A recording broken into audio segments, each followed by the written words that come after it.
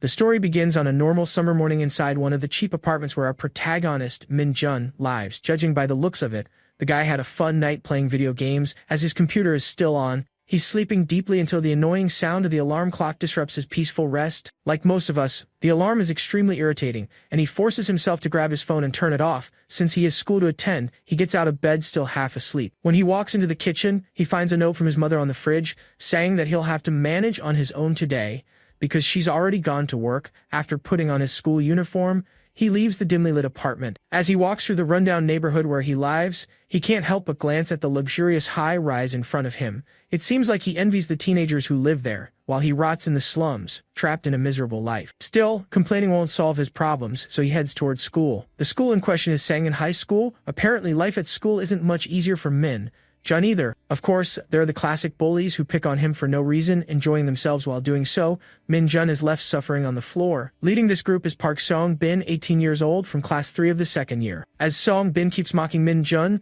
a voice cuts through the air, making everyone freeze. It's a girl, followed by her loyal group of followers. She's clearly unimpressed with Song Bun's childish behavior. He's always picking on weaker students, even though she also finds Min Jun pathetic. Still, she believes Song Bun's actions are damaging the school's reputation. Her name is Yana, also 18, from class 3. Song Bin quickly switches his attitude, pretending they're all best friends, treating Min Jun like the class pet, someone you can mess with without consequences. But Yana's point still stands. Song Bin is creating unnecessary chaos in the halls and ruining the school's decorum. If he wants to mess around, he should do it outside school grounds. Song Bin then points out that Yana probably hates Min Jun more than anyone, and now she's preaching morality. Yana defends herself by saying that while she may find Min Jun ugly, she's never physically assaulted him.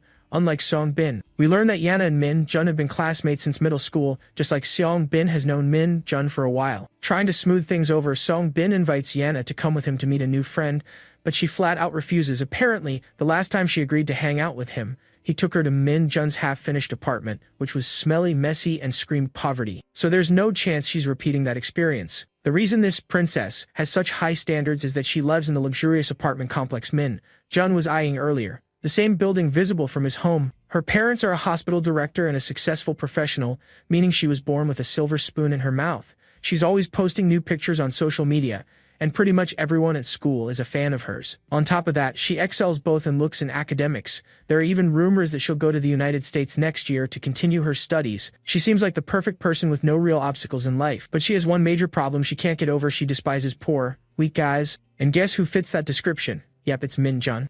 Back in 8th grade when Min Jun and Yana were in the same class, he finally gathered the courage to talk to her, but she replied with a tone full of disdain and irritation. To her, he was just a stinky little kid who followed her around like a mosquito, something she absolutely hated. Although their houses were along the same path, she couldn't stand walking next to him. She told him to take a different route so she wouldn't have to tolerate his smell. That was the moment it became clear to Min Jun this girl hated him with every fiber of her being. Speaking of smells, he had noticed that she always smelled nice. To him, that must be the scent of wealth. Under normal circumstances, after being humiliated and rejected, most people would start to hate the person who treated them that way. But Min Jun's feelings for her were unwavering. He was loyal to an absurd degree. He always sat next to her, even while being constantly ridiculed and belittled by her cruel remarks. Year after year, same school, same class, same one-sided love. Despite all the constant mockery, he never gave up. At times, he began to question himself, am I crazy to love a girl who mocks me every chance she gets? This is Min Jun's life, physically beaten by Sabin and emotionally tortured by Yana. Welcome to the life of a certified and pathetic loser. Later, Min Jun is hanging out with his two friends, who are just talking about anime, being the otakus they are. The chubby one, in particular, seems obsessed with anime, while the skinny one beside him, Suho, hasn't really been keeping up with the anime scene lately. Meanwhile, Min Jun sits there silently like a background NPC, just observing. Suho, 18 years old, and the chubby one is Bone Jr., also 18. Suho and Bone Jr. are in different classes from Min Jun,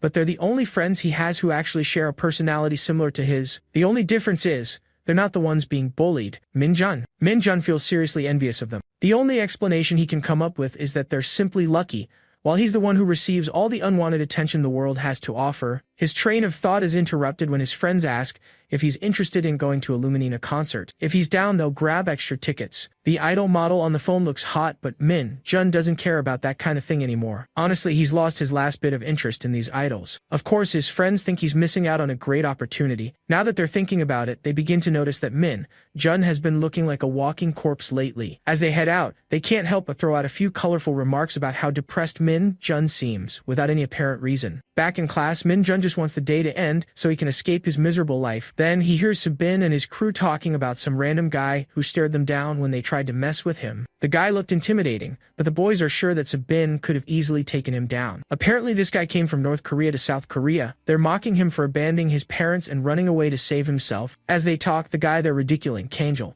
shows up and hears everything. Naturally, he's not going to take that lying down. Song Bin's ego gets bruised when Akul stares at him like he's nothing. Song grabs him by the collar, but this Sigma doesn't even react to the aggressive move. He simply suggests that Song Bin shouldn't badmouth others unless he's ready for the consequences. Song Bin refuses to let go. But before things escalate into complete chaos, his lackeys step in to calm him down. Eventually, Song Bin lets go of Kuel, but not before threatening his life. While all of this is happening, Jun is just sitting quietly in the background, wondering to himself when he'll finally be free from this hellish school. When school ends, Jun walks home, his mind spinning with all kinds of thoughts. He's seriously considering dropping out completely. It seems like his only way out of this miserable life. He's made up his mind.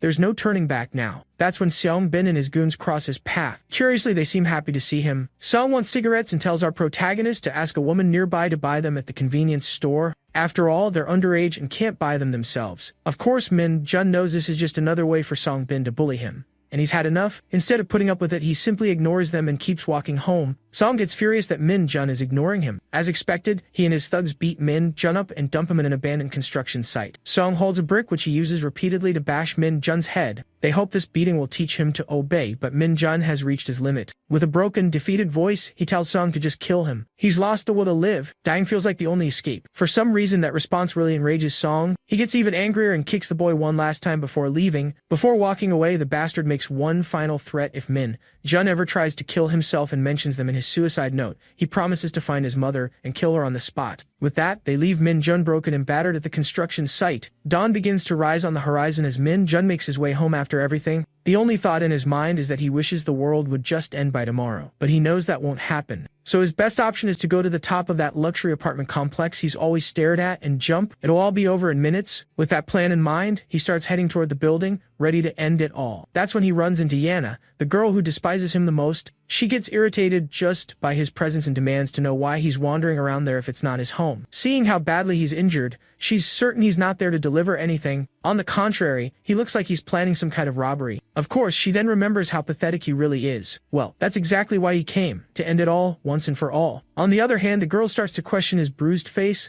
wondering if someone beat him up. She's genuinely annoyed that he never fights back and always takes the blows like the damn dog he is. She goes on a long rant for a while, and eventually, the guy just turns and walks away from the building. That spoiled brat keeps complaining about how he's ignoring her, but eventually gives up and decides to continue this conversation the next day. Later, Jun returns to his cramped, smelly apartment to relax. He turns on his PC and puts on his headphones to dive into some video games. Thinking about everything that happened, he realizes she wasn't wrong. He really does deserve everything she said. That's why he's never going back to school again. Starting tomorrow, he plans to get a job and help his mother with household expenses. Night falls and Jun is still wrecking enemies in his FPS game, mowing down waves of zombies. Suddenly, his friends in the live chat say they're logging off and leaving, which doesn't make any sense to Jun. After all, it's only 10 p.m. There's still a good 2 hours until midnight. That's when his friends remind him about the breaking news, the outbreak. The world outside is in chaos right now, and as if it were fate, Jun hears a commotion outside. He gets up and cautiously walks to the front door. Just as someone starts banging insistently, he checks the peephole before opening it. It appears to be one of his upstairs neighbors, asking him to open the door in a trembling voice. Upon hearing this, Jun assumes the guy is drunk again, but he doesn't realize that man is no longer his drunken neighbor. He makes the mistake of opening the door. The first thing he notices is the blood covering the man's entire body, along with a massive torn wound on his stomach. Even so, Jun thinks the man must have been seriously injured and considers calling emergency services. But then the zombified man lets out an inhuman scream before lunging at Jun. They both fall to the ground, the zombie landing on top of him. Jun finally kicks him away after realizing the man is completely out of his mind. He crawls backward and locks the door. His heart is pounding, his breathing is heavy, his legs tremble uncontrollably. There's no way that psycho is just his normal neighbor. He grabs his phone to call the police, but nothing connects. That's when he notices the emergency alerts on the screen. Unknown attacks are happening in Seoul and in unspecified regions. Everyone is being advised to stay indoors for their safety. Then he hears chaos erupting just above his basement apartment. He opens the window just enough to peek outside, and what he sees is pure hell. People are literally tearing each other apart. He even sees his neighbor again, still roaming the streets and causing destruction. That's when he starts worrying about his mother and tries calling her, but there's no signal. Night falls and Jun turns off all the lights in the apartment, curling up in a corner under a blanket. He tries connecting any network, but nothing works. no signal, no updates. He turns on the TV in search of answers about this chaotic situation. The news anchor reports a series of brutal murders committed by unidentified civilians across the country. The government is calling it an act of indiscriminate terrorism and says they are investigating the cause and those responsible, but there are still no concrete details. The anchor urges everyone to stay home, lock doors and windows, and avoid any contact with the outside world. The next update reveals that Busan has also fallen. Similar violent incidents are being reported not only in Seoul, Busan, and Incheon, but also in smaller cities. Police and military forces are being mobilized, but the situation already seems out of control. Min-jun feels utterly hopeless, overwhelmed by terrifying news after terrifying news. He's so shocked it feels like a nightmare he can't wake up from. From what he's heard, it seems like the world's been taken over by zombies, but that only happens in games and movies. It's too ridiculous to be real. And yet everything he's seen so far confirms it. He wants answers, and staying locked in this dim apartment isn't going to help. He decides to go out and secure the building's front door as firmly as possible. Before opening it, he peeks through the peephole to make sure no zombies are lurking. With the path clear, he carefully opens the door and steps outside. As he climbs the stairs to the ground floor, an eerie silence surrounds him. When he reaches the main entrance of the building,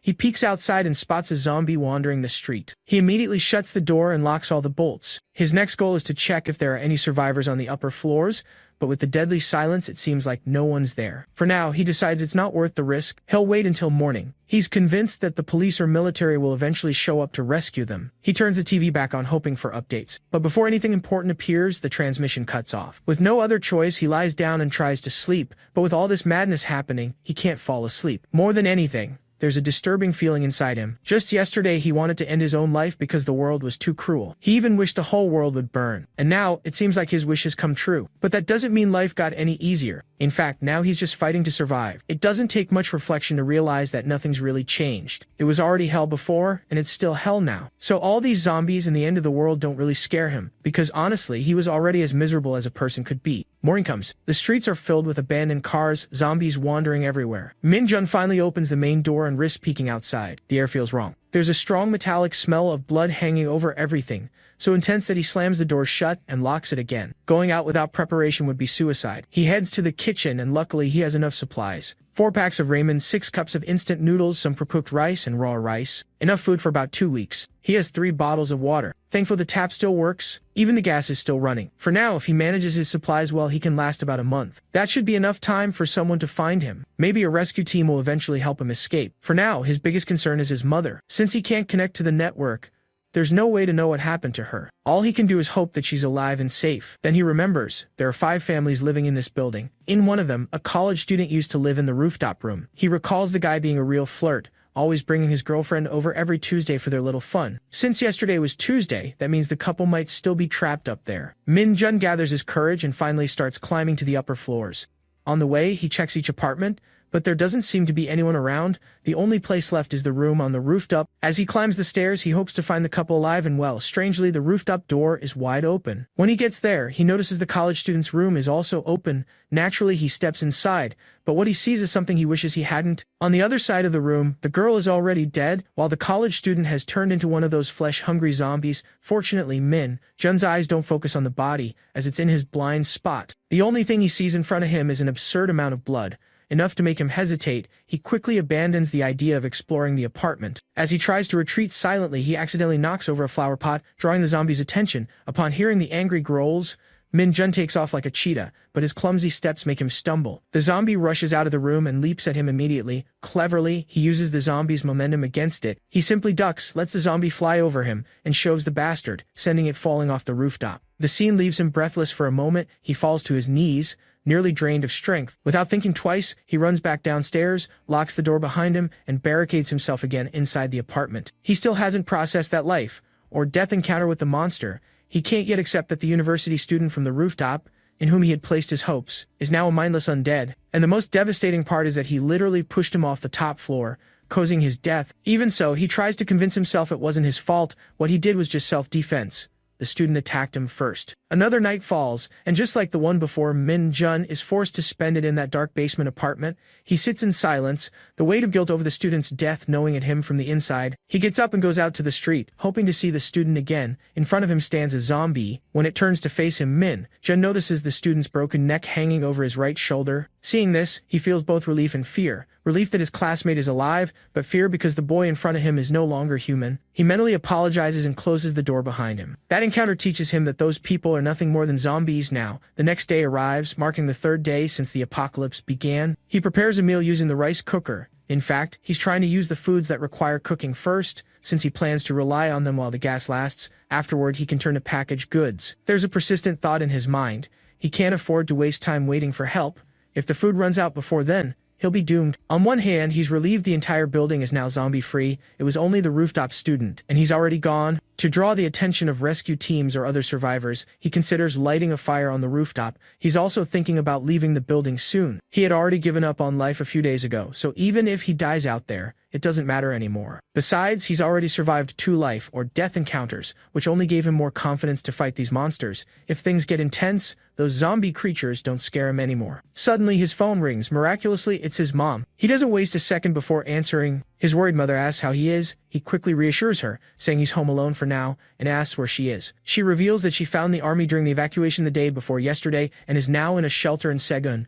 She tells him not to worry and suggests he stay home, promising to ask the rescue team to come get him. With just that brief conversation, the call drops again. Even so, Min-jun is happy to hear his mother's voice, a clear sign that she's alive. Out of nowhere, he starts receiving messages. They're from his 2 otaku friends. If they're sending texts, it means they're still alive in their homes. It seems those guys are so comfortable where they are that they're still cracking jokes in the middle of all this chaos. His 2 friends live close to each other, so Min-jun is certain they helped each other in this situation. Besides them and his mother, there's one more person whose whereabouts he wants to confirm. Ina, the woman who always humiliated him. Of all the people he knows, she lives the closest, but he's not sure if she would ever return to his place, considering how much she hated it there. He remembers the past when Seong-bin and his gang were having fun in his apartment. One of them had invited Ina, but didn't tell her it was Min-jun's place. Someone she despised. Everyone was laughing while Min-jun panicked at the news of her coming. When she finally arrived and saw the cramped, dirty place, she simply stared, hesitating at the smell of cigarettes, the sticky, moldy floor. She didn't even step inside and turned back immediately. At the time, Min-jun was devastated by the look of disgust on her face. What hurt him most wasn't Park Bin and his crew taking over his home, but Ina's reaction upon seeing it. Now sitting on the toilet, he wonders if she's still alive, but even if she had turned into a zombie, Min-jun wouldn't be too shaken. After all, his father is the director of a hospital. He still hopes his dad might discover which virus caused the outbreak, becoming one of the candidates to find a cure. But in the end, shouldn't he be more worried about his own survival than hers? Being the spoiled rich girl she is, she probably already escaped safely. But then a familiar voice calls out to him. He begins to feel unsettled as he recognizes it. It's coming from outside the apartment. Through the window, she tries to call him, attempting to stay quiet. Even so, her voice ends up attracting zombies which start running in her direction. Desperate, she screams for him to open the door. Finally, Min-jun opens it, pulls her inside, and locks it again. The woman is so terrified she's literally sweating. No matter how deeply she tries to breathe, nothing calms her down.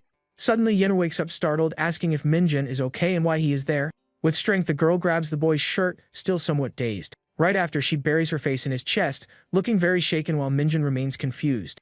Her hand keeps tightly gripping the boy's clothes as if seeking safety. Min-jun shows surprise, not fully understanding the girl's sudden reaction. Completely confused, he wonders what the hell happened for her to act like that. In a wider view of the room, we see the 2 on the floor with the girl still clinging to him. Worried, Min-jun asks again if Henrietta is feeling okay. Gradually, she lets go of his shirt, seeming to regain her composure. Raising her face, Yena thanks Jung Min-jun for the help he gave her. Honestly, she admits that if it weren't for him, she might have met a tragic end. The boy gets a bit awkward but relieved, saying that now she is safe, so it's all right. With a serious look, Yena observes the surroundings. Turning to Min-jun, she asks if now it's just the 2 of them in the house. He explains that his mother left for work 3 days ago and hasn't returned, but he managed to contact her and she is safe with the military. Yena replies that she understands and is glad to know that he didn't sleep either. The boy takes the opportunity to ask about Han Yena's parents and how they are doing. The girl hesitates a bit before mentioning something about her mother, but she deflects, saying that both are fine and asks for water since she hasn't drunk anything in days. We see a wall clock showing nearly 3 in the morning at that moment. Min-jun grabs some water bottles he had saved for her. Thirsty, the girl starts drinking the water desperately without stopping for a second. The boy is shocked, wondering how much water she can drink at once. He remembers they need to ration because if the water gets cut off, it'll be a big problem. But Minjun reflects that she probably risked her own life to get here. A bit awkwardly, he asks if she came straight from her house to his. Still confused, the young man asks why she chose his apartment in particular. Her answer is shocking. Yena reveals she had been hiding outside all this time. She starts to explain that it all began 3 days earlier, the day they bumped into each other. That day something happened.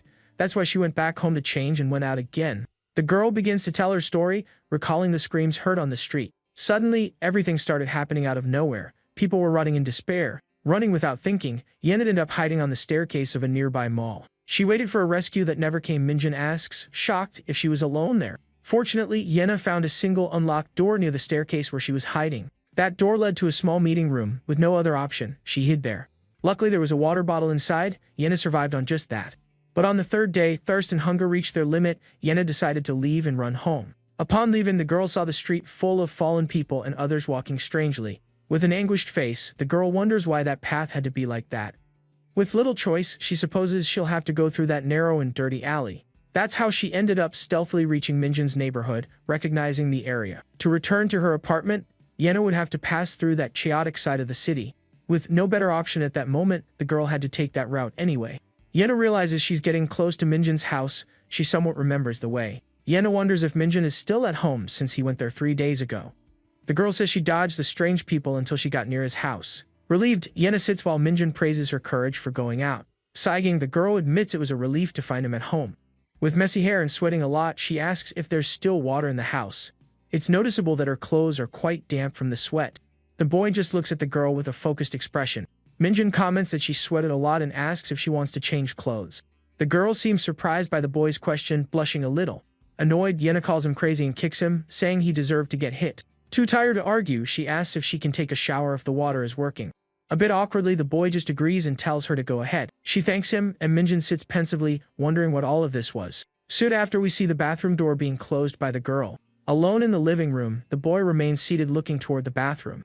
Minjun reflects on his plans. He wanted to leave, but now he can't leave Yena alone. Food is another problem. He only has supplies for one person for a month.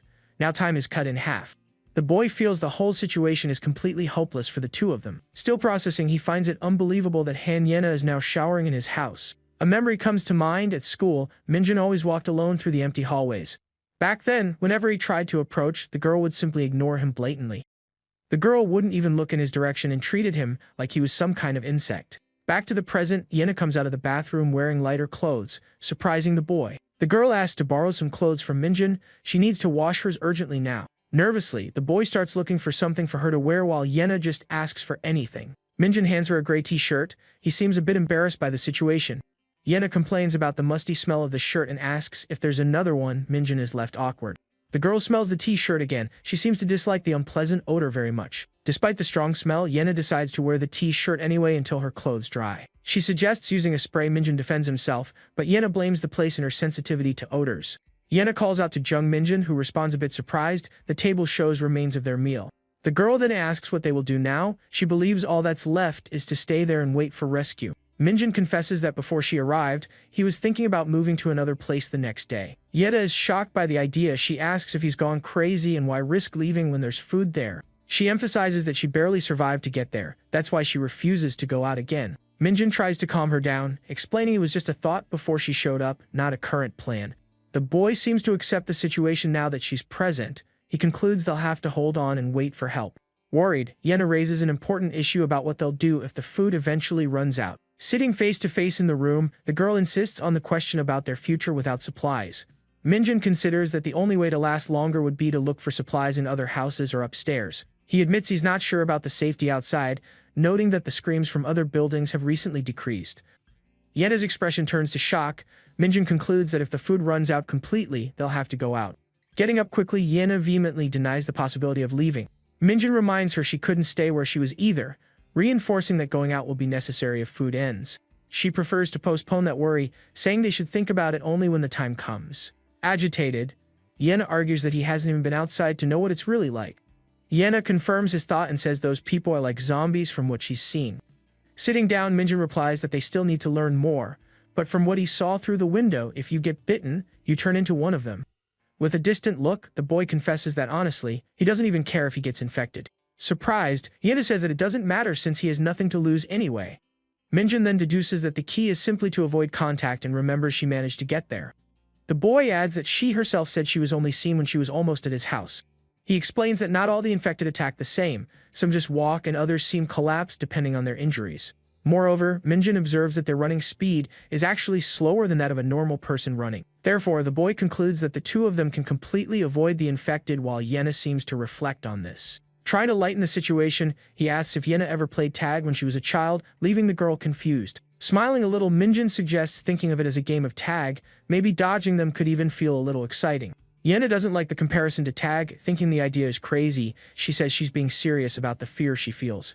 Either way, the girl says she's going to sleep now. She asks if Minjun can get her some blankets. The young girl mentions she hasn't had a decent night's sleep in days. That's why she's really starting to feel sleepy now. Surprising Minjun, Yena asks if he's gone crazy for trying to sleep next to her.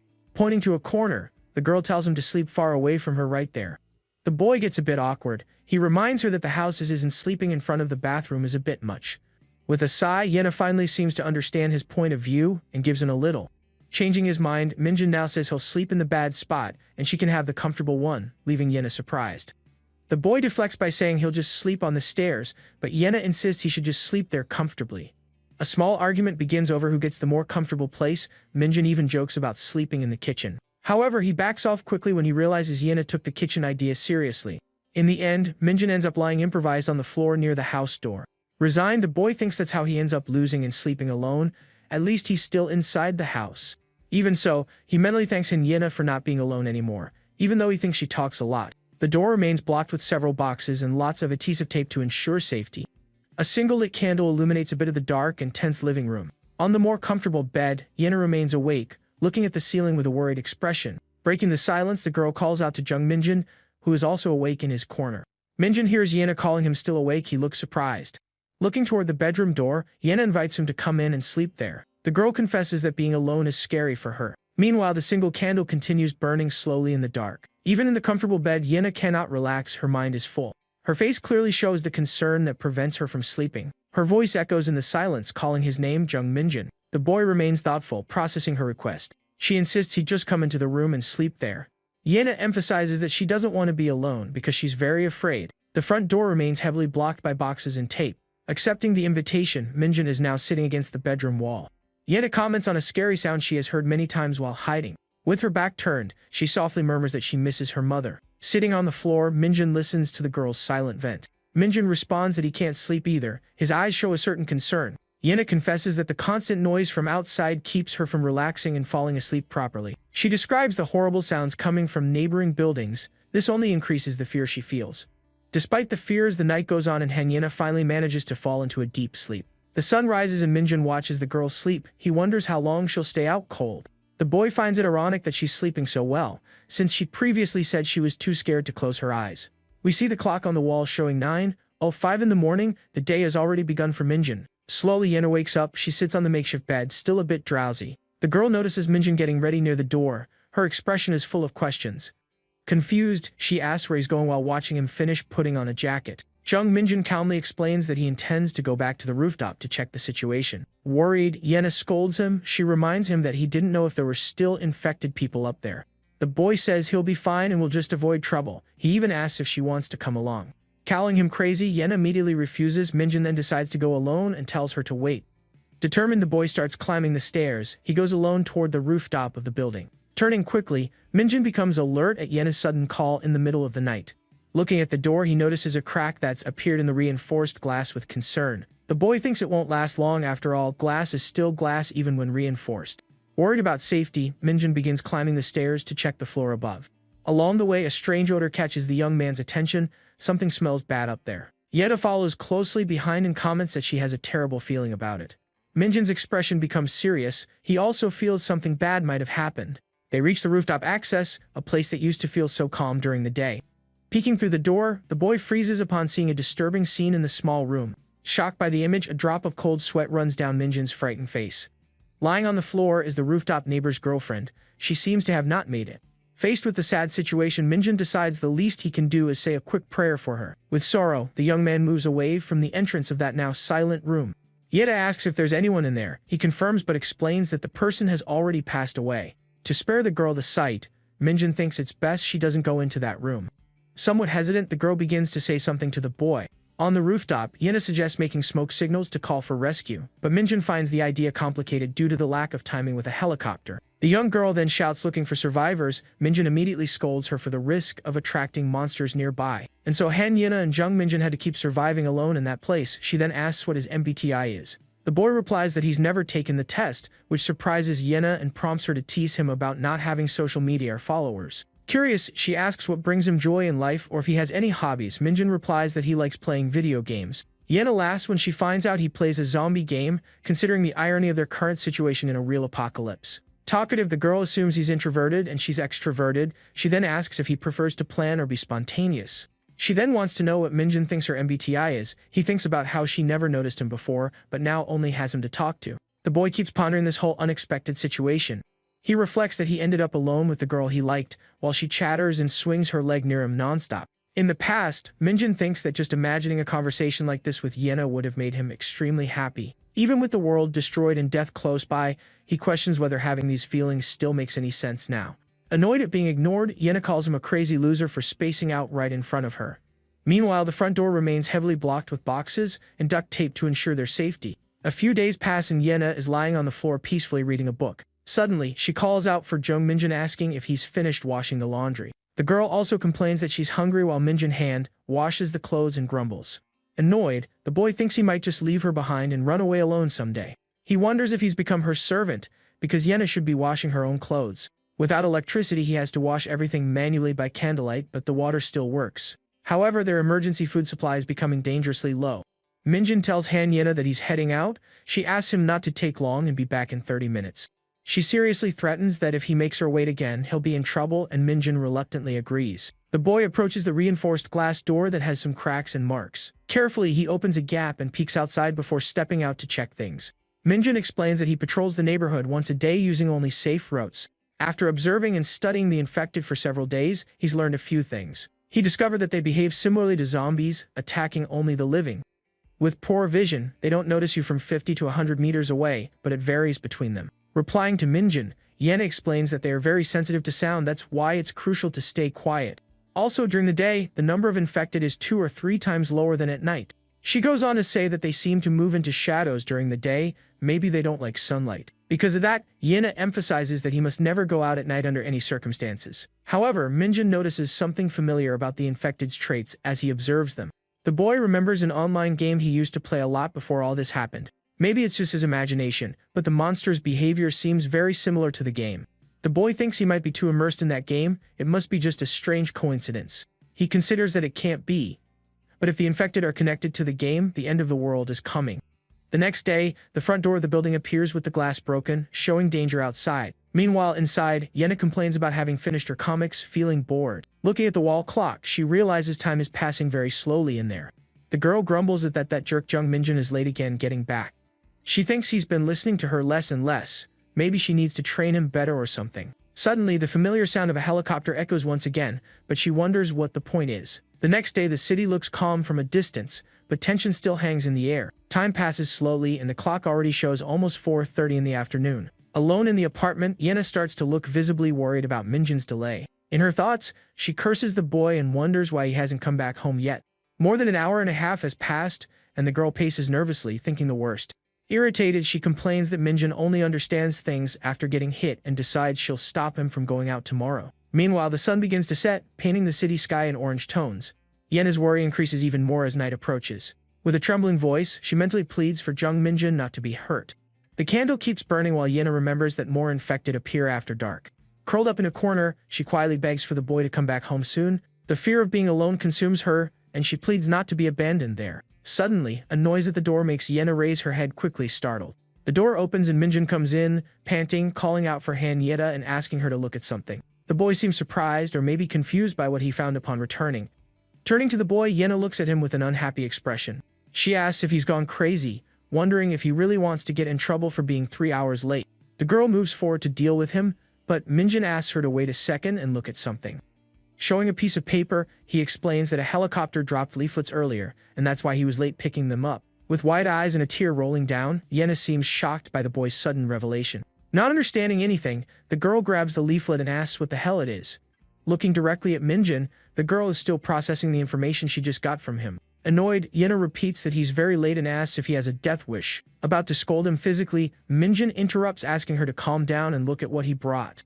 The boy explains his delay by saying he had to fetch the leaflets dropped by the helicopter earlier. Holding the paper, Yena's face shows a mix of shock and apprehension as she reads the content. Confused and a bit scared, she asks again what the warning on the paper means. The leaflet says that the gangbuk area will go into lockdown, requiring immediate evacuation.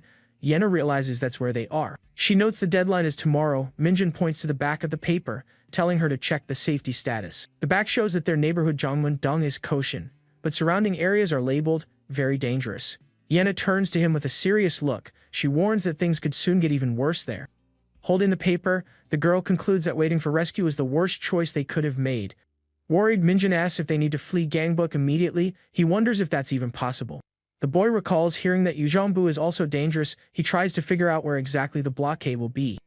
Given the situation and the information about the north, Minjun realizes they need to believe what they read. Concluding his thoughts, the only option left is to try crossing the Han River to the south. Minjun analyzes the fastest routes but realizes that Yongsan and Songdong are also very dangerous areas. Fortunately, the paper shows that Yangqi and Dom, not too far from there, seems to be at a safer level. Surprised by his analysis, Yen admits she thought Minjun was a nobody, but he's smarter than she expected. Crouched and determined, the boy reinforces that either way, they need to leave there immediately. Yena gets nervous. She asks if he's thinking of leaving right now since it's nighttime. She suggests leaving in the morning to avoid the infected and questions whether they can really reach Yangqi and Dong. Desperate, the girl asks to wait a few more days. She believes the rescue will still come. Minjun loses his patience and yells her name. He says that if she wants to stay there and meet a bad end, she can stay. He seriously warns that he'll leave as soon as the sun rises the next day, leaving Yena shocked by his firmness. Yena asks if she should pack her things first and asks Minjun for an extra bag. Outside, the sun has already risen, indicating a new day has begun in the city. The door remains blocked by boxes and tape, ensuring their safety for now. Minjun then turns and asks if they can go. Yena hesitantly agrees. Before they leave, however, the boy seems to have something more to say to her. The boy asks if she's sure about not going to the hospital where her father is. He reminds her that she mentioned her father worked there and suggests checking if he's okay. Yena's eyes show a quick change, maybe touched by his concern. Forcing a smile, the girl dodges the topic, saying it's all right and hurries to leave. She explains that in their last conversation, her father said he fled with her mother to a shelter. The girl insists again that they leave right away, leaving Minjun a bit confused by her reaction. Outside, the sun shines brightly through the buildings and electrical wires on the street. Carefully, Minjun steps out first into a dirty alley with red marks on the ground. Peeking around a corner, he spots one of those creatures stumbling in the distance. Quickly, the boy gives a thumbs-up signal to Yena, who is right behind him. The scene shifts to a devastated street with an overturned ambulance. Bodies and red stains indicate the chaos outside. Cautiously, Minjun and Yena sneak through the destroyed street. They need to be careful as infected roam nearby. Minjun points out the way forward through the debris-filled street. Yena quickly agrees, following the boy. A wider view reveals the city street blocked by a crashed bus. Fallen trees also hinder the passage. In detail, we see the bus's broken, blood-stained window. A birthday add contrast with the horror scene. Minjun reflects that moving now is easier. He admits being very scared before and warns about dark places.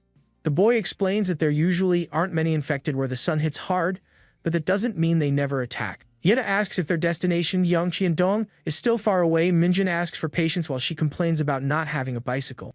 Minjun agrees that transportation would help, but without communication it's difficult. He also wonders why all the bikes disappeared from there. Sweating and visibly tired, Yena asks for a 5-minute break. She thinks they're walking too fast. The girl insists, saying that her legs hurt a lot from the walk. Minjun just watches her silently for a moment. With irony, Minjun suggests they go have a coffee and simply keeps walking. Yena stays behind, irritated, calling him a bastard. Yena complains that now he's starting to annoy her and threatens him for when they arrive. Minjun just tells her to stay quiet so they don't attract zombies. Again, a more distant shot shows the buildings of the silent city. Only their footsteps echo faintly through the empty streets. Focusing on their feet as they walk, Yena asks once more how much longer it will take. Minjun confirms they still have a long way to walk. Walking through the blocked street, Yena asks if they're almost at their destination. Minjun replies not yet and asks her to hang on a little longer. As they walk, listening to Yena's complaints and avoiding dangers, the boy thinks she asks for water but Minjun refuses, saying it's precious now. Getting closer, they see a street completely blocked by a truck and old furniture. Do not enter, signs are visible. The two youths stop at the sight of the huge makeshift barrier that blocks the way. Minjun comments on the size of the barricade made there. The boy identifies the area as Yongqian-dong and believes the blockade suggests it's a safer place. Yena expresses relief at the news. Excited, she asks if there might be survivors and suggests checking quickly. Minjun reflects that survivors would likely be guarding the area. Minjun notices the absence of infected and the usual foul smell. He starts climbing the barricade, asking Yena to stay alert.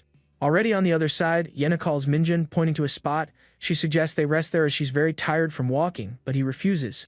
Annoyed by his refusal and comment, the girl asks what he meant by exaggerating. Watching Minjun already distant after jumping over the barricade, Yena stands still, looking quite upset by his attitude. Moments later, the two stare at each other from opposite sides of the barricade, near some empty bottles on the ground. With tears in her eyes, Yena seems shaken, recalling that they're back in a situation similar to Chapter 0. Minjun looks at her with a serious expression, perhaps processing what she said or the situation itself. Lowering her head, the girl apologizes to him for her behavior or complaints. Surprised by the sudden apology, Minjun doesn't understand the reason behind it. Yena, with teary eyes, apologizes again. Her voice carries the weight of the fear she feels at that moment. Terrified, the girl points behind her, screaming. Minjun turns his face with an expression of pure panic. A horde of blood-covered creatures runs toward them. Their guttural screams echo through the deserted street. Without thinking twice, Jung Minjun grabs Han Yena's wrist firmly so they don't get separated. Pulling the girl with him, the boy starts running desperately away from the imminent danger approaching. They flee through the chaotic street, dodging obstacles. The infected continue the relentless pursuit right behind. Yena screams in shock as she runs. She can't believe the supposedly safe neighborhood is so infested. Ahead, they spot a man hurriedly trying to block an entrance. He seemed to be a survivor. The man gestures frantically and yells for them to go quickly in that direction. He seems eager to help. Minjun pushes Yena to safety but says he'll help the man close the door and block the passage. The girl is surprised to hear his name. Jung Minjun yells for Han Yena to hide quickly inside. The boy and the other survivor grab a heavy wooden shelf, ready to use it as a barricade. Counting to 3, they push the furniture with force, just as a creature reaches the entrance. The horrifying creature tries to force its way through the gap. Its deformed face stares at the man. Seeing the scene up close, Minjun screams, desperately for the creature to back away from the man immediately. An infected roars fiercely, thrashing violently on the ground. The improvised barricade gives way, and someone screams desperately for everyone to run away. Yena panics, yelling for them to run to the back immediately. Without thinking twice, the two dash down the narrow alley. They climb a pile of furniture as an infected gets dangerously close. At the top of the barricade, Yena says they need to jump and Minjun nervously agrees. The two jump together, landing hard on the other side. After the fall, Yena screams in pain, saying she twisted her ankle, leaving Minjun shocked. Seeing the situation, the boy can't hold back a scream of pure terror. In front of them, two infected run toward the motionless pair. A close-up of Minjun's eye reveals a flash of memory or decision. A memory comes back, reminding him how frustrating it was and that he had to fight back.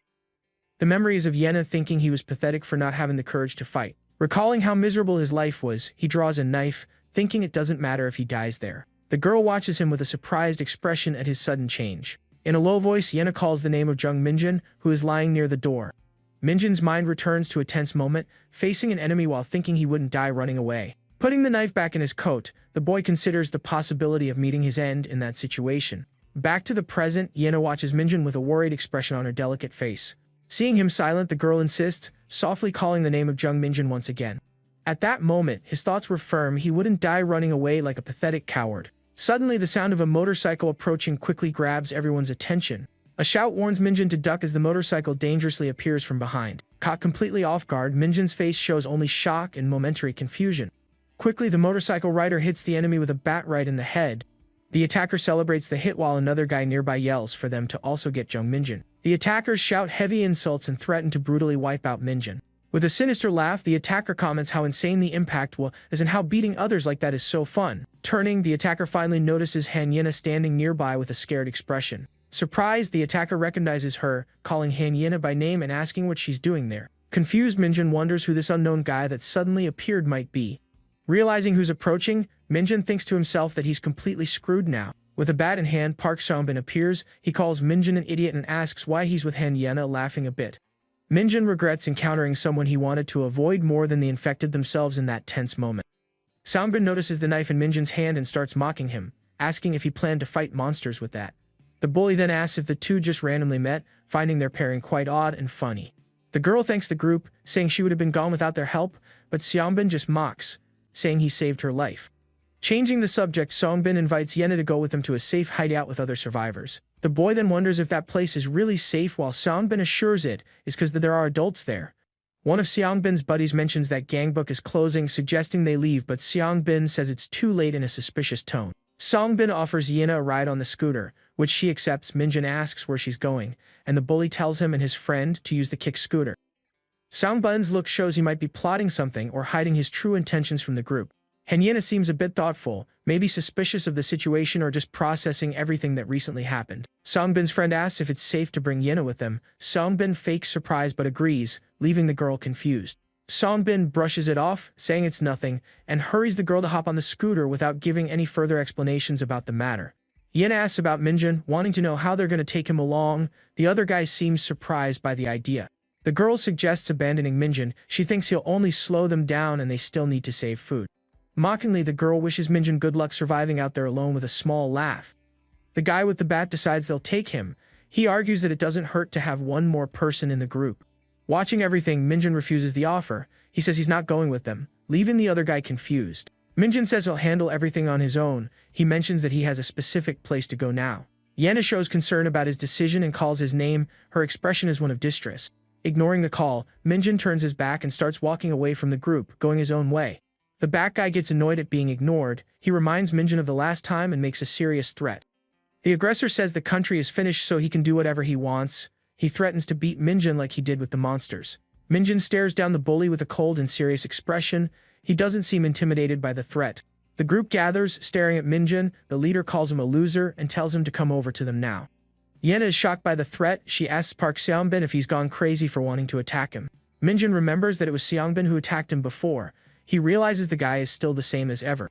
Elsewhere, or in a memory, a boy suggests to Changmin that taking Yena along would be the perfect chance for something. Still awake, Yena asks if Minjun also saw the strange guy who was following them earlier. The boy isn't sure who she's talking about, looking thoughtful about her question. She describes a man with a hat covering his face and wearing a strange suit. With the description, Minjun remembers having seen someone suspicious like that near his house before. Meanwhile, Park Seongbin chats with his friends, mocking Minjun because of Yena. He mentions having seen photos of her on Instagram and confirms she's just as attractive in person. A friend asks why Songbin is messing with her and if Minjun wasn't already involved with her. Back on the street, Minjun seems apprehensive upon seeing Songbin's group approaching them. Songbin falsely apologizes for overreacting earlier in front of Yena. Minjun, with little choice and looking cornered, agrees to go along with their group. Songbin looks at Minjun with an air of being in control of the situation now. He says it's better that way, claiming leaving the neighborhood at that moment would be too dangerous. The bully suggests they first go to the hideout to rest, promising to take him wherever he wants afterward. They start walking through an area that seems to lead to a more isolated and suspicious place. Confused, Minjun asks exactly where they're going, already feeling suspicious of the location. Responding to the moment, Minjun says he has a bad feeling. He thinks the guys outside might try something against the two of them. The girl tries to calm him down. She mentions Park Seongbin has been her lackey since elementary school. She promises to protect him if he tries anything. She asks about other survivors in the supposed hideout. Minjun questions if she really believes that he knows their character. The boy insists. He asks if Yena still sees Park Seongbin as just some childhood acquaintance. The girl's expression turns serious. It seems Minjun's words made her think about her real situation with Songbin. We see Park Seongbin from behind, walking down the hallway with a bat in hand. Yena then calls out loudly to him. Surprised, the group turns to face them. Yena awkwardly says they're just going back to their place now. The girl explains her plans. She heard her parents are in the Seopyeong shelter. She needs to go today before it's too late. Minjun is completely surprised by the news. He asks if there really is a functioning shelter in Seopyeong. The boy counters the information. As far as he knows, the Seopyeong area was completely destroyed during the incidents. Songbin cuts in. He asks why Yena would risk going with a nobody like Minjun. He suggests she go with them tomorrow instead.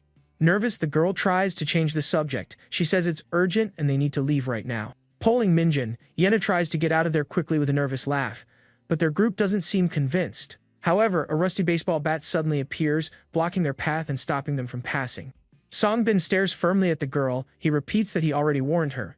If she's gonna leave, it'll be with his group and only tomorrow.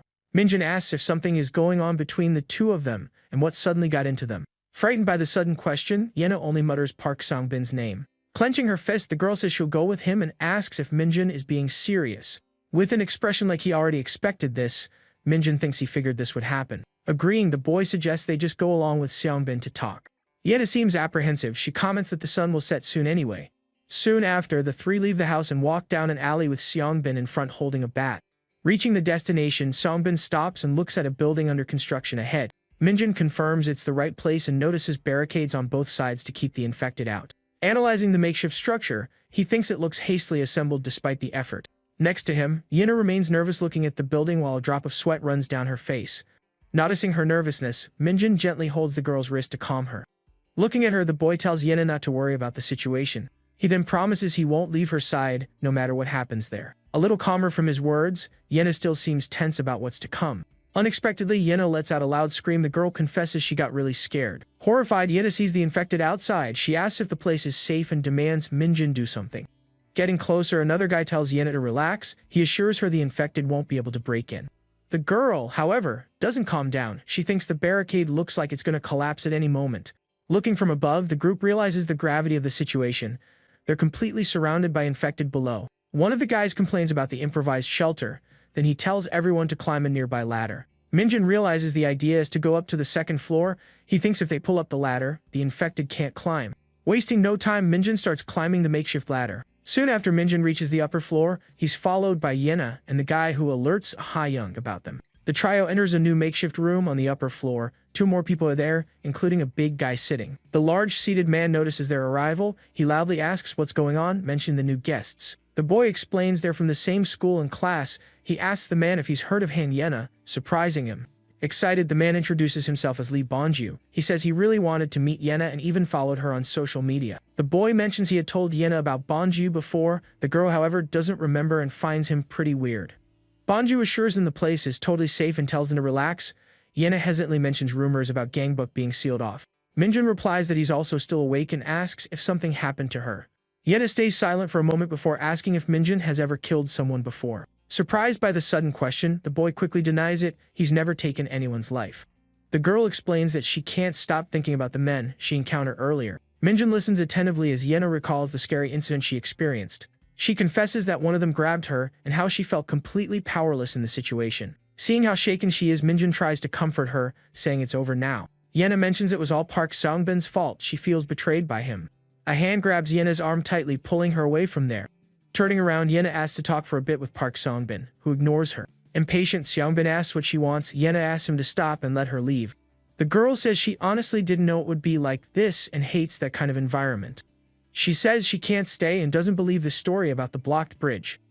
Yena says she's going back to where she was going before and turns to leave. When Yena calls for Minjun to leave with her, Songbin grabs her arm, stopping her. Suddenly, a bully glares at Yena and aggressively asks if she thinks she can just leave. He continues saying the world doesn't work how she wants while the girl looks at him, scared. Forcefully, the man grabs Yena's arm, preventing her from leaving.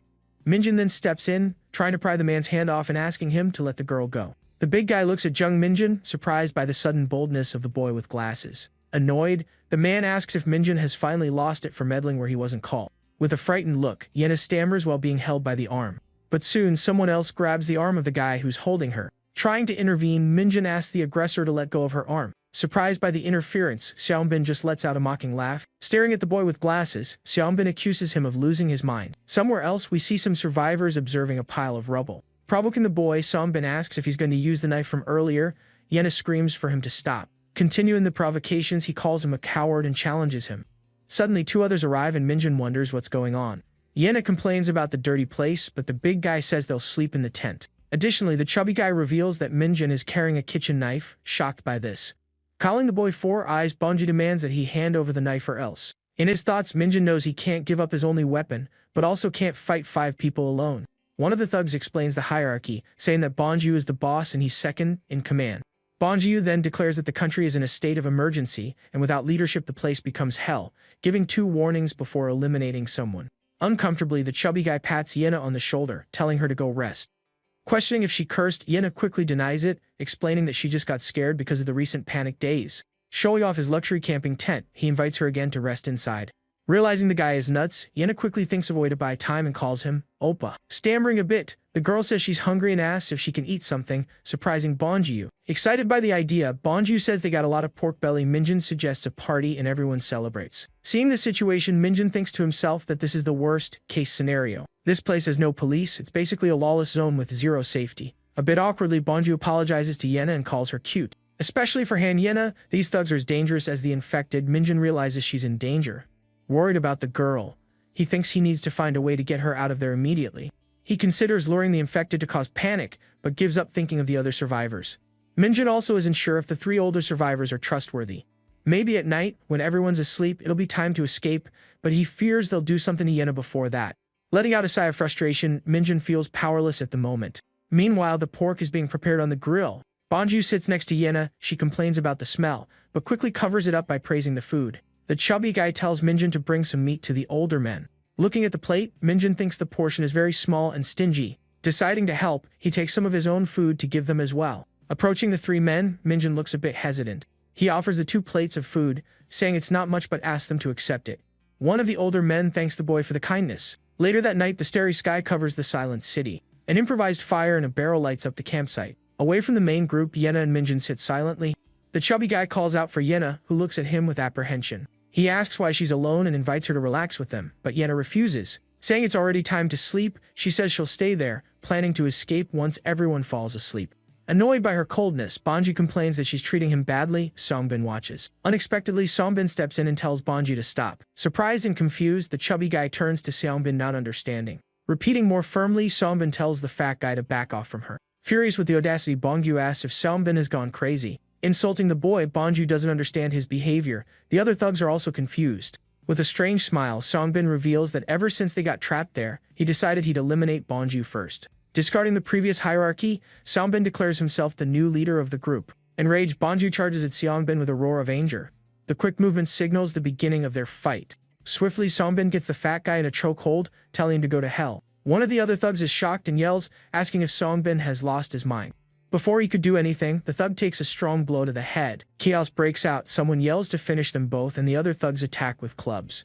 Horrified by the scene, Yen and Minjun watch the fight. Someone asks if they should stop them. With wide eyes, Minjun realizes this is the opportunity he was waiting for.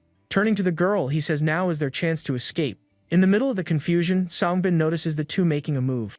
The 2 start running to flee, but the older men yell to catch them. One of the men manages to grab Yena by the arm, making her scream. Scared, Minjun looks back when he hears her scream. The man holding her now has a knife, telling her to stay quiet if she doesn't want to get hurt.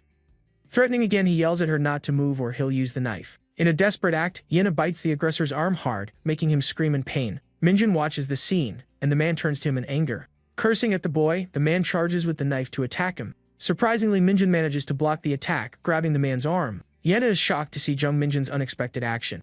The aggressor is also surprised and irritated by the boy's resistance. Asking where a wimp like him gets courage, the man kicks Minjun hard. The impact throws the boy back, who groans in pain. From the blow, the man's knife falls to the ground. A few drops of red broth scatter across the floor. Shocked, Yena covers her mouth, starting to call Minjun's name. Minjun places his hands on his stomach, revealing a wound there. The other men notice Minjun's injury and approach. Calling the boy names, one of them punches Minjun. The men start beating Minjun while Yena screams in despair. Taking advantage of the distraction, Songbin grabs Yena's wrist.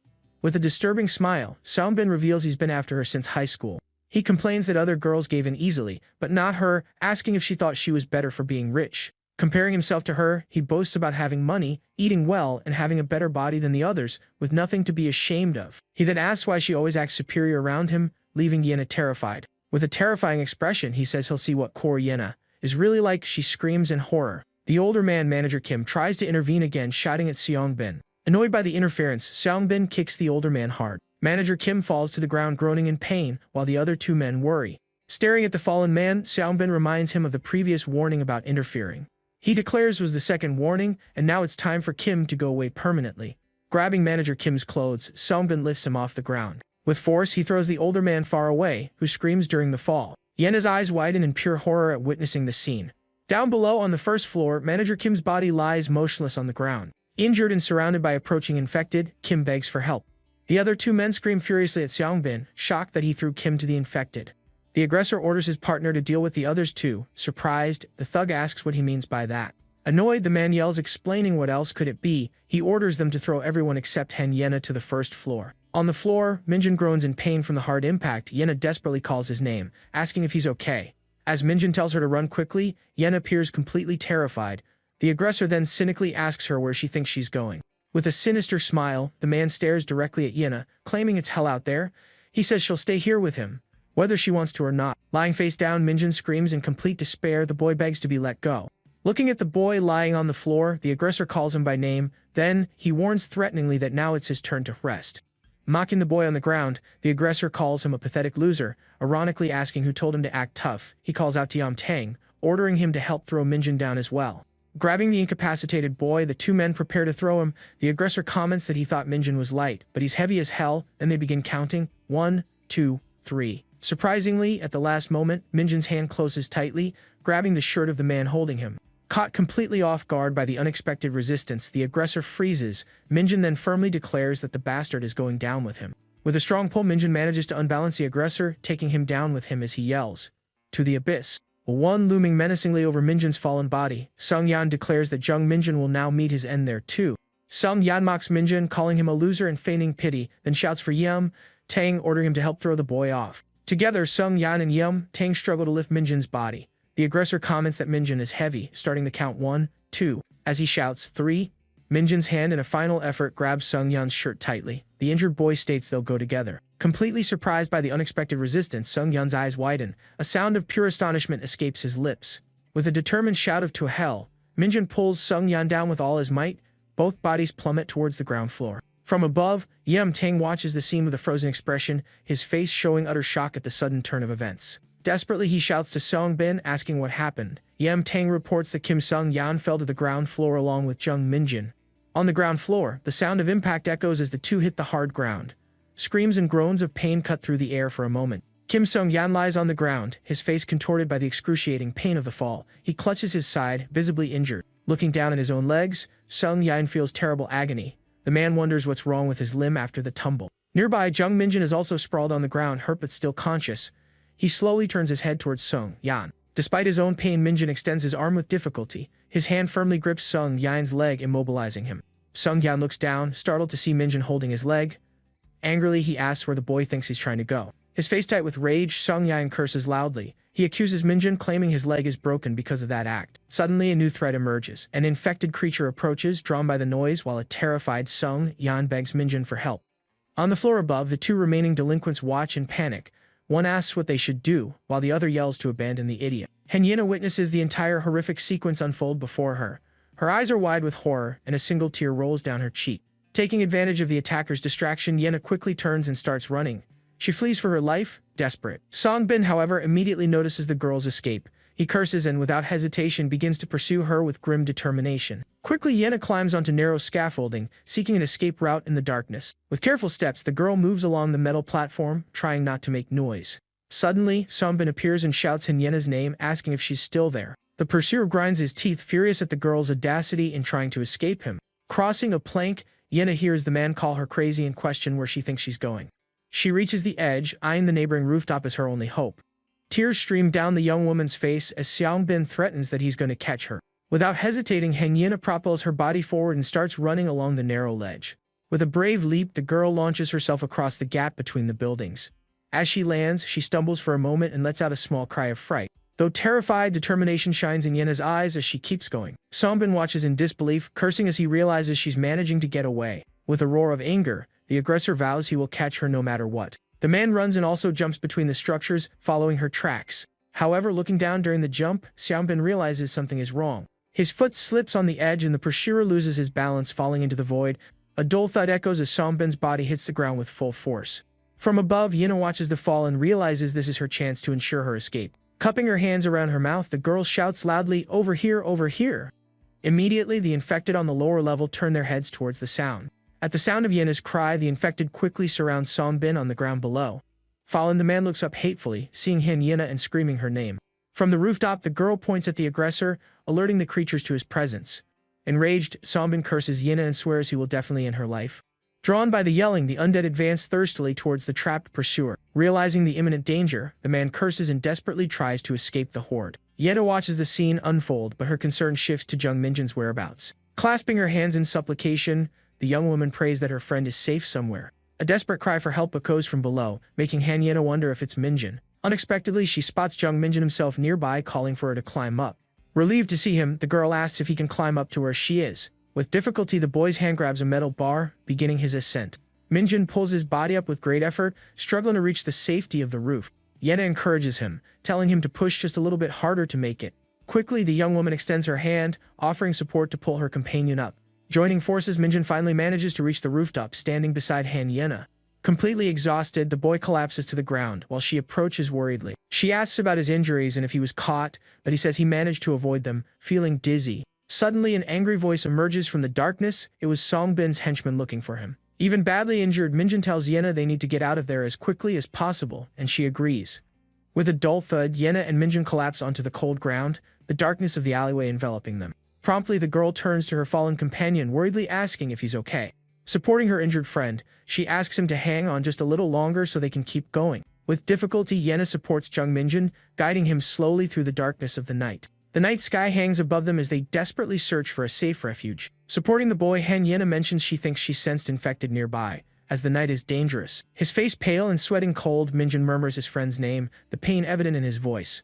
The boy suggests that if the creatures see them, she should escape alone, leaving her shocked. Determined, the young woman states she will find a place for them to hide and save him somehow. Suddenly, they spot a path that seems free of the creatures' scent, indicating their absence. A solitary light flickers intermittently in the dark alley, offering a partial view of the area. Carefully, the pair continues their journey, with Yena still supporting Minjin's weight. Unexpectedly, Yena stops, an expression of surprise and apprehension crossing her face. A slightly open door appears ahead, perhaps a shelter or another unknown danger. Entering the place, a faint light illuminates a dark and apparently empty hallway. Cautiously, the girl peers into the new environment, searching for any threats. Relieved, she whispers she doesn't sense anyone nearby, questioning if they are finally alone. The young woman then helps Minjin into the room, suggesting they rest there for a moment. Exhausted, the boy can't hold on any longer and collapses to the floor, clutching his injured stomach as she calls his name. Kneeling beside him, Yena gazes at her friend with apprehension, pleading for him to be okay. Minjin remains lying face down on the floor, clearly in a lot of pain. With teary eyes, Yena stares at her friend, deep sadness etched on her face. The girl then whispers with a choked voice that this is all her fault. Sitting beside the boy, she blames herself for him staying at her house and for attracting the infected towards them. The young woman continues her lament, stating that because of her they went to the construction site and that he suffered at school too. Clutching her friend's shirt tightly, Yena begs him to please hang on. Tears stream down the girl's face as she stares at Jung Minjin in utter desperation. Suddenly, the sound of footsteps makes Yena look intently into the darkness of the hallway. The young woman's attention turns to the dark corridor, where the noise seems to have come from. Apprehensive and still beside Minjin, she asks aloud who is approaching. Her gaze remains fixed on the gloom, anxiously waiting for an answer or any movement. The unsettling silence of the hallway only increases the tension in the already fear-laden atmosphere. With a slightly firmer voice, Yena repeats the question, wanting to know who is hiding there. A dark stain begins to form on the floor beneath Minjin, indicating his wound is worsening. Suddenly, a figure emerges from the darkness, wielding an axe and approaching the pair. The newcomers, two men with axes, seem quite surprised to find Yena and Minjin there. Yena stares at one of the men, a clear expression of recognition appearing on her face. A quick memory flashes in her mind, showing the man who helped them near a barricade. The mental image confirms it's the same individual who offered them help in a moment of danger. Relieved, Yena exclaims that he managed to survive, while the man seems confused by her greeting. Surprised, the man notices the injured boy and sees that he's losing a lot of red fluid. Immediately, he asks if Jung Minjin was bitten, but Yena denies it, explaining it was a stab wound. Desperate, the girl pleads for help as her friend is in bad shape, and the newcomer asks about a first aid kit. Concerned, the individual asks the young woman if she is okay, and Yena, relieved, thanks him for his help. Suddenly, one of the man's companions grabs Yena, forcefully covering her mouth. Meanwhile, the other henchman laughs and comments on their luck, asking what they should do next. The same guy suggests taking the girl, but she resists, and annoyed, he considers knocking her unconscious. Out of nowhere, the leader of the small group, who had previously helped Yena, curtly orders his men to stop. Facing his subordinates, the man gives them only 3 seconds to disappear. Confused, one of the henchmen asks what they should do with the leader, and the other suggests finishing him off. Without hesitation, the first attacker lunges quickly towards his now former leader, ready for a confrontation. On the floor near them rests the nail-spiked bat, an intimidating and dangerous weapon. Quickly, the man defending Yena draws a small knife, showing he's prepared for combat. The henchman who charged tries a quick, direct blow against his former boss. With agility, the leader manages to dodge and counter-attack, hitting the aggressor squarely. Wounded, the hit henchman coughs in pain, while his partner still holds Yena hostage. Annoyed by the situation, the man holding the girl shouts for the ex-leader not to move. Yena's defender raises the knife, warning the henchman that if he does anything stupid, he'll regret it. Taking advantage of the distraction, Yena manages to break free from her captor's grasp. The young woman looks back, her face expressing a mixture of surprise and fear at the turn of events. Surprised, the young woman stares at the newcomer and calls him Kang Hakchiul, noticing a mysterious glow around him. A translator's note: the glow seems like a stylistic choice, translated directly. The group moves to a safer room, apparently a makeshift storeroom or office in the back. On a table, we see various first aid supplies such as bandages, scissors, and antiseptics. Jung Minjun rests on a makeshift mattress, covered and apparently sleeping to recover. Hachul explains that Minjun is more in shock from the blows than from blood loss and needs rest. Yena thanks him. Curious, the young woman asks how he knows so much about first aid and where he learned it. He says it was by chance. The man then states that this neighborhood is extremely dangerous and questions what she was doing around here. Yena recounts that they saw helicopter flyers about Yongchin Dong being a safe zone and were captured by Park Song-bin's group. She continues, explaining that when they escaped, it was chaos with everyone being attacked, and Seong-bin also fled. Kang Hakshul ponders, staring into space, that this means the aggressor might still be alive. Wiping a cloth, he states that the story of Yongchin Dong being safe is just a false rumor. The man details that those who stayed in Seoul tried to contain the infection with barricades, but the system collapsed. He warns that there are now more dangerous people than infected, and girls like Yena aren't seen on the streets. Hakshul warns that if they capture her, she doesn't know what they would do, as northern Seoul is a lawless zone. Sitting, the young woman hears that soon all of Seoul might become like this, and thinks about how terrible the situation is. With a worried expression, Yena asks Kang Hakshul directly why he is there.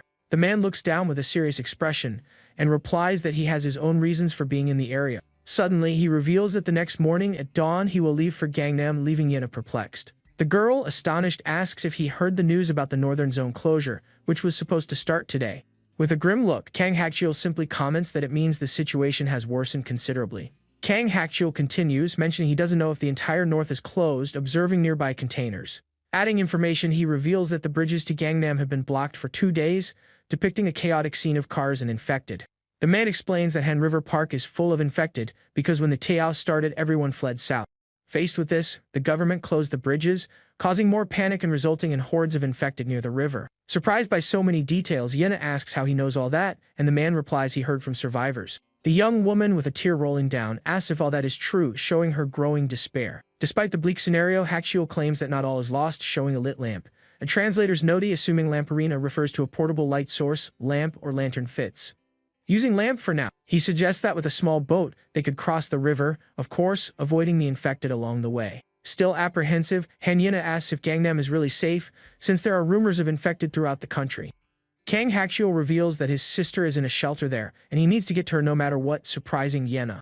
Interested in the story, the young woman asks how he and his sister ended up separated and all that confusion. Beginning his account, the man says that the day after the outbreak, he, his sister, and his uncle went to a temporary shelter. Soon after, the army arrived at the location and announced they would evacuate some people to the southern region. However, only children and the elderly were taken first, which is why he stayed behind while his sister called out to him. Shocked by the situation, the young Hakshul desperately asked where they were taking his little sister. A nearby soldier coldly informed him that her destination would be the Gangnam shelter in the southern zone. With a sad look, Kang Hakchul concludes that part of the story, saying the army never returned for them. Yena, moved, then asks about his uncle's fate, wanting to know what happened to the relative. He continues, explaining that shortly after, infected appeared in the shelter, and everyone started screaming and running desperately. His uncle and he tried to escape together, but unfortunately the older relative didn't survive the attack. Kang Hakchul informs them he will leave at dawn as every second is crucial. Surprised, Yena questions why so suddenly. The young woman then asks him to take them along, since they also want to go to Gangnam. The man replies that it would be impossible. He justifies this by saying that with 3 people, the danger becomes considerably greater. Situations like the previous one would repeat, and it would be obvious that at least one of them wouldn't survive. Additionally, Jung Minjun needs rest. Hakchul acknowledges that the word crest sounds ridiculous at the current time. Desperate, Yena pleads with clasped hands, revealing that Minjun's mother is in Gangnam and they need to get there no matter what. Honestly, she admits not knowing what to do with just the 2 of them. The young woman confesses they don't know how to escape from there, feeling completely lost, and begs him. Faced with the girl's plea, Kang Hakchul observes her with a serious and thoughtful expression. The man comments that Han Yena has changed considerably since the old days. He continues, mentioned that even though they were classmates, he didn't know her well. Her current demeanor is very different from how she was in school. Hakchul decides they will talk more at dawn when Minjun wakes up. He then asks them to rest for a bit. Kneeling beside Minjun's makeshift bed, Yena shyly thanks her classmate for his consideration. Through the window blinds of the office, the faint morning light begins to break, signaling the start of a new day. In the room they use as a refuge, Minjun sleeps on one side while Yena rests on the sofa, both exhausted. Asleep on the sofa, Yena is suddenly woken by Kang Hakchul calling her name. With a start, she wakes up. The man asks if, when escaping the construction site, she saw what happened to Park Song-bin, and she hesitantly confirms. He then questions the reason. Kang Hakchiol firmly declares that he is going to check the situation personally right now. Surprised by the decision, Yena doesn't understand. The man explains that if Seongbin's motorcycle or scooter is still there, he'll bring them back, as he needs to confirm something. Alarmed, the young woman begs him not to go. The barricades were destroyed and the place is full of infected, warning that everyone there must be turned, including Park Songbin. She seriously warns that he could meet a tragic end if he insists. The young man looks away, seeming to ponder. Hakchiol downplays the danger, stating it's only 300 meters away. He then asks if she'd like to hear something and questions if she knows how he escaped North Korea at age 12. Yena is dumbfounded to hear that Kang Hakchiol traveled 10,000 kilometers to escape. Unable to hire smugglers, he and his uncle crossed the Tumen River like ghosts, an arduous journey. During those 2 years and over the 10,000 kilometers, the man reveals he lost a younger brother. Holding a modified bat, Hakchiol asks her to take care of Jeong Minjin, promising to be back soon. In the office, Yena waits on the sofa, worry etched on her face as she watches him leave. Outside, the construction building, site of the recent tragedy, is Kang Hakchiol's destination. With dexterity, the young man climbs one of the building's side protections, determined to investigate. His feet touch the ground lightly, moving cautiously through the hostile and silent environment. With his back turned, he murmurs as so, preparing to uncover the truth about the place. Reaching the top, Kang Hakchiol wonders if Park Songbin really met his end there. Back at the refuge, Minjin begins to wake up slowly on the makeshift bed, still groggy. The young woman notices the movement and hears an "you" from the boy, indicating he's awake. Surprised, Hanyet asks if he's already awake and Minjin, confused, asks where he is. She quickly explains that Kang Hakchiol treated his wounds, and her classmate is startled to hear the name. Minjin tries to remember, mentioning the fall from the second floor, but his memory is hazy due to shock. Extremely relieved, the girl holds his hands tightly and the boy reacts with surprise. With teary eyes, Yena confesses how worried she was, fearing he wouldn't survive. Faced with her emotional declaration, Jeong Minjin becomes visibly flushed and speechless. She still squeezes his hand, and the young man, confused by the intensity of the moment, just murmurs. Unexpectedly, Yena shoves him forcefully away, letting out a scream of fear. Still yelling, Yena questions Minjin about letting himself get hurt like that. She thanks him for the help, but says he shouldn't have risked so much and asks what she would do if he died. With a guilty expression, Minjin apologizes for the situation. Quickly, Yena denies the need for apologies and just thanks him, asking if he has any idea how difficult it was to carry him. Visibly agitated, the girl mentions that Kang Hakchiol told him to rest for a day. She adds that they will assess the situation the next day. Surprised by the information, Minjin questions is she serious. Worried, the boy mentions the closure to the north and states they don't have time. Suddenly, the boy feels a twinge of pain and doubles over, letting out a groan. Startled by his reaction, Yena asks if he's okay. Scolding him, Yena calls him an idiot and orders him not to move yet. The young man can only mumble something in response to her order. On a nearby table, a box contains some assorted supplies and tools. The place seems to be a small makeshift office where they are staying. Unexpectedly, someone knocks on the door of the room they are in. Both Yena and Minjin turn their attention to the entrance, curious about who it could be. Announcing his arrival, Kang Hakchiol enters the room saying it's him. Surprised, Minjin murmurs that so this is the famous Kang Hakchiol. Without much ceremony, the newcomer throws a backpack onto the floor. The object seems to contain some important belongings for someone there. Turning to Minjin, Hakchiol asks if that's his backpack, the one he always used at school. Jeong Minjin excitedly confirms the backpack is his. Kang Hakchiol explains he found it on the second floor of the construction site and brought it back. He mentions it contains clothes and personal items in case he needs them. Adding more information, the man says there was also a lot of emergency food and he took some. Minjin remembers his mother bought that, feeling nostalgic. With one last item, Hakchiol reveals he also found Minjin's glasses. He holds out his hand, showing the pair of glasses he recovered from the site. Visibly relieved, Jeong Minjin stammers a sincere thank you. Taking the glasses, he thinks about what a huge relief this is for him right now. Now wearing his glasses, the boy comments that Yena told him Hakchiol treated him and asks how he is doing. Kang Hakchiol replies he's a little dizzy, but fine. Changing the subject, Yena questions Kang Hakchiol about his trip to the construction site. She asks directly what happened to Park Songbin. With a serious and direct gaze, the young man faces her question. Kang Hakchiol simply confirms with a brief "Wes" before continuing his explanation. Recalling the scene, he states that, as expected, Park Songbin was not at the location. A brief image shows his search in the construction building. The memory reveals a horrible scene at the construction site, with everyone else already infected. Kang Hakchiol concludes that all the others turned into creatures. He continues explaining that the motorcycle was gone, maybe Seongbin took it, and the scooter was destroyed. Yena asks if they might encounter Park Songbin again, and Hakchiol confirms it's possible but tells her not to worry. With a determined look, Kang Hakchiol states that he might lose a fight, but when it comes to finishing someone off, he always wins. Minjin just murmurs, frightened. Anyway, the man reinforces that, as he said yesterday, he is going to escape to the north. The translator's note a correction, he previously said he was going to Sutage to Gangnam. This seems like an inconsistency in the original text. assuming he meant sketch I gangnam as planned. Then he turns to the two and asks if they will be able to accompany him on this journey. Minjin readily answers that of course they will and that they should leave immediately, but Yena scolds him, saying he needs to rest today.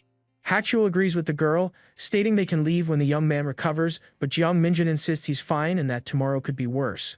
The newcomer suggests not rushing and making a plan first because haste makes waste. Kang Hachuel then reveals he thought of an option and that there's another way to cross the Han River, leaving the other two curious about how they would do it.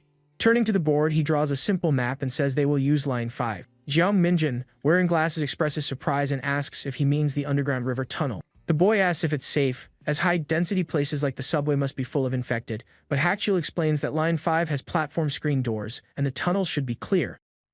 Kang Hachuel admits the problem is getting there, and that others might have had the same idea, or the government might have already blocked it, but he thinks it's worth a try. He informs them that the nearest Line 5 station is Jiangyan, and as they know, it's too far on foot and will be more dangerous upon entering the Jiangyan neighborhood. Outside, the sky takes on a pinkish hue over the buildings as night approaches. On the whiteboard, a list of survival rules is shown, with the first item being, don't take unnecessary risks. The man then declares that these are his survival rules and begins to explain them. He reminds them that the north is already closed, a translator's notee, still referring to the north closure despite planning to go south. Translating as written, but noting the potential directional confusion in the source, and asks them not to rush because of time constraints. If they find a safe place, they should stay for a few days to recover. Sitting on the sofa, Minjin and Yena listen attentively as Hachuel dictates the second rule: when exploring, only one or two people should go out, avoiding all three leaving together. With a serious expression, he says the most important part comes next. Pointing to the third rule on the board, which reads, your life is at stake, he concludes that in extreme situations, they must never sacrifice their lives for others. Jiang Minjin listens intently to the newcomer's example. He explains that if someone can escape, they shouldn't try to save someone else. With a serious expression, Kang Hachuel states that even he will prioritize his own survival in any risky situation. Sweating coldly, the boy with glasses hears the man repeat never to sacrifice yourself for anyone, reinforcing the harsh rule. In the small kitchen of the hideout, morning light enters through the window, illuminating the sink and some utensils. Suddenly, Hachuel calls for Jiang Minjin, who turns around, surprised by the older man's call. The man then hands him a modified baseball bat, telling the boy to take it as a weapon. Startled, Minjin and Han Yena observe the object. The young man asks if that's really a bat with nails. Kang Hachuel explains that the weapon isn't just for the infected, but also they intimidate dangerous humans. Just holding it will make them think twice. He continues, reminding them that the infected will attack to kill, and when Minjin counterattacks, he must use all his strength. The boy with glasses reflects on the words. The man says a strong blow to the heart or head will suffice and asks if he understood. After the tense conversation, the newcomer decides it's time and tells the two it's best they get going. Outside, the blue sky with a few clouds hangs over the buildings of the abandoned and silent city. The trio then begins to walk down the deserted street with Hachuel in front, followed by Yen and Minjin, who carries the bat. However, a doubt arises in the boy's mind. He wonders if it's okay to finish off the infected like that. The boy recalls that they were once normal people with families and don't attack by choice, as some graffiti suggests. He thinks that if he does this, wouldn't he become a murderer? Looking at a door marked with a warning about infected. Jiang Minjin questions what would happen if the judicial system still existed, wondering if he would be charged with homicide or judged later. Noticing the young man's hesitation, Kang Hachuel calls his name, making him look back. The more experienced man scolds the boy, telling him not to think about nonsense and forget that useless worry. With a stern look, Hachuel declares that this is a matter of life or death, and if Minjin doesn't harden his heart, he certainly won't survive. Han Yena murmurs softly that she understood the instruction given by the more experienced man. With her back to the young man, the girl asks him to wait a moment, getting his attention. Turning around, she asks if they can avoid that specific street, as there must be many infected. Kang Hachuel, carrying a large backpack, questions how she would know that for sure. The young woman explains it's the smell, a peculiar odor that gets stronger near the infected, and it's very strong there. The man in the blue shirt then asks if she can sense their exact location. As they walk down the deserted street, the trio remains alert to the dangerous surroundings. Jiang Minjin replies that it's more of a hunch on her part. She doesn't detect them well if there are only a few. Then he remembers something. The boy recalls that Yena has always been very sensitive to smells, even before the current situation. Hachuel decides to check and says he'll take a look up ahead alone. Cautiously, the older man peers from behind a post, analyzing the path ahead. His expression turns serious as he observes what lies around the corner. On the street ahead, several infected wander among the cars, with a body lying on the ground. The group leader focuses his gaze, thinking about what Han Yena had just told him. He turns to the girl, asking if she can really sense the infected. She asks if she was right. Confirming the danger, Hachuel states that going that way would be a terrible idea. Minjin then points upwards. The boy with glasses and the older man look up at the top of a building. Hachiel asks what he sees. On the rooftop, the silhouette of a soldier is visible. The young man questions if that soldier is also infected. Kang Hachiel shows slight confusion at the observation made by the boy with glasses. Urgently, the more experienced man calls the two to come with him, surprising the young pair. Inside the building, the trio observes a messy room, with bottles and gas cylinders scattered on the floor. Kang Hachiel assures them there are no infected on the upper floor and calls them up, while Han, surprised, questions why they are going up. Jang Minjin uses binoculars, focusing his vision on the soldier he had spotted on the rooftop. After taking the binoculars, Kang Hachiel observes and says he sees at least 3 soldiers, all infected. Observing more closely, Hachiel notices that one of the zombie soldiers is carrying a rifle on his back. Jiang Minjin, hesitant, asks if they plan to steal the weapon and suggests it would be better to just leave. The boy argues that with 3 infected it would be difficult to retrieve, plus they don't know if the rifle has bullets or if firing it would attract more. Contradicting the young man, Kang Hachiel dismisses the problems and surprisingly states that he knows how to use that type of weapon. In the room, the more experienced man declares that the weapon is essential for them, and then decides they will go get it. Detailing his observation, Hachiel comments that with the binoculars he sees at least 3 soldiers and they are all infected, but there is one detail. He then reveals that one of the soldiers carries a rifle with him, and this leaves the others surprised by the information obtained. Minjin quickly asks, wary if the older man isn't thinking about stealing that rifle and suggests that they just leave. The boy with glasses argues that with 3 walkers it would be difficult to get the gun, and they don't even know if it has bullets or if the shot would attract others. Furthermore, the boy remembers that they don't know how to use it, but Hachiel counters by saying no because he knows how to handle the rifle. In front of the young people, the leader of the group declares that the weapon is essential for them and then decides that they will go get it immediately. Meanwhile, a deserted street shows how dangerous the world has become for anyone trying to survive out there alone. Han then questions if Hachiel has gone mad and says that Minjin is right about how he would face 3 infected in that cramped space. The girl continues her questioning, remembering that the rifle is hanging from the soldier and that drastic action would be necessary to get it. She concludes that to obtain the weapon they would first have to eliminate the zombie soldier, which represents a great danger to the group. However, the boy with glasses thinks that there is something that worries him a lot in that whole situation. Suddenly he remembers playing a first-person shooter game in his messy room. On the computer screen we see the game interface showing an armed character facing an infected person. That feeling of anxiety still lingers in his mind as he recalls the shooting in the game. Maybe one day they will desperately need that weapon to survive the dangers. Then Minjin agrees to the idea of going after the rifle, and this leaves Han completely shocked. The girl asks if they have gone crazy because just climbing up there seems difficult and how they plan to face the infected. Hachiel then says that the 2 boys will go while she stays hidden, and Yena shows concern. The girl reluctantly agrees to help and asks what she should do to assist in the dangerous mission.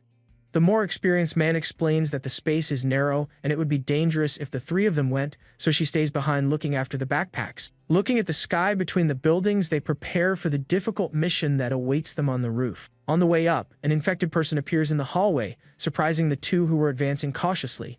Hachiel quickly sneaks behind the wanderer, trying not to make any noise to avoid being noticed. Going up the stairs, the older man asks if Minjin is okay and he confirms, still a little nervous. Hachiel then questions if the boy isn't afraid of the infected since he moves without hesitation, and he says he's just tense. On the roof, the 3 zombie soldiers roam around as the 2 cautiously approach the edge of the place. Hidden behind a low wall, Hachiel carefully observes the movements of the infected soldiers on the terrace. The 3 uniformed wanderers continue their patrol without noticing the presence of the survivors close to them. Hachiel comments that as expected there are only 3 soldiers, but they are very close together, making a sneak attack difficult. The leader mentions that Yena spoke of Minjin's skill with knives, and he questions if he will use them, so Hachiel says they will act in 10 seconds. Surprised, Minjin questions if it's only 10 seconds and how they would eliminate 3 infected people in that time. Hachiel then explains that he obviously can't handle 3 alone, and so he needs the boys' help. Detailing the plan, he says he will attack the closest walker first, and the other 2 will go after him. Then the eldest instructs Minjin to eliminate one of the remaining ones with the stick, leaving the boy with glasses apprehensive. Hachiel advises him to focus on just one thing in case something goes wrong and not get bitten, then asks if he can, and Minjin hesitates but accepts. With his hand on the young man's shoulder, the more experienced man tries to encourage him for the difficult task that lies ahead. He then states that he understands the boys' doubts, but now their survival always comes first. Hachiel firmly declares that they will do whatever it takes to stay alive in that dangerous world. Minjin nods and says he understands the urgency of the situation and the need to act. In his thoughts, the boy reflects that since the incident on the roof he has understood that those creatures are no longer human. On the roof, the three infected soldiers continue to wander around without noticing the approach of the survivors nearby. Behind cover, Hakchiol and Minjun prepare for the attack, with the elder in an elevated position. Jumping from his cover, the most experienced man begins the attack against the wanderers who are there. Noticing the movement, the zombie soldiers scream and turn to face the sudden threat that has appeared. Hakchiol quickly advances with his knife in hand towards the first infected soldier in his path. He then delivers a lethal blow with the blade, showing his close combat and very precise combat skills. The soldier who was hit staggers back after the surprise attack by the most experienced and skilled man in the group. With a quick movement, the group leader finishes off the first wanderer, demonstrating his coolness and skill in combat.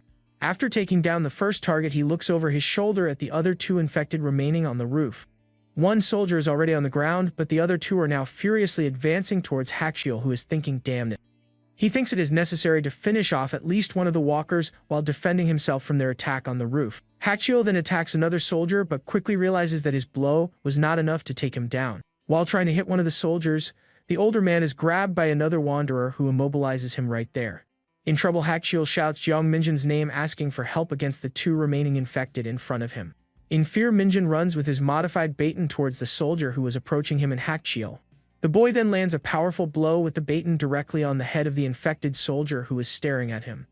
Minjun is a little surprised to see the result of his attack against the walker there on the roof of the building. Even though he was hit, the soldier screamed and continued to advance towards the boy, leaving Minjun shocked by what had happened. Still trapped, Hakchiol shouts for the infected to back off and realizes that his previous attack really wasn't enough. The more experienced man continues to fight desperately against the two zombie soldiers surrounding him on the roof. In the middle of the fight, Hakchiol thinks that they should eliminate the soldier with the rifle first to have an advantage.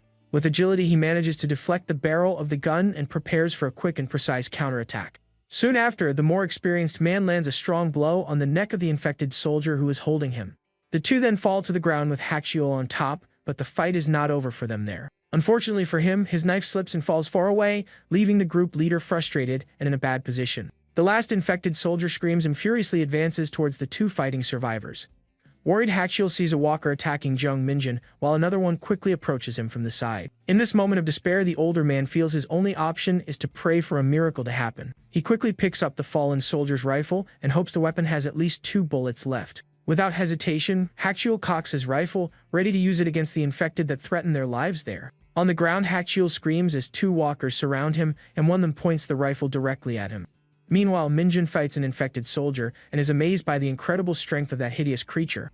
Being grabbed by the wanderer, the boy with glasses desperately screams Kang Hakchiol's name, seeking help. The scene then shows Minjun fighting with a soldier while Hakchiol is still on the ground, with 2 others screaming loudly. Fallen but with the rifle in his hands, Hakchiol thinks that Jeong Minjun was really brave for a rookie in that situation. He then takes firm aim with his gun and declares that this is just the beginning of the group's fight for survival. Down below, Henyena is startled by a very loud noise coming from the direction of the roof of that abandoned building. Looking out the window, the girl realizes that there were 2 shots and the sound is truly deafening to her ears. Worried, she quickly grabs the binoculars and looks around, hoping that her companions are safe up there.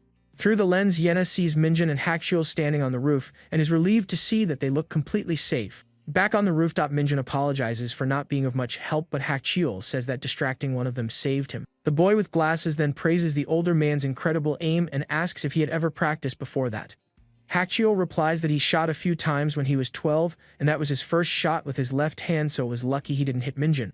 The group leader then checks the gun's magazine to see how many bullets are left after the confrontation. Minjun watches closely as the older man counts 1, 2, 3 bullets into the rifle's magazine there. Hakchiol warns that the infected are approaching, attracted by the gunfire, and they need to hurry up. He asks the boy to check if there is more ammunition with the fallen soldier, and Minjun readily agrees to the task. In the messy room, Henyena waits for her companions, while worrying about how long it will take for them to return from the roof.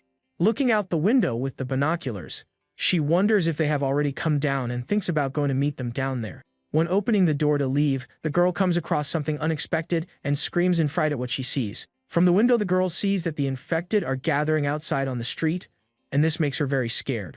She then thinks that she can't go down now and wonders if she should wait or if her friends will be able to come back. Suddenly, a detail catches her attention and she seems to notice something new and very worrying in the room. On the ground, a legless walker crawls towards you while others also begin to enter the place. The crawling infected then displays a terrifying smile, and this leaves the young woman completely terrified and without reaction.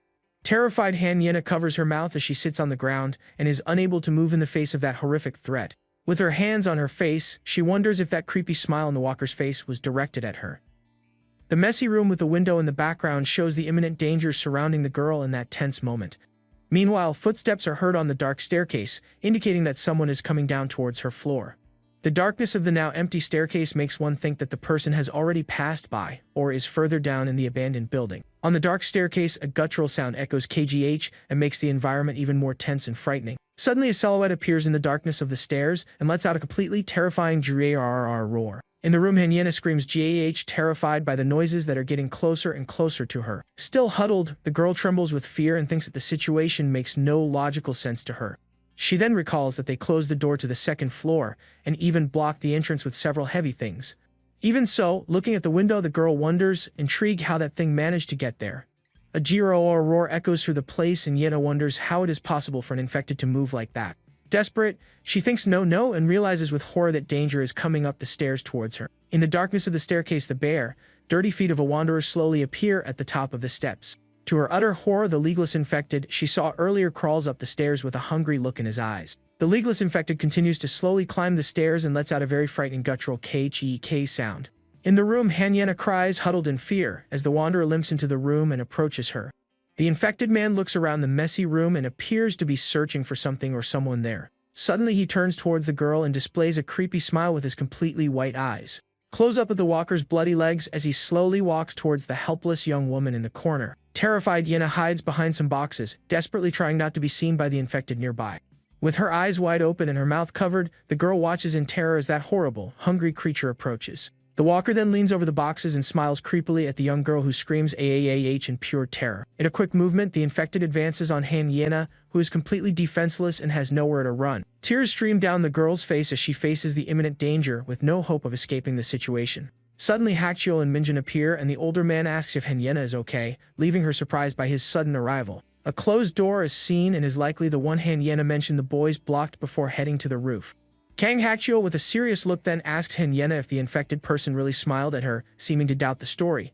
Hanyena explains that it seemed like he wasn't infected and was a normal person, and even reminded her of a perverted old man who scared her before. The boy with glasses then comments that they closed the main door and blocked it with objects, and it wasn't the strongest blockade, but the items were thrown and the door was broken. Kang Hakchiol reflects that it was as if someone uninfected had done it on purpose, and from what he knows, walkers act on aggressive instinct. He then asks if the infected person retained emotions or other instincts, and Hanyena responds in horror that no, that cannot be true. The more experienced man then theorized that some infected may be special, like Yena said, or maybe they're evolving, leaving Minjin confused. Continuing his theory, he says that they will soon be able to climb, jump, and even coordinate attacks against survivors, and will become more intelligent and advanced. While he says that they are almost in a vegetative state, but with pure aggressive instinct, Hanyena is surprised to ask how he knows all that. Minjin then replies that it's just a guess, and although it seems absurd, he's not sure what to think. The boy with glasses goes on to explain that the infected remind him of a game he used to play a lot. In the room, the three talk about the situation, and Minjin mentions that he was obsessed with the game and maybe it was just his fertile imagination. Hakchiol agrees that it sounds ridiculous, and Hanyena asks if he means they are inside a game, which Minjin vehemently denies. With a serious look, the more experienced man states that in any case, this is the worst pandemic in history and they need to survive it. Hanyena then asks about the blood of the infected and whether Hakchiol will not be infected due to being splashed with the liquid.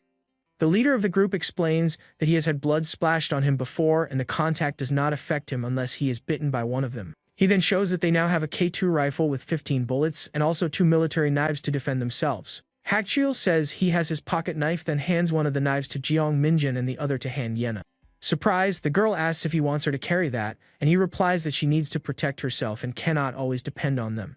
Furthermore, Hakchiol says that he will later teach how to use the rifle, and this leaves the two young men surprised. He then explains that if Minjin dies, he may need the weapon and Hanyena may also have to use it. In the room, the three continue to talk about weapons and the need to be prepared for any situation. Minjin then asks Hakchiol not to say bad things because whoever says that always dies first in movies, and he is repeating the cliché. The more experienced man replies that he will not die and will do whatever it takes to survive, but they need to prepare for the worst. The boy with glasses agrees and says he has always wanted to shoot a gun, but they can't practice because of the noise and limited bullets. Hakchiol then asks Hanyena if she doesn't want to shoot, and she looks away thoughtfully about the question. Minjin watches the girl's reaction, waiting for an answer from her about whether or not she wants to learn how to use the weapon. After a moment, Hanyina replies that she doesn't know, and Minjin is a little confused by her evasive answer. Then the girl asks him not to come near her and turns her face away, looking a little irritated by the situation. Confused, Minjin asks why, and Hanyina replies that she simply doesn't want to be around him at that particular moment. The boy with glasses becomes even more confused and asks what happened suddenly and if he did something wrong to her. In her thoughts, Hanyina complains that he acts like he does at school and has no idea what is going on there. She then covers her face with the hood of her coat, looking embarrassed about something she is feeling. Sitting on the couch, the girl thinks that she hasn't showered in days and feels disgusting, so she wonders if she smells bad. She ponders whether it is a life or death situation and is worried about it and how stupid it is for her to worry. The truth is that Hanyina simply doesn't want to be around Jiang Minjin at that moment for some personal reason.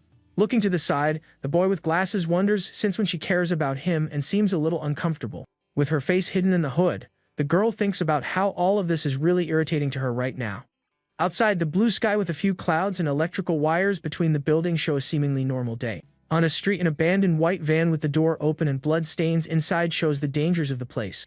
The feet of the 3 survivors are seen walking together down the deserted street with great caution and attention to their surroundings. Hachuel asks if that path is okay, and Hanyina replies that there might be 2 or 3 wanderers inside, but she's not sure. The group leader comments that thanks to Yena it seems easier, and if they continue like this they will advance quickly, but they must not let their guard down. As they walk, Minjin notices that Hachuel is limping a little and worries about the older man's condition. The boy with glasses then asks if he is okay, and Hachuel replies that he is, and that he got hurt when he fell with the infected soldier. He then reveals that he thinks he sprained a ligament, and this leaves Minjin completely shocked and very worried for his friend. The young man says that he should rest and remembers that Hachuel advised him not to overexert himself before thinking it was something serious. The more experienced man replies that it is nothing compared to when he escaped from North Korea, but they should find a place to sleep. Suddenly, Hanyina stops in front of a door with a red X, and Hachuel asks what's wrong, and she says there's something there. Suddenly, a loud URG noise comes from inside the door, and Hanyina screams H in fright at the sudden scare. A voice then asks, "Hey, you guys are survivors, right?" And the trio looks up confused at the unexpected call. On the roof of a building, a man says he has been trapped there for 2 days and desperately begs for help to get out. Hachuel asks how he ended up there, and the man explains that he went out to get supplies and the infected chased him there. He goes on to say that there are now infected on the stairs, and he can't get off the roof because of them. The man explains that another survivor heard his screams, but said they were infected and closed the gate on the first floor before leaving. Hachuel then asks if there are many walkers on the stairs, and the man replies that there are about 6 or 7, leaving the trio surprised. The leader of the group thinks that if there are infected people inside, the man is definitely trapped, and even if that is true, 6 or 7 is a lot. Hachuel then apologizes and says that with so many it is impossible to help as they are not in a position to take risks. He then says, "Let's go," and starts walking away, leaving the man on the roof shocked and begging them not to leave. The man on the roof begs for help and says he hasn't been home for 2 days and his wife and son are waiting for him, and he hasn't found his daughter. Minjin asks the man not to scream as he is putting them in danger, and Hanyina asks if they are really leaving, and Hachuel says they can't help. The group leader says that they should avoid unnecessary risks and repeats, "Let's go," so that they can continue on their way down the street. With a worried look, Jiang Minjin watches the man on the roof and seems to be thinking of some alternative to help him. Suddenly, the boy with glasses asks them to wait and asks if there isn't a way to save the man trapped in the building. Hachuel stops walking and looks back at Minjin, waiting to hear what the young man has to say about the situation. The older man sighs looking a little tired but willing to listen to the boy with glasses' suggestion about the rescue. He then turns around and asks what Minjin suggests to solve that problem and save the man trapped on the roof of the building. Hesitantly, the young man says he has an idea and thinks he can save the man from that dangerous and unexpected situation. With a confident smile, Minjin thinks about his idea and seems certain that he can save the man trapped in the building. Elsewhere, a mysterious man looks at a painting left by the group and wonders about them. He looks through the notes and discovers that their plan is to cross the Han River using subway line 5. Back in the present, the rescue is a success and the group accompanies the man to the door of his house. Very happy, the guy shouts that his father has arrived home while calling for his wife and son. Hachuel, however, stops the boy with glasses from entering and asks him to wait a second outside. The older one says he'll go in first to make sure it's safe, and Minjin agrees with the idea.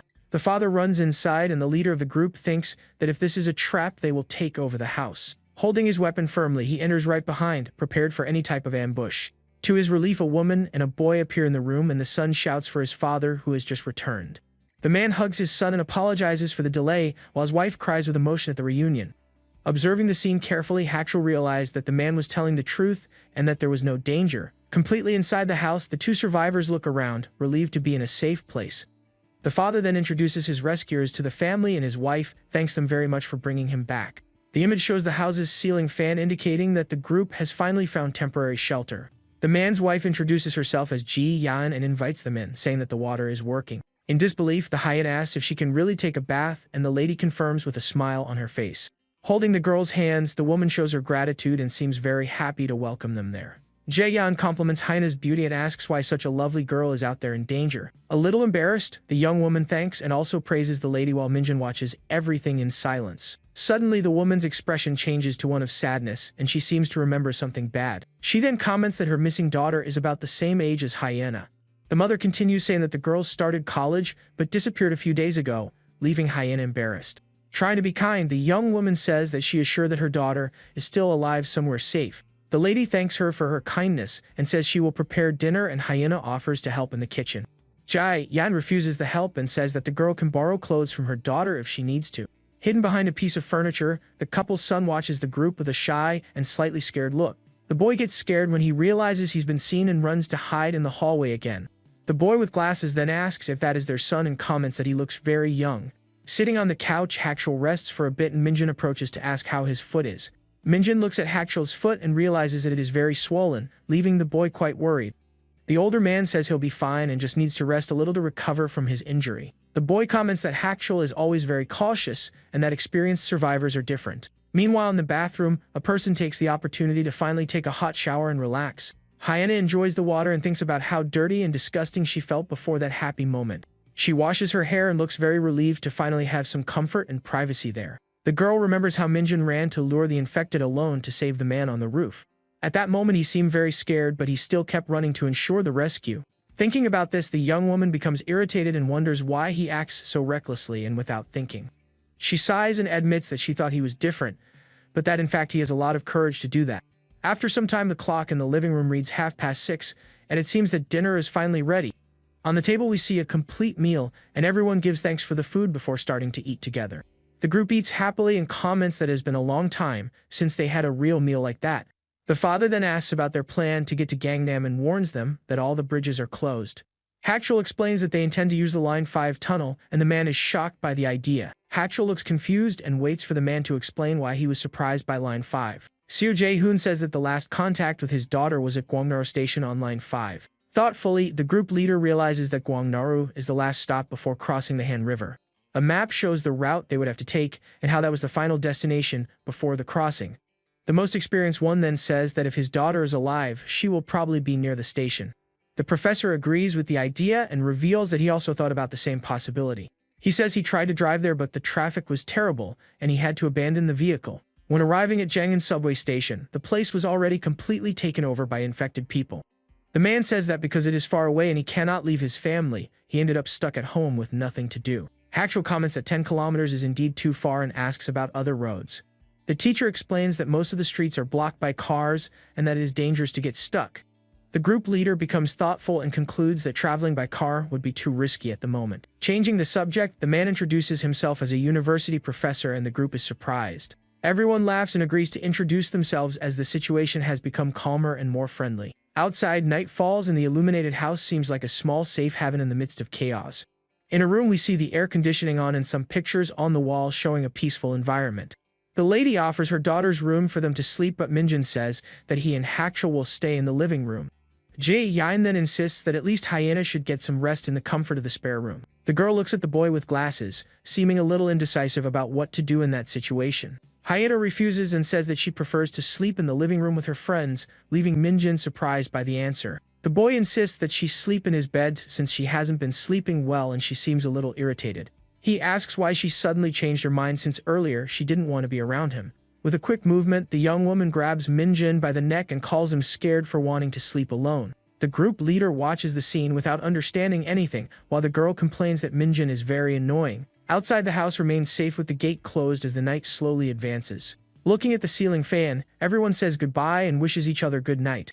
Minjin asks if the house is safe and Hackshell confirms, but the boy notices that he sleeps with the gun. The clock on the wall reads 10:30 at night and silence takes over the place as everyone sleeps. In the living room, the group sleeps on the floor and on the sofa, taking advantage of the opportunity to have a peaceful and safe sleep. Finally, at peace, the girl sleeps deeply, looking much more relaxed than before.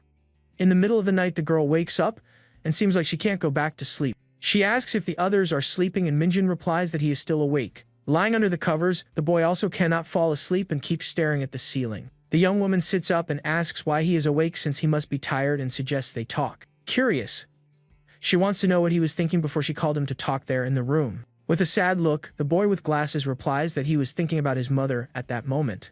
He says seeing that happy family made him think about her and worry if she is safe somewhere. Hearing his outburst, the girl looks at him with a serious expression and seems to understand what he is feeling. With great determination, she promises that she will help him find his mother no matter what happens. The boy is surprised by the sudden promise and looks at her without knowing what to say. A little shy, he turns to the side and quietly thanks her for her kindness and support. Suddenly, the boy sits up and looks at the girl as if he wants to ask her something important. He then asks about her parents and if she still has no news of where they are. Worried, the boy wants to know if she is really okay with the whole family situation. The girl's expression changes to one of sadness and she looks away, seeming not to want to talk about it. The young woman agrees to tell her story and says she can trust him to keep her secret.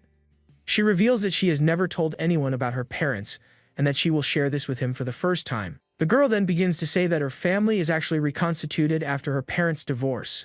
Upon hearing this, the boy is shocked and the young woman adds that the whole situation is a complete mess. She says that her father was a doctor and her mother was a researcher, and they divorced when she was still young. The scene then takes us to Hyena's past, revealing a tall building and the beginning of her memories.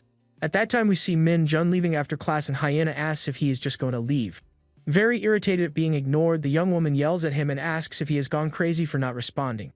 Sighing, she thinks to herself that he is a very weak guy for not being able to defend himself. As the boy walks away alone, she decides that the next day she will deal with the bully Park Sung Bin. After class, the girl arrives at her building and types in the password to enter her apartment. Stopping at the door, she reflects and realizes that she has no right to call him poor because of his problems. She thinks she doesn't want to go in because if her stepmother is there, she will have to leave again as soon as possible.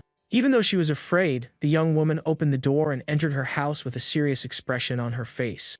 At the entrance, she sees shoes scattered on the floor and hears a voice calling for her loved one from inside. Shocked by the scene, the young woman thinks that her stepmother is completely insane for doing that. She explains that the woman openly cheated on her father and he was never home because of work. In her room, the young girl takes off her school uniform while thinking about how complicated her life was. Suddenly, the stepmother bursts in, shouting and asking why she came back from school so early. The woman complains that the young woman should have rung the bell and that the smell of alcohol bothers her. The girl sarcastically says that her stepmother didn't want to be caught red-handed with her lover in the bedroom. The angry woman criticizes her stepdaughter's short clothes, but the young woman responds that she is more decent than her. The lover appears shirtless and the stepmother says it's just her husband's daughter there. The girl quickly takes out her cell phone and takes a photo of the couple to use as proof of the betrayal. With a victorious smile, she threatens to send the image to her father and expose their affair. The couple panics and the woman lights a cigarette, trying to appear calm in the face of the threat. The stepmother, named Choi Soo-jin, says that she consented as the father won't do anything about it. The girl is surprised and the woman reveals that she has secrets to blackmail her husband and keep him quiet.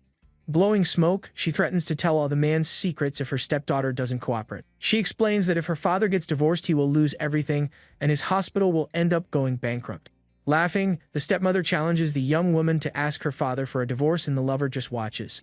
Out of patience, the girl curses the woman who is shocked by her stepdaughter's boldness. The oldest one tries to attack the hyena, but her lover holds her back and says she is very drunk. The stepmother then insults the young girl and says that she is just like her mother with a horrible personality. The angry woman shouts at the girl to leave once and for all and disappear from her sight forever. Without saying anything else, the young woman slams the door and finally leaves that toxic place.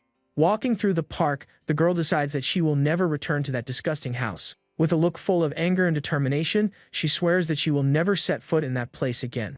Alone in the darkness, she walks aimlessly and thinks she would rather the world ended. Sometime later, we see the entrance to a karaoke bar where the young woman went to have some fun.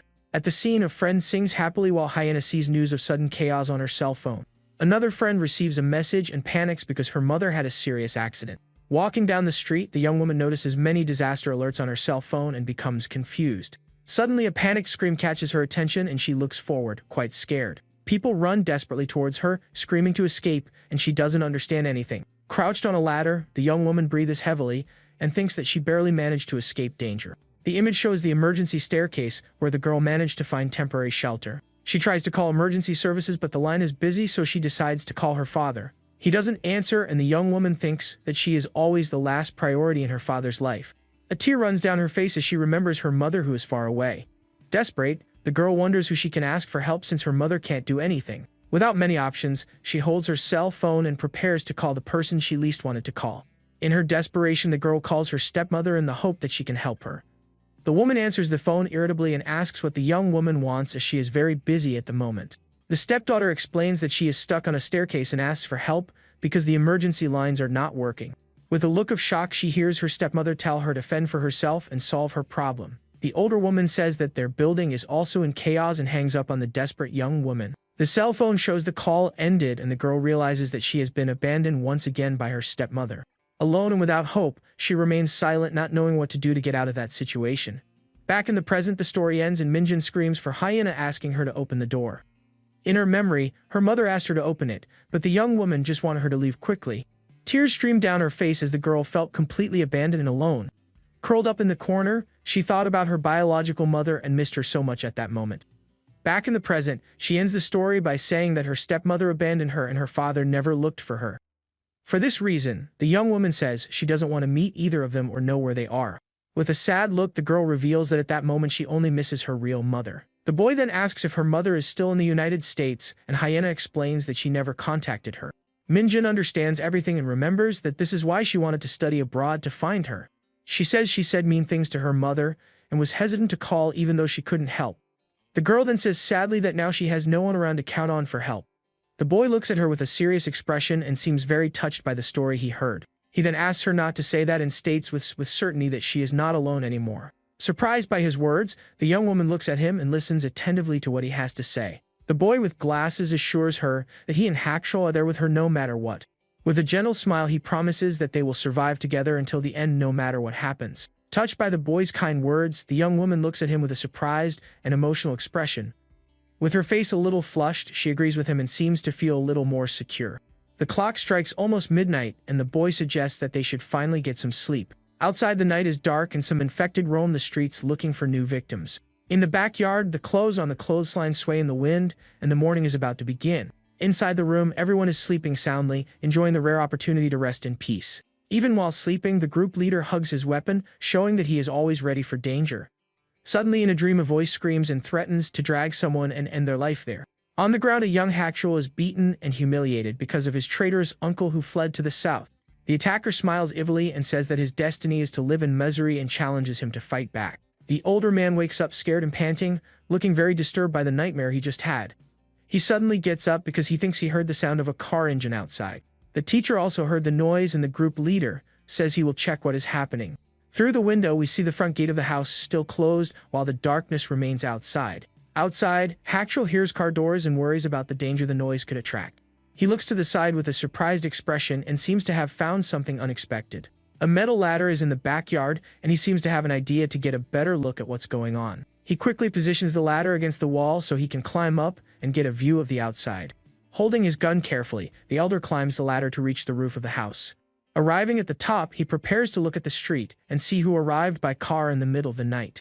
To his surprise, he sees something completely unexpected and is shocked by the scene below. The scene begins in front of a building on a quiet street in the middle of the night. Inside, an armed man hears the sound of a car door closing. He wonders who would have come here and if this would attract the zombies. The boy then decides to look and finds a ladder in the backyard of his shelter. That metal staircase leads directly to the roof of the building he is in. Without wasting time, he quickly climbs up to get a better view of the street. Arriving at the top, he positions himself to see what is happening down below. His face shows total surprise as he looks at what is on the street. From above, he sees two survivors standing in front of the gate of his shelter. The pair discuss whether they should go in as there may be people or infected people inside. Then one of them pulls out a pistol and says they need to get in quick before they are seen. At that moment, the man shouts from the roof, ordering them to stop and drop their weapons. The boys are scared, and the shooter threatens to shoot them if they don't obey within 3 seconds. In fear, the boy throws the pistol on the ground, and the man tells him to move away. He looks at the gun and wonders where they got a pistol. One of the boys shouts that they are not strange people, while the man on the roof wonders if they are thieves. He retorts that they tried to break in with a gun, and the young man insists that the house appeared empty. The boy with glasses explains that he took the pistol from a lifeless body he found, and it was not a soldier. In disbelief, the man questions how a civilian would have a weapon like that, but the boy says it's true. The young man points out that the shooter also has a rifle, so he explains that his weapon is from the army. They introduce themselves as a college student and a worker, and say they came from the Gunja Station shelter. The man on the roof hears the mention of Gunja Station and becomes interested at the time. He asks if it's the station on line 5 2 stops before Gwangnaru, which makes him look quite serious. The survivor confirms, shaking with fear, and says that there's a large shelter there. The man asks how they got there, and the boy explains that the surrounding stations are full of infected. After hearing the explanation, the boy on the roof becomes thoughtful and says he needs to know more about this story. He offers a deal in exchange for information and asks if they have seen a woman named Seo Kong. The two boys are surprised to hear that name, and one of them repeats it in a low voice.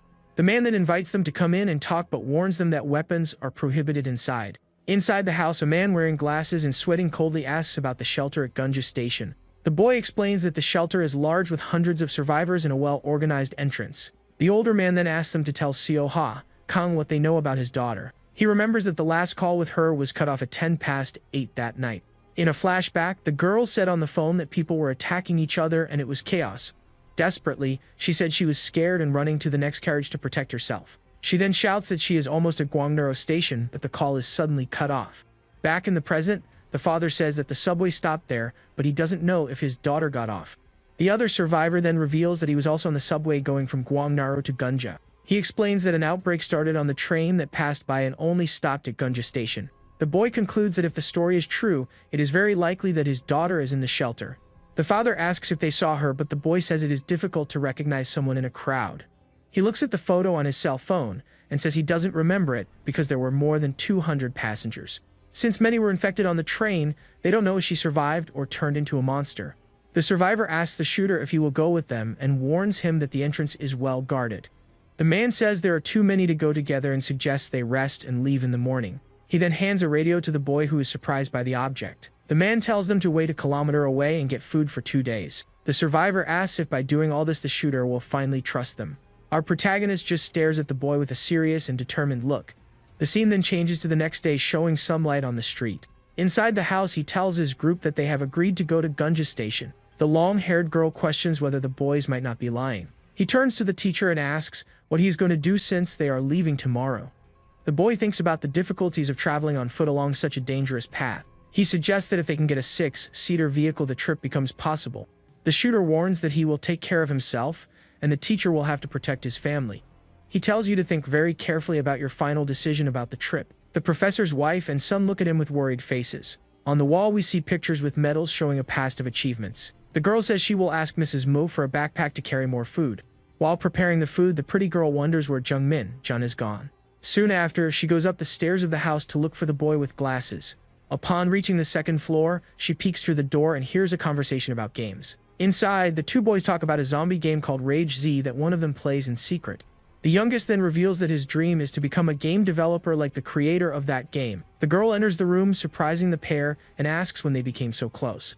The boy with glasses looks embarrassed as she continues to stare with a curious look. He then notices a poster of an idol group on the wall, and the youngest confirms that he is a fan. The girl asks the boy to come down and talk to his parents, and he happily agrees. The camera then focuses on the face of one of the idols on the poster, a girl with blonde hair. The girl notices that the boy is staring at the poster and asks if the idol is his type. The boy with glasses is left speechless and just stares at the girl after the unexpected question. He reveals that the idol on the poster is actually a person he knew when he was younger. The young woman is completely shocked and speechless upon hearing the boy's revelation. Laughing a lot, she points at the boy and tells him to stop lying, because this joke is not funny. The boy insists it's true and says he lost contact with her when they entered high school. He says that when he found out she became an idol, he just continued rooting for her from afar. The girl continues to doubt him, and he says that his friends also called him crazy when he told them. Laughing, she says it's ridiculous that he knows the idol, and the boy agrees that it was just a joke. After he leaves the room, the girl is left alone staring at the poster on the wall. She looks thoughtful and begins to wonder if his story could be true. The young woman looks at the poster again and admits that the blonde idol is indeed very beautiful. The scene then changes to a view from outside the house, showing that the decision has been made. In the classroom, the teacher approaches Hak Cheol, who is sitting on the sofa waiting. The man announces that he talked to his family and they decided to go to the shelter together. With the decision made, the teacher awaits the response from the boy who has the gun at his side. Hak Chil says he already has a vehicle in mind for the trip they will take. The professor mentions his car and SUV, but says it is abandoned and difficult to recover. He reveals that there is an ambulance a kilometer away with an infected person in the driver's seat. The problem is that there were at least 5 infected people in total inside the vehicle. The shooter confirms that he saw with his own eyes 2 infected people inside the cabin. The professor says he saw the ambulance about 3 days ago, and it's probably still there. Hak Chil believes that with help they can handle 3 zombies, but more than that would be dangerous. Everyone then agrees to finish preparations to leave together the next morning. The next day the sun rises, and the group prepares for the journey to the ambulance. The backpacks are all packed, and it looks like most of the gear is ready. The boy with glasses approaches Hak Chil and asks what else they need to bring. He then suggests that it would be a good idea for them to prepare some Molotov cocktails. Surprised, Hak Chil agrees as he believes they may need it later. The shooter thinks for a moment and agrees, saying that the idea is actually very good. Night falls over the city again, leaving the streets in total darkness. Inside the house, everyone rests while Hak Chil keeps watch lying on the sofa. Suddenly, the radio calls and the other pair asks if he has already got a vehicle. He explains the ambulance plan and warns that unforeseen events may occur along the way. The duo says they will wait, and Hak Chil hopes that no serious problems occur. In the darkness of the night, the city is covered in an ominous and silent fog. Through the dark streets, the ambulance is stopped while zombies roam nearby. The zombies' moaning is heard, and the boy on the radio wishes them good luck. Back at home, the night continues with the interior lights still on. Meanwhile, the long-haired girl sleeps peacefully in her bed. She appears to be in a deep sleep, completely oblivious to the danger outside. The scene then changes to an empty school hallway, beginning a dream. Inside a classroom, the girl is sleeping alone at her desk. With her head resting on her arms, she lets out a small moan in her sleep. She finally wakes up and stretches, complaining about a horrible dream about zombies. Looking around, she realizes she is alone and wonders if everyone has gone home. When she looks at her watch, she panics because she's going to be late for the gym. In a hurry, the girl grabs her backpack and runs out of the classroom. In the hallway, she ends up bumping into someone and lets out a cry of surprise. To her surprise, the person is the boy with glasses, and she is shocked by the encounter. Surprised, the girl recognizes the boy with glasses as Jung Min Jun. Without understanding, she asks why he is still at school and hasn't gone home. The girl finds the way he looks at her strange because normally he doesn't even look her in the eyes. Suddenly, he grabs the girl's wrist tightly and she lets out a scream of pain. The boy then pushes her against a notice board, leaving her scared and with no way out. Completely in shock and sweating coldly, she only manages to say his name. Frightened, she demands to know what has gotten into him and orders him to release her immediately. He just whispers the damn word with a look full of anger and contempt. The boy then insults her and asks if she likes continuing to ignore him like that. He accuses her of treating him badly and ignoring him like he was a bug at school. Without understanding, the girl asks if he wants her to treat him rudely too. He threatens her, saying that he will attack her if he continues to be called an idiot.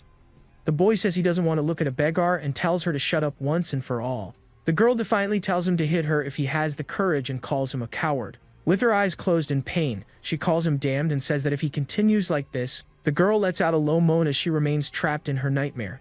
With her eyes still tightly closed, she appears to be in a very restless sleep. Finally, she wakes up and realizes with relief that it was all just a dream. But when she really opens her eyes, she screams when she sees that she is hugging the boy. The scene shows the two lying together in the same bed, leaving the girl in panic. Confused and blushing, she wonders how she ended up sleeping with him in her arms. She wonders if he pushed her on purpose and pretends to be asleep now.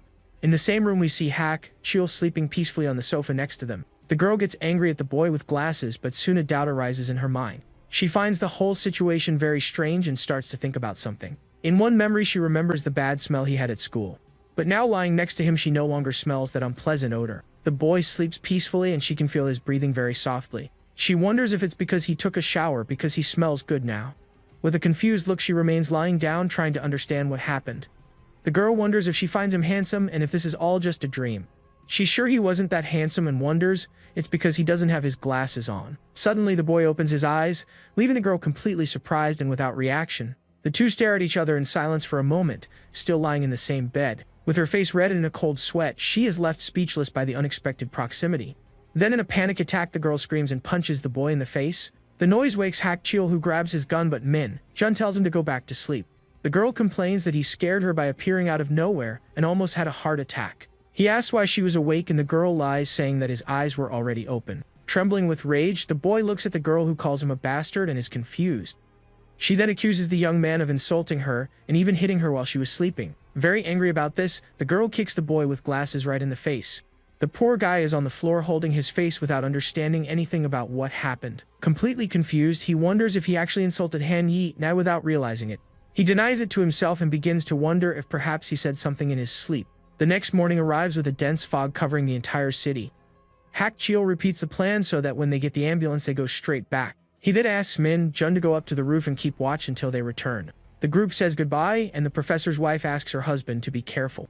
With the plan drawn up, the two men leave through the front door of the house. Time passes slowly as the other two wait inside the shelter. On the streets, a thick fog takes over everything, making visibility very poor. On the roof, the boy with glasses uses binoculars to try to see something. Through the lenses he can see a taxi stopped in the middle of the empty street. The girl asks if he can see them yet, but he replies that the fog is getting in the way. Worried, she says that an hour has passed and they haven't shown up yet. He reminds her that there were infected people in the ambulance and that it would take time to resolve. Suddenly a loud gunshot echoes through the street, scaring the duo on the roof. The girl asks in fright if the shot was from Hak Chil, but the boy says no. With a pale face he explains that the sound is different from their friend's rifle. The girl asks who shot it and if it was the boys who came yesterday. Suddenly the young woman's face fills with panic and she is in shock. She covers her mouth with her hand, feeling a very bad smell spreading through the air. With an expression of disgust, the girl complains about the smell that makes her feel sick. The boy with glasses also smells it and warns that something is approaching. A desperate voice shouts from below, ordering them to open the shelter door. Without hesitation, he quickly grabs the binoculars to see what is happening on the street. Through the lens, he sees one of the boys from the previous day running alone in the fog. The man runs with a gun in his hand, shouting for them to open the gate quickly. Down below, the group gathers and the original residents face the survivor. The newcomer looks at the group and one of them asks if he is the one who came yesterday. Back on the roof, the girl asks where the car and the other person are. Desperately, the survivor runs towards the house's gate to be able to enter. With the pistol in his hand, he shouts once more for them to open the gate to the shelter. The boy asks about the other one, and he says that his companion was attacked and that was it. The survivor is sweating and has a dirty face as he says that an infected has appeared. Desperately, he shouts that a monster has appeared and that shooting it will do no good. On the roof, the boy with glasses quickly raises his binoculars to see the scene. He is completely shocked by what he sees and can hardly believe what is in front of him. Huge, swollen feet walk down the street as the survivor calls out for Han Yena. In a memory, a large smiling man introduces himself as Bong Jiu. We then see a disturbing image of him covered in blood asking about Instagram. Min Jun remembers playing a video game where a fat zombie appeared. That doubt that haunted you about the game suddenly starts to make sense. If the similarity between the game and reality were true, the world would be lost. The same hideous creature from the game is now right in front of you in real life. The giant, deformed monster walks down the street, and the boy finally understands everything. In his room, our hero is just chilling, playing a game, when a warning pops up on the screen about some jumbo-sized zombie and telling him to get out of there. For some reason, that creature on the screen gives him this weird, sinking feeling of anxiety and dread. So he starts thinking, if this game is even the tiniest connection to real life, well, that means the world is pretty much toast. Suddenly, that anxiety becomes all too real when we see a real-life version of the creature, all covered in nasty-looking injuries. Seeing the monster in its full, grotesque glory, he's positive the apocalypse has officially kicked off in his world. A barbed wire fence is shown as the chapter title declares that the apocalypse has finally arrived. A few moments earlier, we see the city streets are completely empty, with a strange fog blanketing the entire urban landscape. Just before that, we see a parked ambulance with two infected figures trapped inside. Next to the vehicle, two guys are planning their escape. One of them, armed with a bat, sizes up the situation. A loud noise grabs the guy's attention, and he looks up, confused by the sudden sound. His partner asks what that noise was and if he's managed to get the vehicle so they can bail.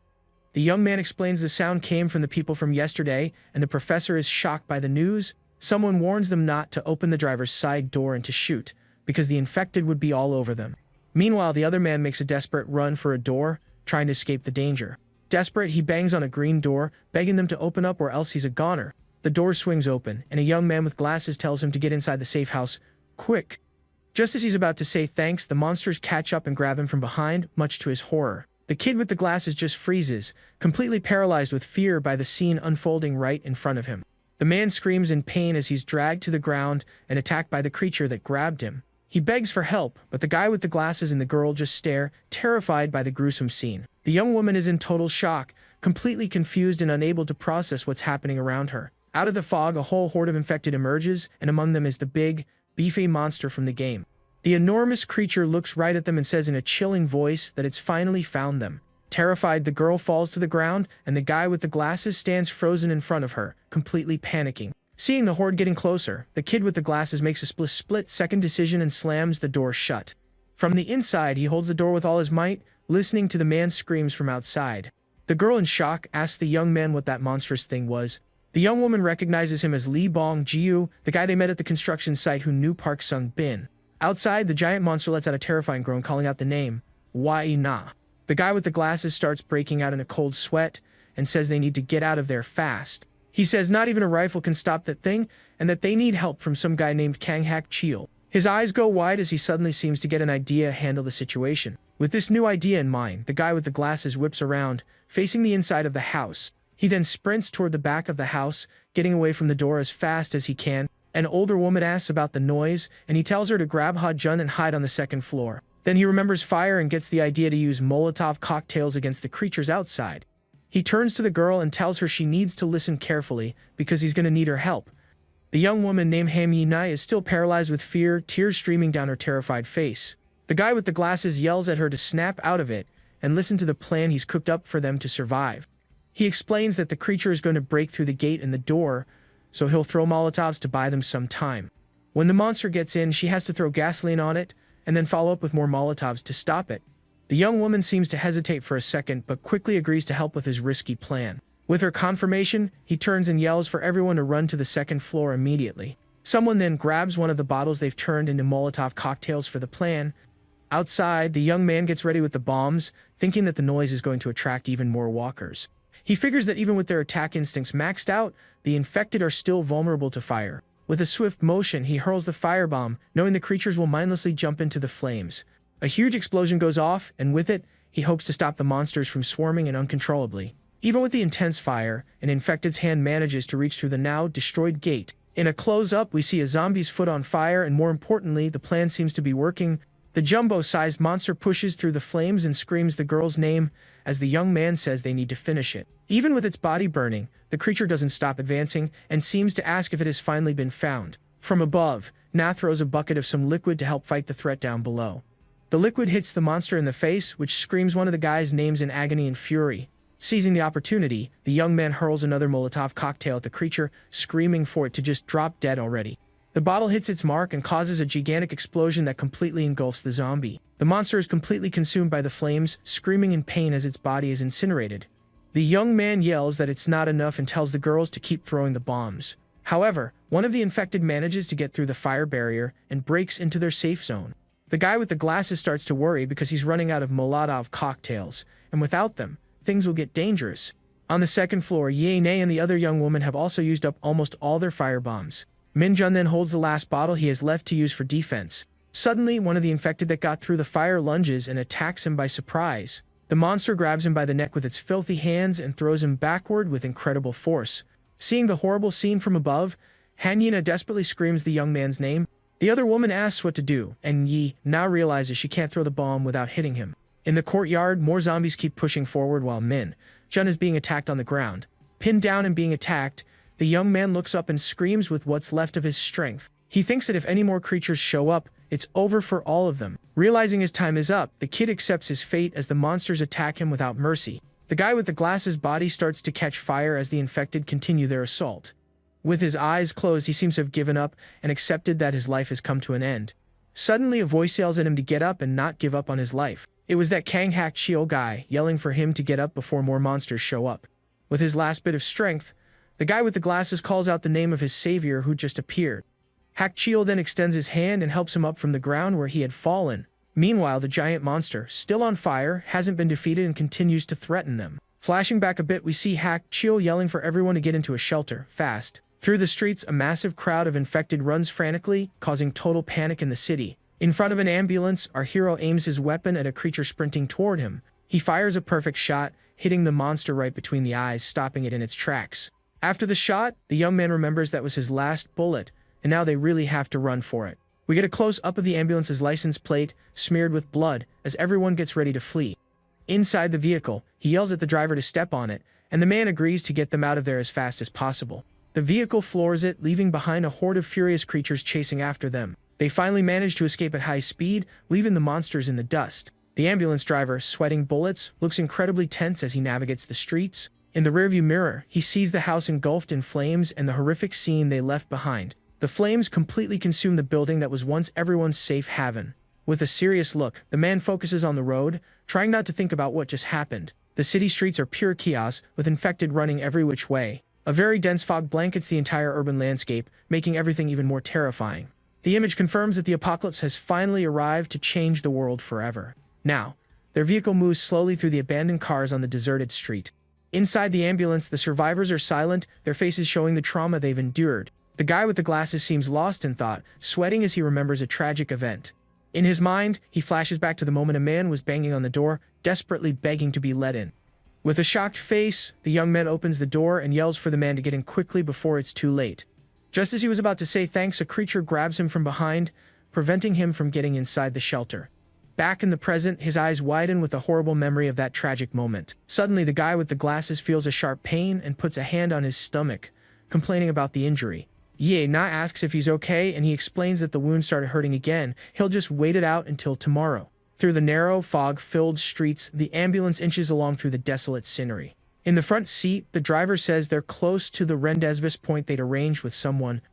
The leader thinks they've gone far enough, but the other guy prefers to wait since the weather is turning and it might rain. Suddenly, the driver is startled and points ahead, yelling that he can already see the place. They then arrive at their destination, the Sky Motel building on a completely deserted street. Getting closer, they notice another ambulance parked at the entrance of the abandoned motel. Inside, a dark, blood-splattered hallway leaves Ina terrified and on edge. Hak Cheel says the floor is secure with 3 rooms and that he's more afraid of people than he is of monsters. He warns them to be careful with doors marked with an X and that there are more infected on the 4th floor. The professor asks how they should split the 3 rooms, while Yi Na complains that the flashlight is making everything look even creepier. The camera then focuses on the dark door of room number 203, one of the safe spots. Inside the room, the leader asks if Yi Na would be okay on her own, but she says she'd rather stick with them. He suggests the young woman bunk with the older lady while the men split the other 2 rooms. Alone in the bathroom, the guy with the glasses seems to be in severe pain and clutches his stomach. With a pained expression, he complains that the wound is getting more and more painful. He then lifts his shirt, revealing the large bandage covering the injury on his abdomen. As he lifts his shirt, he's shocked by what he sees on his wound and starts to sweat nervously. With his eyes wide with terror, he wonders what the heck is happening to his body now. Looking at the injury, he sees that the stitches look strange, and he can't figure out why. In front of the mirror, he gets a better look and realizes the wound seems to be completely infected. Terrified by the possibility, he questions if he might have been infected by the monsters outside. Desperate, the young man tries to remember when and where it could have happened during the zombie attack. He then checks his arms and the rest of his body, but doesn't find any bite marks from the monsters. A memory surfaces of the moment he was injured in a fight at the construction site. He recalls that during that fight, he ended up falling and passed out for a while after being hit. He thinks that if he was infected during the fight, the incubation period wouldn't be this long and he'd already be a zombie. So, he tries to remember when he was attacked, but the clothes he was wearing on the day of the injury were completely different. The guy wonders if the infection could have been from bodily fluids, like blood in his eyes or mouth. He remembers Hak Cheel saying that the only way to get infected was by a bite, and that blood wasn't contagious. Maybe his friend's theory was wrong, or maybe it was just a normal inflammation in his recent wound. Suddenly, his eyes widen in pure terror with the horrifying conclusion he's finally reached. Sitting on the bathroom floor, he's certain his gut feeling isn't wrong and that this is an infection. Meanwhile, back in the room, a small oil lamp dimly illuminates the dark space. The young woman named Yi Na has a very worried expression on her apprehensive face. Worried, she thinks that he's been in there for a long time and calls out his name, saying she needs to use the bathroom. She threatens to come in if he doesn't come out, and at that exact moment, the bathroom door slowly creaks open. Surprised, the young woman asks him what he was doing in there, since she didn't hear a single sound or response from him. The young man then asks if he can sleep alone in the remaining room, leaving the girl confused by his request. The guy with the glasses just says he wants to be alone, leaving the young woman even more baffled by it all. The young woman presses for a reason, but he just says he feels sick, and that's why he wants to be alone right now. Awkwardly, the young woman asks if the idea is for her to share a room with Hak Cheel, finding that a bit weird. Without answering, the guy just grabs his backpack and starts to leave as she asks him to wait. The girl asks if he's uncomfortable because of her, but he just stares at her and says her name. With a serious look, the young man says he wants to stop playing games with her and asks her to please just leave him alone. Not understanding at all, the young woman is left completely confused by the guy's sudden and strange reaction. The young man then turns and leaves the room, leaving the young woman standing alone in the doorway, completely clueless. In another room, Hak Cheel is leaning against the door with his arms crossed and a serious expression. He says he'll share a room with the others, and that it would be better for her to stay with the older woman. We then see the door to room 202, where the guy with the glasses decides to isolate himself from the rest of the group. As he turns the doorknob, he thinks that everyone probably expects some kind of action movie life. Entering the room with his backpack, he reflects that life isn't like being the main character of a movie. He looks at the window and thinks that people believe in a happy ending, no matter how tough things get. Standing in the middle of the messy room, he feels a sharp pain in his stomach and feels completely hopeless. The young man then sits on the floor, leaning against the door, and seems to accept his tragic and lonely fate. He holds his wound and realizes that in real life, there's no such thing as a happy ending for everyone. The young man understands he was far from being a main character. His life was just ordinary and unremarkable. In the end, he decides to just get infected and disappear, since he was just another background character in the story anyway. He wonders what he was even expecting out of life, reflecting on his own pointless existence. Sitting on the floor of the messy room, he cries because he knows his end was going to be like this one way or another. Outside, the city remains shrouded in fog, and the groans of zombies echo through the empty streets. The next morning, a cloudy sky illuminates the Sky Motel sign where the survivors spent the night. Ye Nai then knocks on the door of room 202, calling for Min Jun to see if he's awake yet. Hak Cheel appears behind her and, with a serious expression, says he's going to open the door to check. He then turns the doorknob but notices something strange and gets confused by the situation. Surprised, the man says that the door is locked from the inside, and the young woman is shocked by the unexpected news. With a bead of sweat running down his face, he thinks that he hopes he's wrong, but he has a very bad feeling about this. Hak Cheel then tells the young woman that he thinks the guy got infected by the monsters. Shocked, the young woman can't believe what she just heard and is left speechless. The young woman says that's nonsense because he'd be making noise if he were a monster. The man shoots back that if the young man were okay, he would have already opened the door. He then raises the possibility that the kid might have just stopped breathing. Angry, the girl calls him crazy and tells him not to even joke about that. Desperate, she pounds on the door, yelling for Min Jun to stop messing around. The young woman keeps banging on the door and says that this isn't funny at all. With no response from the other side, she falls silent in front of the door. The young woman calls the guy's name, still standing in front of the door to room 202. Desperate, she starts hammering on the door and yells for him to open up right now. With her face covered in tears, she curses him out and demands he stop this stupid prank. Suddenly, the sound of the doorknob turning echoes down the hall, and the door begins to open. Seeing the door move, the girl is completely stunned by the unexpected scene. Worried, she asks if he's okay, but the young man just calls her name in a weak voice. The young man then reveals that there's something very wrong happening with his body. The young woman keeps pounding on the door, desperately screaming for the guy to stop his silly game. With her face covered in tears, she curses him out and demands he stop the stupid, tasteless prank. Suddenly, the sound of the doorknob turning echoes down the hall, and the door finally begins to creak open. Seeing the door move, the girl is completely stunned by the totally unexpected scene. Worried, she asks if he's okay, but the young man just calls her name in a very weak voice. The guy then reveals that something very strange is happening to his body, leaving them both extremely concerned. The scene then shifts to 18 years in the past, showing us a quiet street in a suburban American neighborhood. We see two young boys near a tall fence, one of them rushing his friend to get to that strange place already. One of the boys warns the other not to get close to the weirdo who lives there, because his aunt forbade it. The other kid replies that it's just curiosity, he only wants to know why the man thinks the world is going to end. His friend warns him that the man might shoot them with a gun, but he doubts something like that would ever happen in their neighborhood. Even though he's a little scared, the young man doesn't seem to know what to do, as his curiosity about the man is much stronger. His fearful friend then gives up on the idea and decides to go home, not wanting to get an earful from his aunt later. Alone, the curious boy stands there, staring at the large metal gate, still wondering what's on the other side. Suddenly, a mysterious voice from inside the property asks loudly who's out there, startling the young man. The mysterious voice warns that soon there will be zombies everywhere and questions him about putting his life at risk. The boy wonders about zombies and what that even means, still not understanding any of this crazy situation. The voice comments that it heard him speaking Korean and asks where he's from, surprising the boy. The man asks if he's the son of the Asian couple who lives nearby, but the boy denies it and explains his situation. The voice then asks where his parents are, and the young man gets a sad look on his face, not answering. With an empty gaze, he reveals that his parents passed away while they were still living in South Korea. Because of that, he and his twin brother were sent to live with their uncle, and the voice apologizes for the question. The man warns that it's dangerous outside and that the zombies will come, but the boy just thinks he's a nutjob. The voice asks if he's looking for a hideout, and the young man wonders if this is some kind of role-playing game. Playing along, the boy says the zombies are chasing him, and that's why he's running from the danger. The man asks if the zombies have finally appeared and if he's been bitten, but the young man says no. Suddenly, the large metal gate opens a crack, revealing a small gap to the inside. The boy stands frozen in front of the now open gate, completely surprised by the unexpected scene.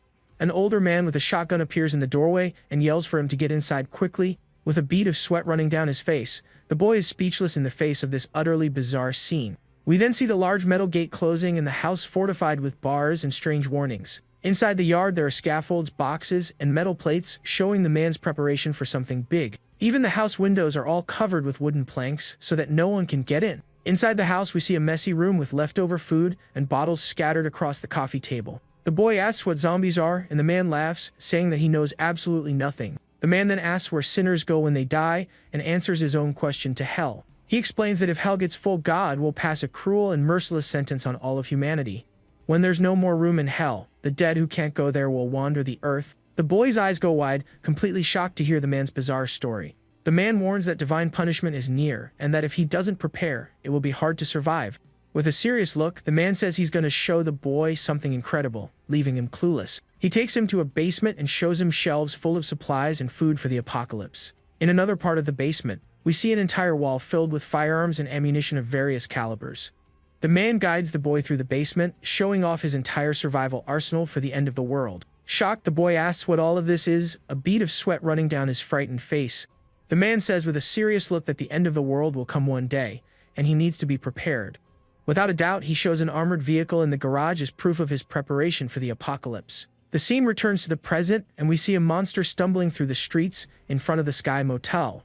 Next, we see the door to room 202, where the group of survivors is now gathered. 18 years later in Seoul, the guy points a gun at Min Jun, who is lying injured on the bed. The girl asks why he's pointing the gun, and the young man replies that you never know what might go down.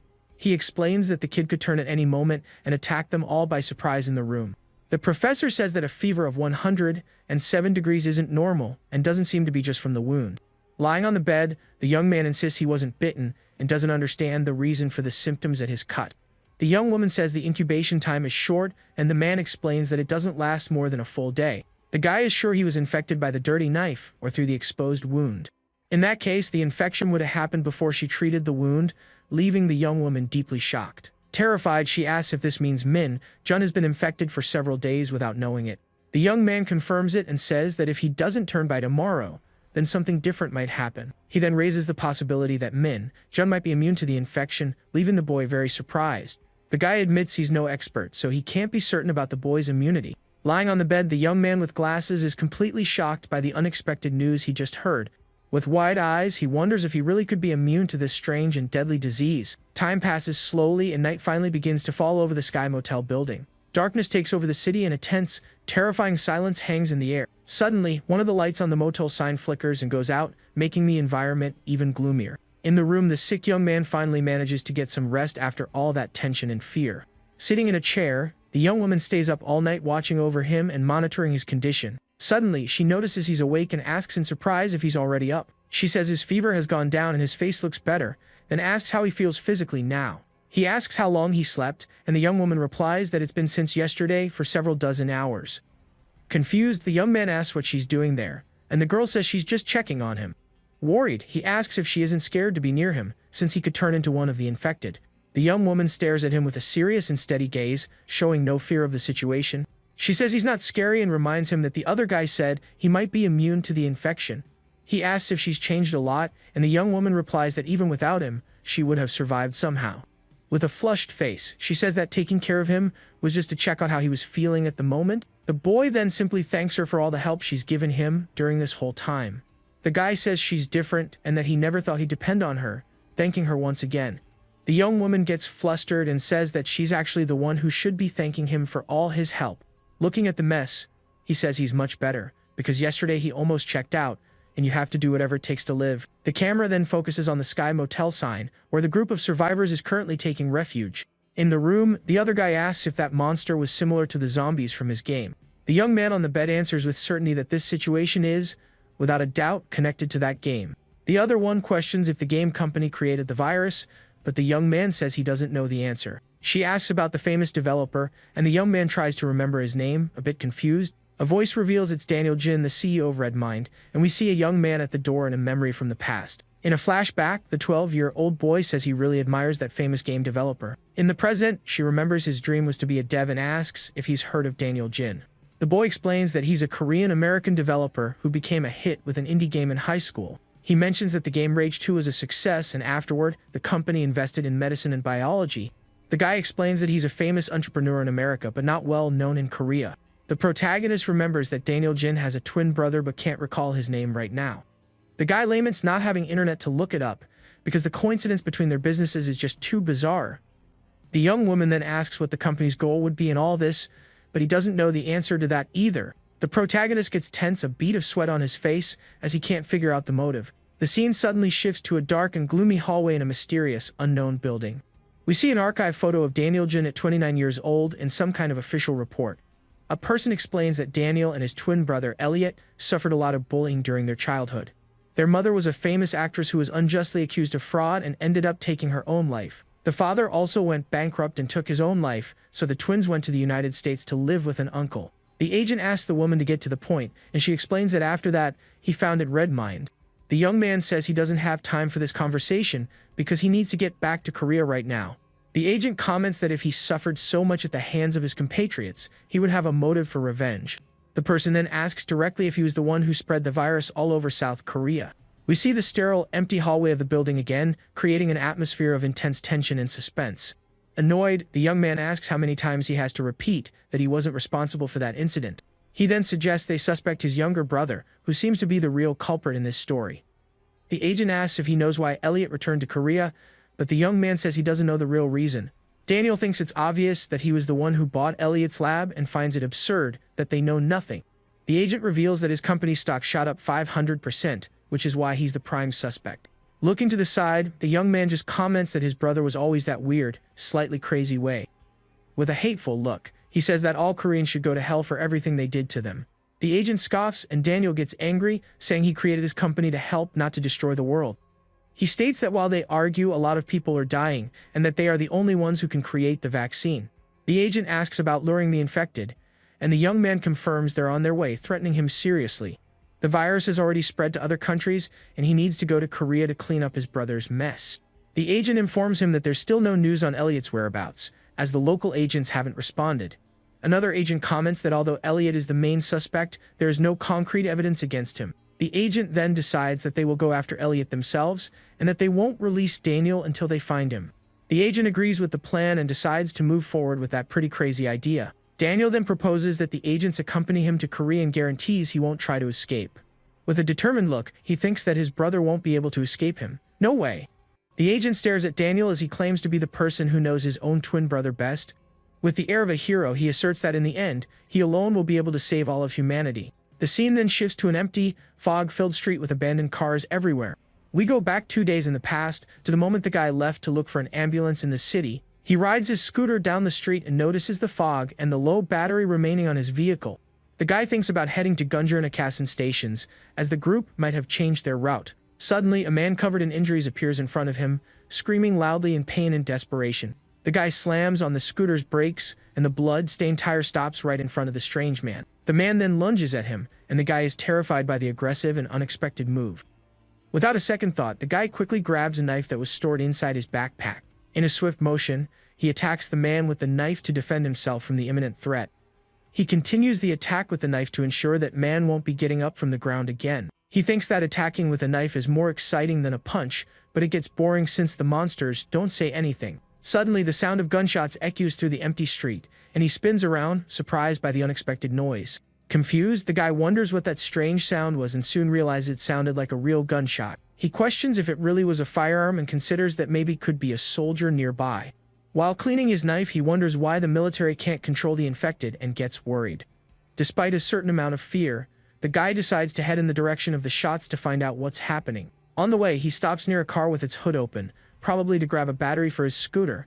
Back on the vehicle, he hears more shots and realizes the sound is getting closer and closer. The guy is shocked by the number of shots and calculates that more than 10 rounds were fired in a row. Getting closer, he shouts to try and get the attention of whoever is shooting in that direction. He sees a survivor on a rooftop and warns him not to go that way because the monsters are gathering there. The man, who looks like a soldier, is badly injured and desperately screams for help from the rooftop. The guy stands there looking at the soldier with a surprised expression, unsure of what to do. The scene cuts to the motel room where we see a trail of blood on the floor coming from a slightly ajar door. The guy asks if that's true, and the young man with glasses confirms it is, making him very tense with the news. The soldier explains that there are super survivors 300 meters from there and that they had arranged to meet at the motel. He says that a monster appeared and caused a huge problem, but he barely managed to survive. His partner must think he's a goner and probably ran to the super survivor's house to get help. The guy says he'll help and asks if the other survivors are military because of the shots he heard. The soldier denies it and reveals that he heard one of them was a North Korean defector who looked like a student. The guy's eyes go wide with surprise upon hearing that completely unexpected piece of information from the soldier. Shocked, he asks if the soldier really said that one of the survivors was a defector from North Korea. The guy then asks if the group included a boy with glasses and a tall girl with long hair. The soldier doesn't remember the girls but confirms the presence of the defector and the young man with glasses in the group. The guy asks if the defector's name was Kang Hak Keel, but the soldier isn't sure of his name. He explains that his partner communicated by radio, and the name sounded something like Wak Cheel. The guy listens intently as the soldier tries to remember the name he heard over his friend's radio. The young man then asks if the group consisted of Kang Hak Cheel, Jung Min Jun, and Han Yi Na. Surprised, he realizes the soldier is talking about his friends and says he was looking for them. The soldier is completely confused by the guy's reaction and asks if he's being serious about this. The soldier says there's a problem at the house and that he heard an engine, but doesn't know if they escaped. With an injured leg, he asks for help to get a vehicle and let the others know he survived. The guy puts the information together, connecting the dots between the house, the ambulance, and the Sky Motel. He thanks the soldier and says that everything worked out for him in that unexpected and strange moment. The guy then starts rummaging through the soldier's backpack, who asks confusedly what he's doing. He says the soldier is going to kick the bucket anyway and asks if he can have his backpack. The soldier doesn't understand, and the guy says he's not going to help a dude with broken legs and calls him a loudmouth. He tells the soldier to just die already if he's in pain and calls him a sucker, leaving the man completely shocked. Furious, the soldier calls him a scumbag and reminds him that he said he would help and now has abandoned him. With a malicious smile, the guy asks if the soldier is afraid of dying alone in that place. He then offers to help the soldier die comfortably, a smile on his face. A scream of pain echoes through the area as a window with an intricate pattern appears in the scene. Outside, we see a house with a crashed car in the driveway and an atmosphere of abandonment and despair. The guy's scooter battery finally dies, and he gets annoyed with the unexpected situation. He realizes he's made a huge mistake and is now carrying the dead soldier's backpack. He tries to remember the name of the neighborhood where the Sky Motel is, but his memory fails him at that moment. 2 days later, in the present, the scene focuses again on the Sky Motel sign where the group has taken refuge. They discuss whether immunity is a glitch in the game and the possibility that Daniel recreated the game. The young woman says he could be humanity's hope, but first, he needs to confirm if he's really immune. The guy says what worries him most is the weapon he saw with the mysterious person last time. He reveals they were Desert Eagle pistols, weapons that aren't commonly used in that country. The other guy suggests they might be from a shooting range with live ammo, but the hypothesis is unlikely. On the bed, the young man with glasses still seems a bit shaken by everything that has happened so far. The young woman suggests they leave now that the weather has improved, and the guy goes to tell the parents to get ready. The boy with glasses gets up to check the route, and the young woman offers to go with him. The young woman is surprised by the boy's unexpected invitation and doesn't know what to say to him. The other guy tries to stop the boy with glasses from going alone, and the young woman seems worried about the situation. She asks where he's going and if he's not afraid of passing out, but he assures her he's recovered. The young woman asks if he's going to leave her there alone and offers again to go with him on the mission. The other guy watches the scene and comments that the young woman is completely attached to the boy with glasses. The girl denies it, her face red, and yells that she's just worried because her friend nearly passed out yesterday. Furious, she yells that he doesn't know anything and grabs him, telling to just go if he wants to leave. The guy pulls away and tells her to go to hell, while the young woman sits on the bed, not understanding a thing. The young man with glasses calls for him to go, and he agrees to leave the room, leaving the shocked young woman behind. Looking over her shoulder, she wonders in disbelief if that jerk really just walked out. The scene then shows as the outside of the Sky Motel, where the group of survivors is hiding. We then see a pair of blood-stained white sneakers walking down the empty street of the abandoned city. The guy in the military jacket finally arrives at the Sky Motel and sees the ambulance parked out front. With his back to us, he celebrates finally finding the place after searching all over that part of the city. With a sinister smile on his face, he repeats the name Sky Motel quietly to himself with a strange look in his eyes. Taking advantage of a soldier's carelessness, he grabbed the gun and fired, escaping with his brothers. He reveals he was only 12 years old at the time, leaving Haben completely impressed. Our hero then wonders if every North Korean is that strong, but the guy immediately denies it. In fact, most are weaker, and he only got strong after fighting for his life for 2 years. Even so, Haben asks if he doesn't want to go back home, but the other guy refuses the idea. After walking for a bit, they finally arrive at the door of apartment 203. Inside, Yena has a very sad and worried expression for some reason. Her mother notices she's down and asks why, but the young woman says it's nothing. Yena then lies, saying that a friend is just bothering her a little. Changing scenes, a strange guy arrives at a motel and wonders if it's the right place.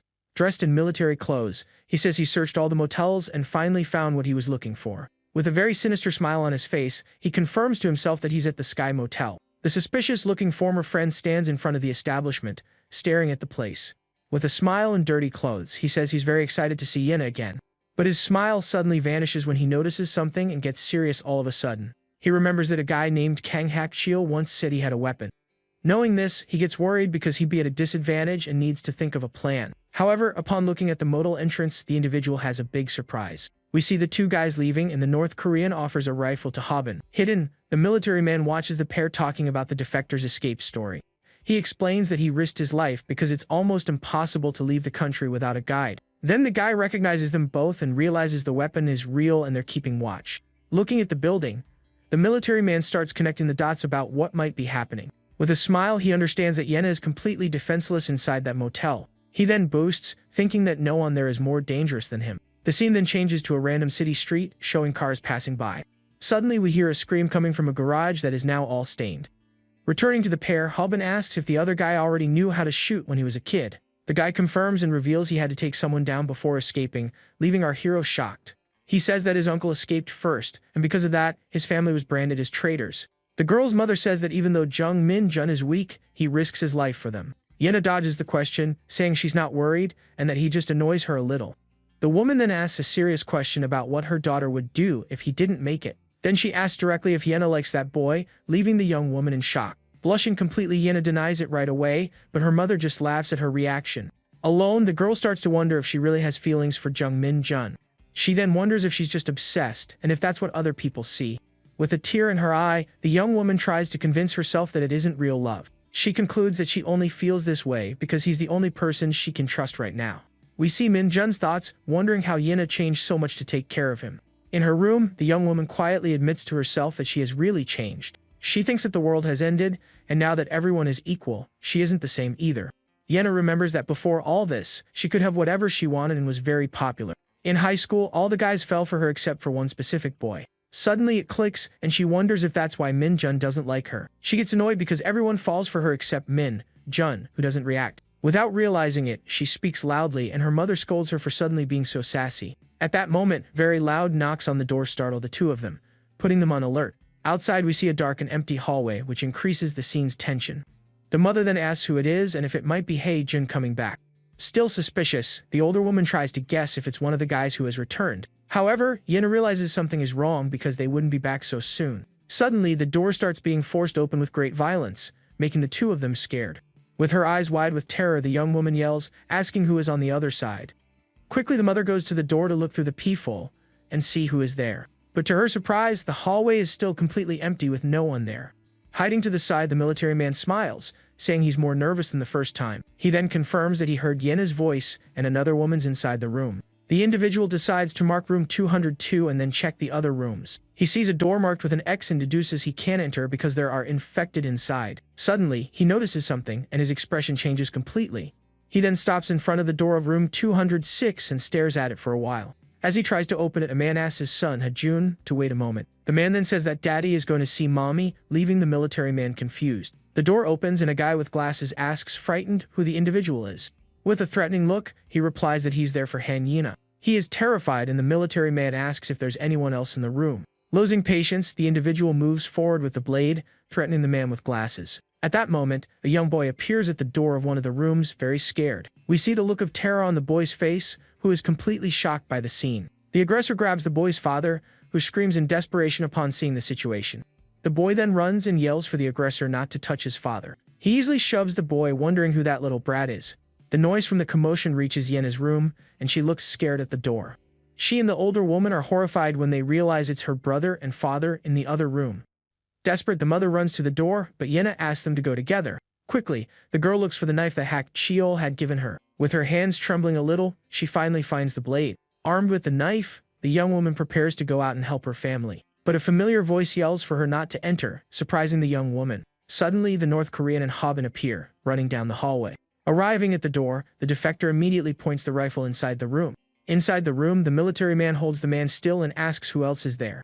The young man surprises him from behind and orders him not to move an inch. While the boy screams in desperation, the North Korean keeps aiming at the intruder. The scene shows the tension with the MC's friend aiming at the military man holding the hostage. He then thinks that his last bullet was meant for someone named Park Sung-bin. Without hesitation, our shooter says goodbye to the enemy and prepares to fire. With a steady finger, he finally pulls the trigger to end it all. But to the young man's surprise, he realizes something has gone very wrong. The guy wonders what the heck is going on, as the weapon broke at that very moment. Seizing the opportunity, the military man lunges at our shooter without hesitation. With a swift move, the young man's rifle flies away, leaving him unarmed. Without wasting a moment, the military man pulls the knife from the North Korean's waistband, leaving him surprised. The scene opens on a quiet city street, with cars parked along the curb under the afternoon sun. As someone walks along the sidewalk, they suddenly come to an abrupt stop. His companion turns to face Jung Min-jun, asking him what is wrong. The young man looks very unwell, explaining that his symptoms seem to be returning.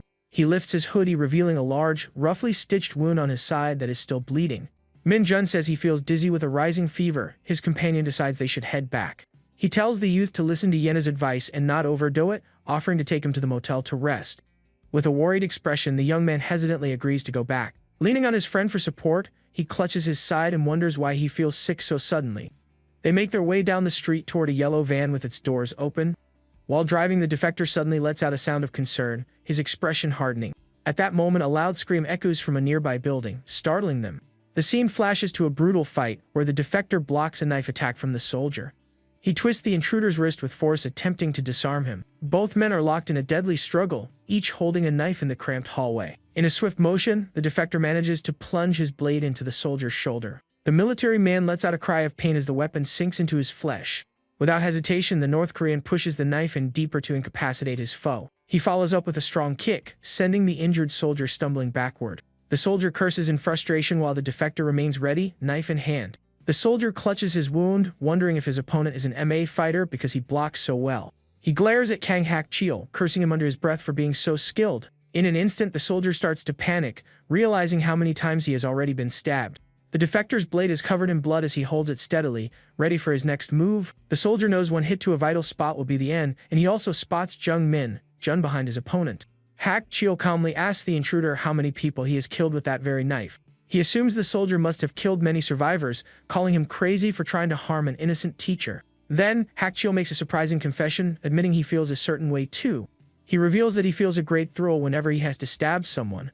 The defector adds that the feeling is even better when his target is a criminal like the soldier. The soldier's confidence wavers, and he tells Hak-cheol to leave, saying they have no reason to fight. Seeing an opening, the intruder tries to make a deal, which catches the defector's attention. He says his only business is with Yena and Min-jun, promising to leave if they are handed over to him. Hak-cheol calls him an idiot, asking why he attacked the teacher. The soldier is left speechless.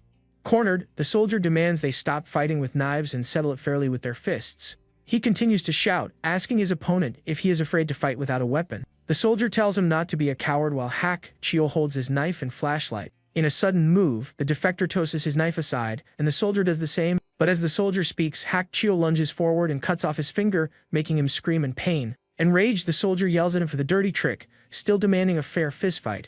The soldier, now terrified, begins to beg for his life, but Hak-cheol remains calm with his knife ready. Watching from behind, Jung Min-jun is shocked to see the tough soldier pleading to be spared. With his hands up, the man apologizes for attacking the teacher and promises to do anything to save him.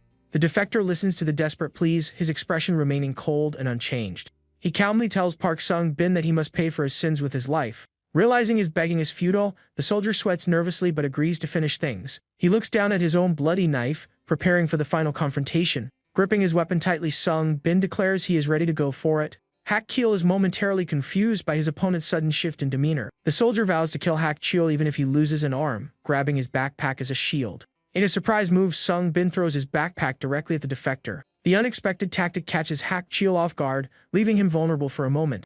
The soldier immediately lunges forward, tackling his opponent with all his strength. Both men crash to the ground, their bloody shoes tangling as they fall. Sung-bin lands on top of Hak-cheol, pinning him to the floor while cursing at him. The two continue to struggle violently on the checkered floor of the motel hallway. Now in a dominant position, Sung-bin holds his knife above the pinned defector. Hak Chil looks up, caught beneath his opponent, unable to move freely. Lying on top of him, the soldier laughs, saying that Hak Chil underestimated him. Suddenly, the defector's eye widens in shock as he notices something unexpected. Jung Jun suddenly appears, raising a spike bat high above the downed soldier. With a fierce expression, he brings the weapon down with all his remaining strength. The young man grunts, clutching his side as the pain from his own wound intensifies. On the floor, the soldier screams in agony from the heavy impact of the bat. Barely conscious, Hak Chil looks up and weakly calls out the young man's name. His eyes then roll back into his head as he finally loses consciousness from his injuries. The defector's hand goes completely limp, letting his blood-stained knife fall to the floor. With a serious wound in his shoulder, he now lies unconscious and out of the fight. Seeing this, the soldier pushes himself up and begins to laugh wildly at Min Jun. He mocks the youth, questioning how he dared to attack him with that bat. Min Jun sweats profusely, wondering why his illness had to flare up at this exact moment. The soldier realizes Hak Chil and the teacher are down, leaving only the youth and the boy. He holds up his injured hand, reminding Min Jun that his friend cut off his finger. He vows to make them both pay cruelly, which causes the young man's eyes to widen in fear. The pain becomes too much and the spiked bat slips from his grasp, clattering to the floor. Min Jun lets out a scream of agony, which takes the soldier completely by surprise. The intruder looks on with a confused expression, asking what is wrong with him. The youth collapses, clutching his stomach as the soldier wonders if he is infected. He decides it doesn't matter, concluding he will have to kill him anyway, and retrieving his knife. The soldier stands over his fallen foes, asking the pained young man what he thinks he is doing. To the soldier's surprise, Min Jun stumbles towards one of the nearby doors. He starts banging his fist on door 205, trying to break it down. From inside the room, someone screams, startled by the violent banging. Confused, the soldier wonders what is happening, asking if there are zombies in that room. The young man ignores him and continues to slam his body against the door, yelling in pain. The intruder asks if he's crazy, wondering if he would rather be eaten by zombies than die by his hand. The soldier decides that if Min Jun wants to die, he will be the one to do it and rushes forward. Just as he approaches, the youth manages to get the door open. Min Jun falls through the doorway just as the soldier reaches him, leaving the intruder alone in the hall. The soldier stands in the now brightly lit hallway, staring into the dark room.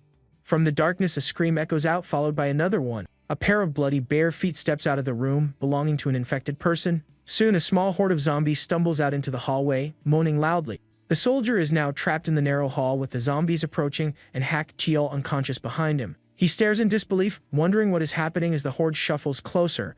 On the floor, the fallen warrior weakly calls out Min Jun's name before passing out. Standing among the infected, Min Jun looks on with a cold and determined expression. The scene flashes back to a table littered with snacks, drinks, and cigarette butts. A young man with a smirk tells Min Jun they should rehearse before Han Yen arrives. He then humiliatingly orders the younger Min Jun to do as he says, laughing at him. The bully taunts the fallen Min Jun, calling him useless as his friends watch on. He grabs the young man, saying he just doesn't like him, and cruelly asks if he is dead like his father. Sung Bin threatens that once Min Jun is gone, he will find his mother and kill her too. The young man's thoughts turn to rage as he blames Park Sung Bin for ruining his entire life. Back in the present, he orders the zombies to attack, deciding he will be the one to judge his old tormentor. The extra character stares at the zombies, confused, and wonders what's going on. Meanwhile, Min Jun watches him with a cold and hateful gaze. He thinks that his life only ended up that way because of one specific person. Pointing at the soldier, he blames him for everything that went wrong in his ruined life. Then the boy gives the order for the zombies to take down the miserable guy standing there. Immediately, the infected rush toward the soldier to obey the command. The guy on the floor wakes up, a bit dizzy, and doesn't understand anything he sees in front of him. Even without knowing what's happening, he realizes the situation has become dangerous. The young man quickly decides the best thing to do is hide in a room. He then drags himself to a nearby door and manages to get inside, locking it behind him. In the hallway, the soldier screams as one of the zombies attacks him without any mercy. The creature manages to grab him tightly, leaving him completely immobilized. The monster then bites the soldier's shoulder, who screams in pain from the attack. Behind the creature, the protagonist watches the scene with a cold, calculating look. Then the extra character manages to push the creature away and angrily yells Min Jun's name. Desperate, he looks around but can't find the boy anywhere. Suddenly, the soldier gets startled when he hears a noise coming from above him. Looking forward, he sees a pair of feet dangling in the darkness of the hallway. From above, Min Jun observes his old bully with a wicked smile on his face. The background character is completely terrified and can't believe what he's seeing. The young man who is hiding comes out of the room and wonders what happened outside. He seems worried and starts to remember some things from his past. Opening the door to another room, he finds Hak Chil on the floor and is shocked. Meanwhile, in the hallway, a horde of infected continues to run wild. The extra character is cornered against the wall and seems to have nowhere left to run. Seeing a door nearby, he runs to it, hoping he can escape. Desperate, the background character tries to open the door, but to his surprise it's locked. With no other option, he starts banging on it with all his strength to try and break it down. But the zombies are much faster and reach him before he can get into the room. The extra character leans against the door, exhausted and with no hope of escaping. He turns around, frightened, as he realizes the creatures are about to get him. One of the infected then manages to bite the background character's neck with great force. Right after, several other zombies attack him at the same time, giving him no chance to defend himself. After it's all over, Min Jun calmly walks through the hallway, which is full of bodies on the floor. He looks at the mess with a cold expression and seems satisfied with the result. Then the other young man goes to the injured Hak Cheol and asks if he's feeling okay. The man on the floor says the boy's name and tells him he was mistaken about something. Hak Cheol explains that the problem isn't the wound but the blade that struck him. The boy is silent and completely shocked by the revelation he just heard. Elsewhere, the two young men look at a fallen man and call him Dad. The friend says that if they treat the wound quickly, Hak Cheol will be fine and asks for help.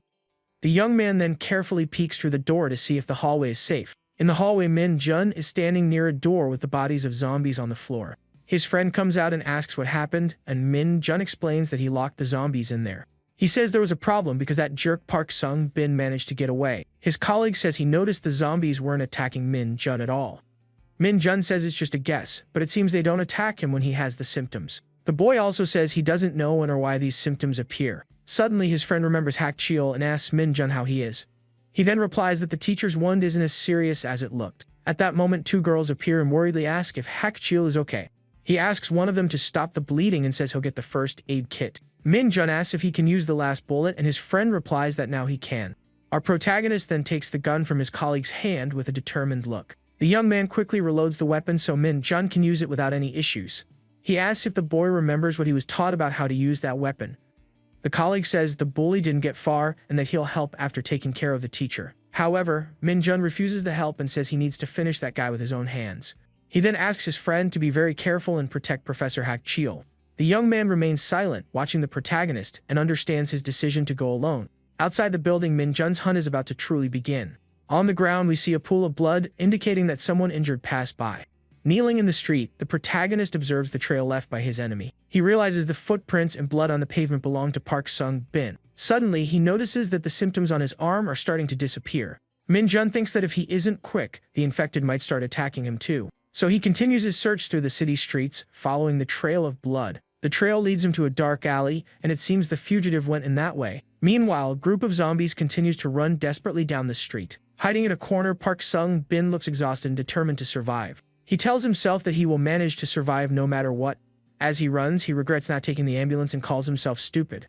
The blood trail leads him to the entrance of a seemingly abandoned house. Inside the place, everything is dark and messy, indicating that no one lives there anymore. The bully looks for a first aid kit, as he has already lost a lot of blood. Feeling a lot of pain, he falls to the floor and blames Hak Cheol for his serious injury. The fugitive has his back to the door, not realizing he's no longer alone. When he turns around, he's startled to see Min Jun standing in the doorway with a gun in his hand. The bully asks how he managed to get there so quickly without being caught. Min Jun then replies that for some reason, he could smell a strange scent. The bully asks what trick Min Jun used to avoid being attacked by the zombies. He mocks him, asking if the boy knows how to use the gun and says it looks broken. Min Jun just stares at him in silence with a cold and determined look. Sung Bin then asks him if he has ever taken someone's life before. The protagonist admits that he has never done that to anyone, not even an infected one. He continues, saying that up until that moment, he managed to survive without hurting anyone. Aiming the gun, Min Jun declares that he will be the first on his list that day. The bully starts laughing, finding the whole situation completely hilarious. He can't stop laughing and says it's the first time something has amused him so much. Sung Bin claims that Min Jun can't do it because he's such a good kid. He continues, saying his target isn't a miserable person like him to do something like that. The guy says the world has ended, but taking a life is still the worst crime of all. Desperate, he begs for forgiveness and says he only did those things because he considered him a friend. The protagonist is unfazed by his words and keeps the gun pointed at him. Min Jun says that even with the world ending, a delinquent like him doesn't deserve to live. Without a second thought, the boy pulls the trigger and fires at his enemy. The shot hits its mark and sends the bully's body flying back from the strong impact. With the shot, the room's ceiling gets completely dirty and stained with red. A cup falls to the floor, showing the tragic end of the encounter between the two rivals. Min Jun stands in the doorway, holding the gun with an empty look after his revenge. Min Jun drops the gun on the floor after finally getting his complete revenge. His hand trembles slightly as he processes what he just did in there. The bully's face is covered in his own blood and his eyes are wide open. The protagonist stares at the fallen body of his enemy on the messy room's floor. He stands there for a while, observing the scene in complete, deadly silence. Meanwhile, at the Sky Motel, the other survivors wait anxiously for news. Outside, Min Jun walks down the street holding the gun with a lost look. Suddenly, the boy is startled to hear someone calling his name in the middle of the empty street. It was the girl named Yena who is watching him with a very sad expression on her face. Without saying a word, the young woman runs and hugs the protagonist with great force and relief. She starts to cry on his shoulder and seems very shaken by everything. Worried, the boy asks her how Hak Cheol is feeling at that moment. The two of them hug in the middle of the deserted street in front of their motel. The scene then returns to the room where the professor is resting with everyone there. Inside the room, the young man cries a lot while Hak Cheol is lying in bed. The man tries to calm the young man down, saying there's no reason to cry so much. He calls the boy Nana Jun by his name and looks at him with a serene gaze. Hak Cheol apologizes for not telling him sooner, but he already had little time left. He asks the boy not to be sad because this isn't such a bad thing after all. The man reminds him that he still needs to find his sister and be strong for her. Hak Cheol says that everyone passes on when their time comes, and it's just a matter of sooner or later. Hak Cheol says that watching Ha Jun grow up made for a happy life, and so the boy shouldn't be sad. He then says with a serene smile that that's just how life is, and there's nothing to be done.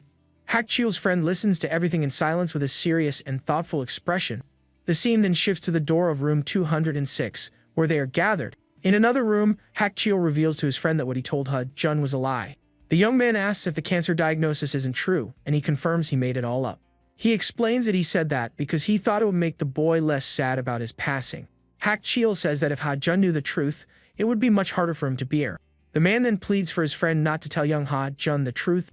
He says that until the very end, this is the only thing he can do as a good father for his son. Hak Cheol says that even so, he lived a long time and that his life was very worthwhile. He then regrets not being able to see his daughter Haekyung and says he really wanted to find her.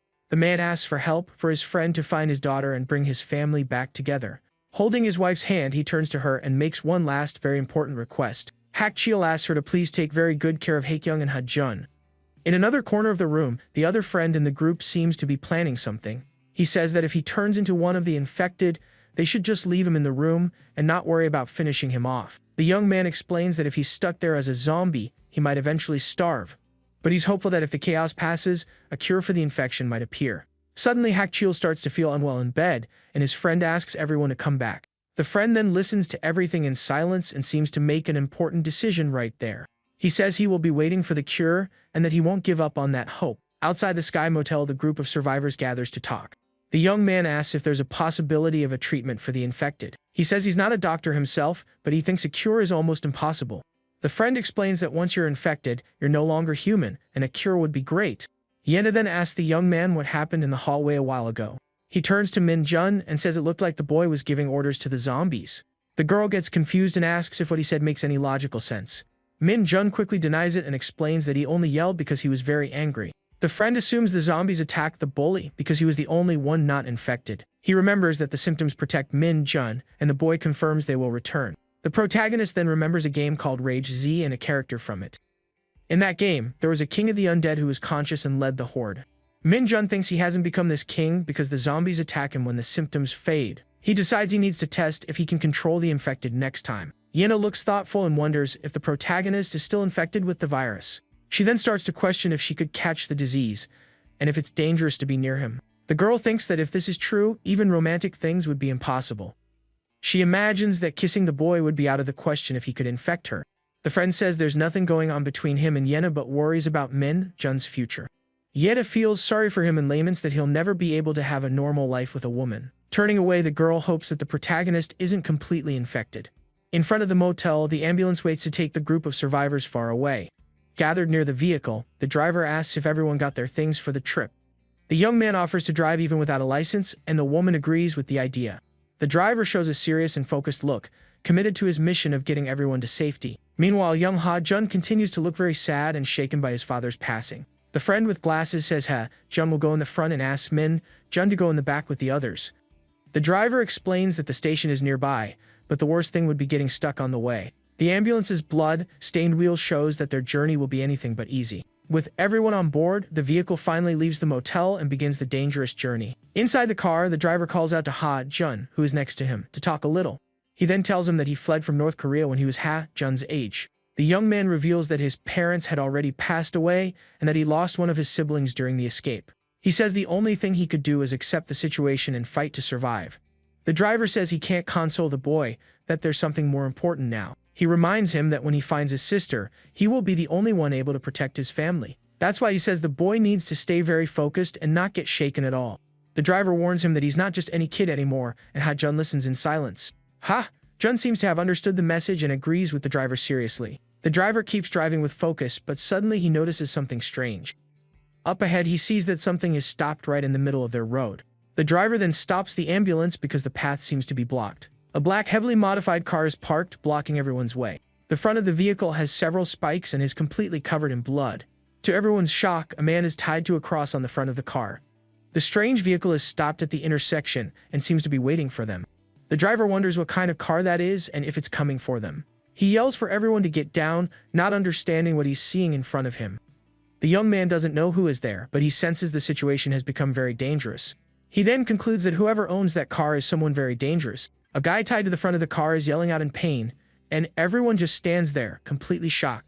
The ambulance stops in the middle of a deserted street as that bizarre vehicle slowly starts to approach. From up high, Hakil tries to figure out what kind of car that is and why on earth it's heading toward them. Completely terrified, he yells for everyone to get down and get ready, because danger is coming. The driver has no idea who is in there, but he's sure that whoever it is, they're very dangerous people. He comes to the conclusion that whoever is in that car is, without a doubt, a massive threat. In the back, Minjun and the women look on in terror, not understanding why they've stopped in the middle of the road. The man tied to the cross won't stop screaming in pain, his face covered in red. Suddenly, the strange car stops out of nowhere, making everyone even more tense about the situation. The driver wonders why they stopped and if the other guys have already spotted them. Grabbing his knife, he wonders if he should fight and thinks it would be risky if there were more than 2 people. Out of nowhere, an infected person appears, running and screaming down the street, startling the whole group. A weapon then emerges from an opening on the side of the armored vehicle, pointing right at the infected. With one clean shot, the infected is taken out with a direct hit to the head in the middle of the street.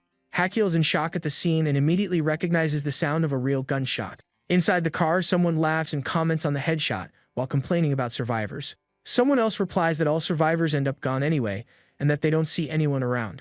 The driver says they're hiding and that they need to decide soon where they're gonna loot people or food. To everyone's surprise, the bizarre car simply drives right past the ambulance and keeps going.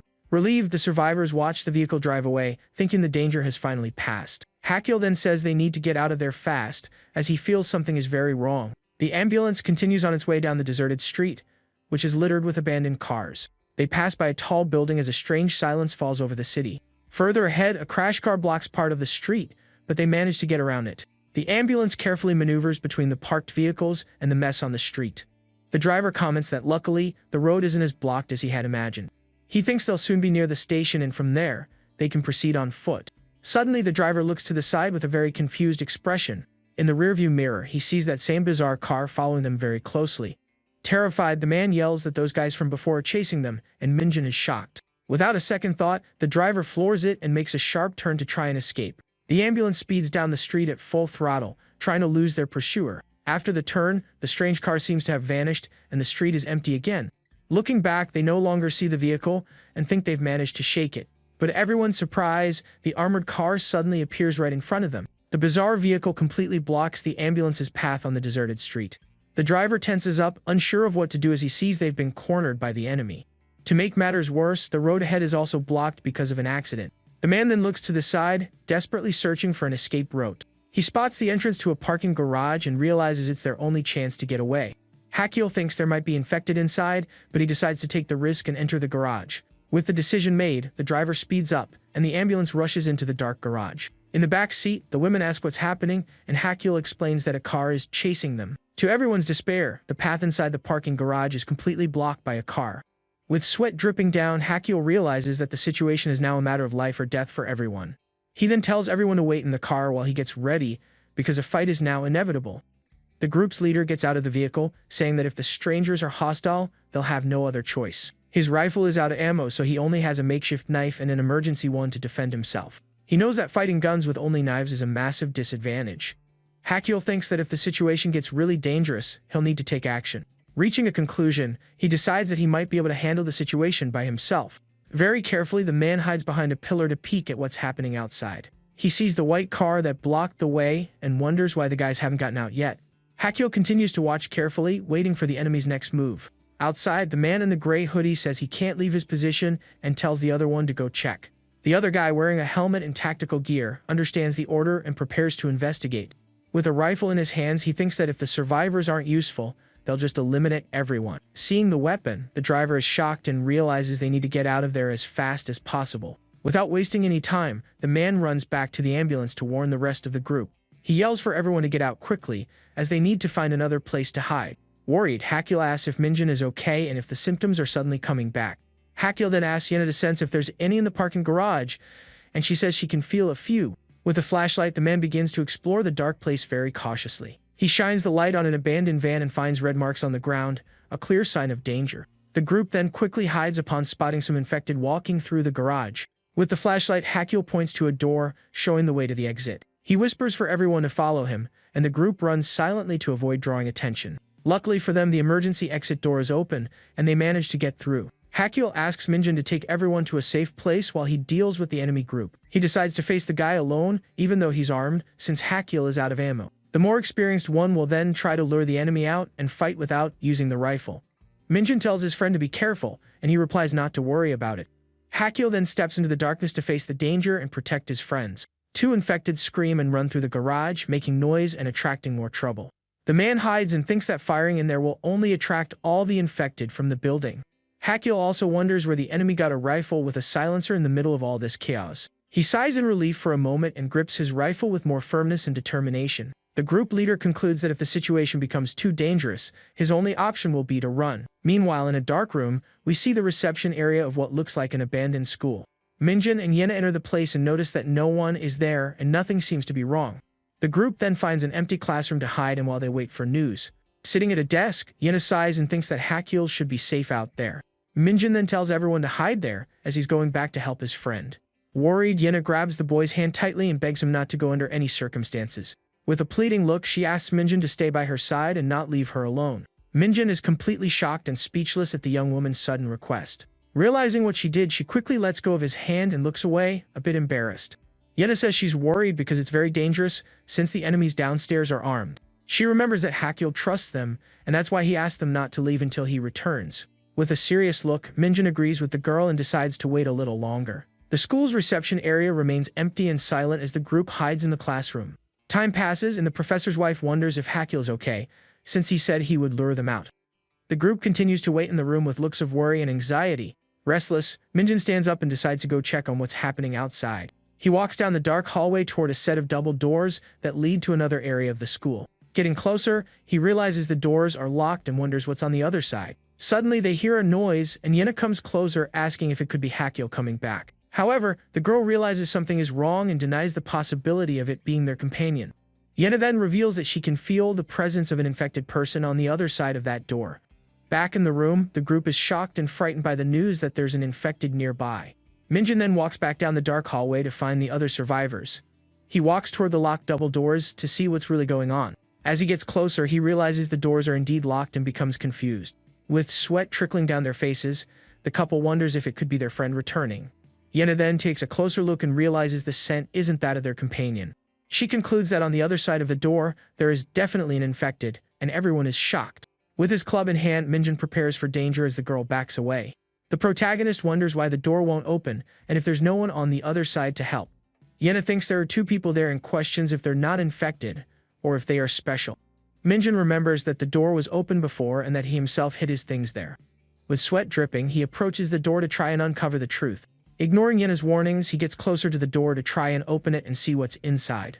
She calls him crazy and says he shouldn't get near, because it's definitely an infected in there. Minjin then turns the doorknob and the young woman asks if he's gone completely insane. The boy with glasses opens the door and steps into the dark hallway to see what's on the other side. With a serious expression, he stares into the darkness, wondering what or who he will find there. To his surprise, he sees two young men standing on the stairs and is shocked by the scene. Minjin recognizes the two as his friends and asks what they are doing there. Hiding, Yena doesn't understand anything and wonders if the smell wasn't human. One of the newcomers comments on the strange pairing of Minjin with the girl, Yena. With a look of horror, Yena covers her mouth and says that they are really infected. She points at the young men and says to get them out of there, because they are all infected. The girl says their smell isn't human and that they have the odor of a rotten loser and a bunch of bad things. Minjun then approaches one of them and confirms that it's just his horrible sweat. The chubby friend apologizes and says he showers, but the smell just won't go away. The dark school hallway remains silent as the group tries to understand the situation. The protagonist asks if the guys came from the shelter at Gunja's station, and they confirm. One of them explains that the shelter is full, and they are expanding their territory to accommodate everyone. The other companion says that this was a temporary base, and that he never imagined he'd run into Minjun. The mother then approaches and asks if they've seen a 20-year-old girl around there. She shows a picture of her missing daughter and asks if they've seen her at the shelter or anywhere else. One of the guys looks at the photo and repeats the girl's name, as if trying to remember something. He says he thinks he's seen her before, and that she's the girl from the female isolation area. The mother is shocked and asks if it's true and if he's sure it was her daughter. He can't be 100% certain, but he says that if she goes in person, she can confirm it. Minjun then says there's a problem, as they saw a strange, armed car on the street. He asks if his friends saw the vehicle, but they seem to have no idea what he's talking about. Yena covers her mouth in disgust and complains about the chubby friend's horrible sweaty smell. The guy from the shelter asks who Hakil is, and the protagonist explains that he's also from the same school. The other companion then says it's been 30 minutes, and he's worried about Hakil. The chubby friend says there was no one there when they came in and suggests going up to the roof to check. Yena then grabs Minjun's shirt and asks him to wait there a little longer. She asks the protagonist to stay with her and suggests they send the other two friends instead. One of the newcomers then says they can go together, and the two seem a bit confused. The two friends look at each other as if they were having a conversation just with their eyes. Minjun tells them not to worry and that he'll go up to the roof himself to check. Yena is a bit hesitant but eventually agrees to the boys' plan. The two friends get ready for the mission, and the protagonist tells them not to go too far. The group then goes up the stairs toward the rooftop to see what's happening outside. Arriving on the rooftop, they look out over the city and realize the place is completely empty. Minjun wonders if there's really no one around and if Hakil is safe down below. He uses the binoculars and questions if his friend is really safe, since he didn't hear any shots. The chubby friend approaches and says that maybe they didn't hear because of the silencer. Suddenly, the chubby guy grabs Minjun by the shirt collar and confronts him angrily. Furious, he demands that the protagonist tell the truth and asks if he's going out with Yena. Minjun is shocked by the accusation, and the other threatens to throw him off the roof if it's true. The second friend explains that Yena isn't that kind of girl, and that she despises losers like them. He recalls that the young woman has a horrible personality, but because she's pretty, everything is forgiven. The chubby guy feels bad as he remembers how she looked at him with disgust and calls him crazy. He then questions why Yena is now asking Minjun to stay by her side if she used to hate him.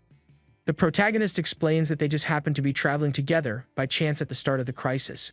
Minjun says her parents disappeared, and he's the only one she can trust right now. The chubby friend doesn't believe the story and accuses the protagonist of seeing the girl. He says the world has ended, so Yena has gone crazy and is now acting all affectionate. Minjun gets angry and tells him to stop talking nonsense, that the important thing is to find Hakil. He reveals that he heard about a shootout near the shelter and that an armed group chased them. The friend from the shelter says their weapons are weak and that they call for help on the radio in dangerous situations. The protagonist becomes thoughtful, as he doesn't know if the group that chased them is the same one from the shelter. The friend suggests they wait a bit before heading to the station, as the shelter is more restrictive now. Minjun then sees a radio with the guy and asks if it's the same one Hakil had. The protagonist realizes that Hakil's backpack with the radio was left in the ambulance, and he won't be able to make contact. The chubby friend then grabs the radio and introduces himself to report on the current situation. He says they found 4 survivors and that they are friends from the same school as them. On the other end of the radio, the person says they should be taken to the clinic and isolated for 1 day. Minjun is shocked by the news that they need to undergo infection tests to get in. He says one member of their group is still missing and that they need to find him first. The man on the radio agrees and tells him to report if anything happens and that they can move tomorrow. The chubby friend explains that to enter the shelter, taking the infection test is mandatory. He says there's a hospital called Hope Clinic where a specialist doctor performs the tests. The protagonist gets worried and asks what happens if someone tests positive for the infection. The friend reveals that anyone who tests positive is eliminated on the spot, leaving Minjun shocked. He thinks the protagonist isn't infected, but the boy with glasses becomes very worried. With a hand on his stomach, Minjun wonders if his test result will come back positive for the infection. On the building's roof, the group continues to talk about the dangerous situation they're facing. In another nearby building, a man watches the group with a radio in his hands, appearing to be hostile. The man identifies himself as Patrol Team 2 and reports on the survivors on the roof. He says they are the same ones from the shootout a few days ago, and that they need to be captured. The patrolman reveals that the armed group went after the fugitive from the ambulance, but there's no news. The man on the radio says the fugitive had a rifle and that they don't know what weapons the group possesses. The patrolman comments that one of his own was taken down because of them and that now he only has short-range weapons. The man on the radio then orders them to capture the survivors alive and to eliminate them if they resist.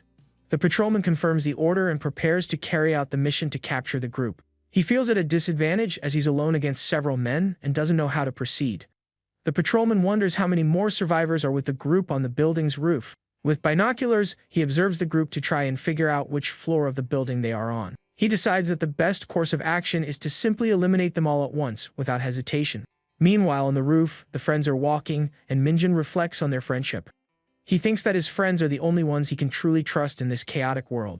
Minjun wonders if he should tell them about his infection and if they would believe he's immune. He fears that even without symptoms, the test will come back positive, and he'll be eliminated by the shelter. He fears being treated as an infected person even though he's a special case, becoming a danger. The protagonist suggests taking everyone to the shelter except for him, but first, they need a diagnosis. Minjun decides that, for now, he won't mention the infection and that they need to find Hakyul. The dark school hallway remains silent and empty as the group waits for news. The clock on the wall shows that time is passing, and the tension in the group only grows. The chubby friend tries to use the radio to contact the patrolman but gets no response. He says that if Hakyul had the radio or something similar, he would have definitely answered. Minjun decides to wait a little longer, and if there's no news, he'll go look for him himself. He turns to leave, but suddenly he and his friends hear a strange noise coming from the hallway. The three of them look at each other, confused and scared, not knowing what or who is making that noise. The trio remains silent and alert, trying to pinpoint the source of the mysterious sound. The sun shines outside while the group remains trapped and worried inside the dark school. The view of the city shows tall buildings and the entrance to a nearby underground parking garage. From a window, a masked man watches the movement on the street with great attention and caution. He confirms that the group is at Double Academy and that he heard noises coming from there. The masked man says the door was closed and he's sure they are gathered inside. He plans to lure the infected to corner them and then begin the attack against the group. The school's reception area remains empty and silent as danger approaches without their knowledge. The chubby friend gets everyone's attention and asks them to come out to see the protection net. Minjun is surprised and wonders why only their group should know about the place. Suddenly, the sound of breaking glass startles the group, and they wonder what that was. The protagonist goes to check, and his friends ask if someone threw something inside. Minjun runs down the hallway toward the noise to see what's happening in the other room. Upon arriving, he sees the room in flames and is completely shocked by the scene of destruction. His friend yells to get a fire extinguisher, but it's too late as the fire is spreading quickly. Minjun sees another room also in flames and realizes the attack is on the entire floor. He concludes that someone threw a Molotov cocktail and that they've been discovered by their enemies. The boy with glasses tells the women they need to get out of there and find another place. The chubby friend uses the radio to call for backup as they are under attack by unknowns. Minjun tells everyone to pack their things quickly as they still don't know how many enemies there are. With a worried expression, Yena watches the boy get ready to leave. He then turns and tries to open the locked double doors so they can escape. The door won't open and Minjun is shocked to realize they are trapped inside. Suddenly, he sees several blood-covered infected standing on the other side of the stairs. The protagonist is horrified by the scene and doesn't understand how the infected got there. He then runs back and his friends ask why he's coming back inside. Minjun warns that the infected are crowding the emergency stairs. He wonders who brought the infected there on purpose, and his friends are shocked. The protagonist feels a sharp pain in his stomach and realizes the infection symptoms are returning. With his hand on the wound, he wonders if his immunity is kicking in again. Minjun remembers that during the fight with the bully, the symptoms appeared and the infected didn't attack him. The protagonist wonders if there was something different about that situation, like his anger toward the bully. Suddenly, Minjun screams and his friends are startled, not understanding what happened.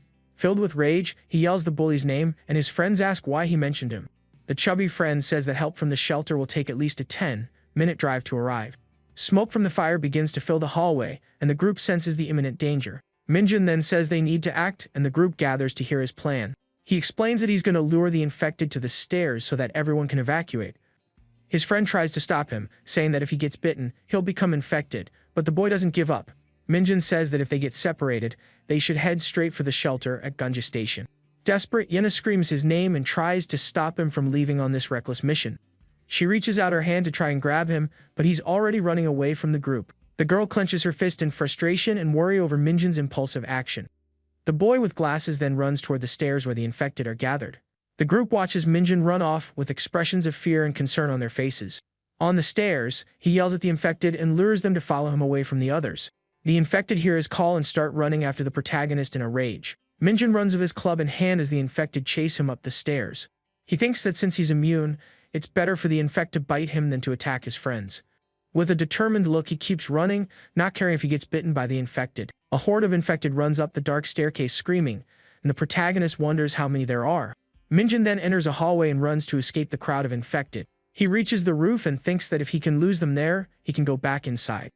Looking back, he realizes the infected are climbing onto the roof to get him. With his club in hand, he prepares for a fight and wonders what the heck is going on. Sitting on the edge of the roof, Minjun looks at the drop and seems to be thinking of a plan. With sweat dripping down his face, he looks up at the sky as if making a decision. He then remembers the first day of the outbreak, when everything started to go so wrong. In the past, Minjun went up to Yena's apartment and tried to end it all by jumping from there. He thinks that if he hadn't met her that day, it would have been his last day alive. Now, he's fighting to survive and realizes he's alive practically thanks to her. Minjun promised Yena he would survive until the end, and that he wouldn't pass on before finding her mother. With a defiant gesture, he flicks the middle finger at the approaching infected. He yells that he won't let himself be bitten by them and faces them with courage and determination. The protagonist declares that he's not afraid and prepares for what's to come on the rooftop. With a daring leap, Minjun throws himself off the roof, club in hand and without any fear. He screams as he falls toward another building in a desperate attempt to escape. Meanwhile, the group of survivors heads down the stairs to flee the burning building. Yena looks worried and wonders if Minjun is okay down there, alone with the infected. She begs for him to come back alive as the group continues their descent to safety. The sky begins to lighten as the group of survivors prepares for another day. Hakyul helps Minjun walk and says they need to head to the station, as the enemies might return. The protagonist wonders who those people are and why they are attacking other survivors. With a serious look, Hakyul continues to help his friend while thinking about the dangerous situation. In an abandoned arcade, the masked man interrogates a severely injured survivor. The man says he has already told him everything about the meeting spot and Hakyul's group's password. He reveals that the main base isn't set yet, as they are constantly on the move. The injured man says they are just ordinary people from the countryside, but the masked man doesn't believe him. The enemy recalls that one of his companions was injured by a criminal with an infected knife. Hakyul then concludes that the knife was covered in infected blood, which is why he got infected. The injured man is shocked by the revelation and realizes his fate is sealed. He says his friend asked him to look for him if a cure was found, but he doesn't believe in that. Hakyul shows his blood-covered knife and says it's also covered in infected blood. He threatens the man, saying that if he stabs him, he will also quickly become one of the infected. The masked man says he won't eliminate him, but he wants to try an experiment with the infected blood. The injured man remains silent, seemingly accepting his fate at the hands of the cruel enemy. He then reveals that they are from Yangqian prison and that they escaped after an outbreak inside. The masked man listens to the story and begins to understand the origin of the group of criminals. He concludes that they are delinquents who came to the city to rob and plunder from survivors. Hakyul then asks if these escaped prisoners have weapons like the one he has. The masked man demands to know the correct source of the weapons, and if they were found with special forces. The injured man says the weapons were recently acquired by a member of the group. He reveals that a helicopter dropped a crate with 2 rifles and a grenade as supplies. Hakyul listens to the story in silence and seems to be starting to understand where the weapons came from. The prisoner says the leader has the other rifle and that the rest are just close combat weapons. The masked man deduces that they are distributing supplies to support the special forces in the city. Hakyul thinks that someone is intentionally distributing weapons to suppress the situation. The protagonist reflects on the weapons and supplies and finds the situation completely ridiculous.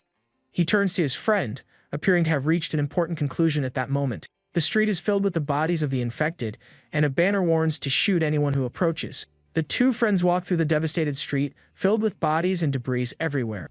Minjun then remembers when he jumped from the roof to escape the infected at the school. He screams as he jumps and lands in a room full of scattered desks and chairs. The boy with glasses falls to the floor and complains about the pain from the impact of the fall. Lying on the ground, Minjun thinks he overdid it but is lucky to still be alive. He realizes he landed badly and feels a sharp pain in his legs after the rough landing. With sweat running down his face, he looks to the side and is shocked by what he sees.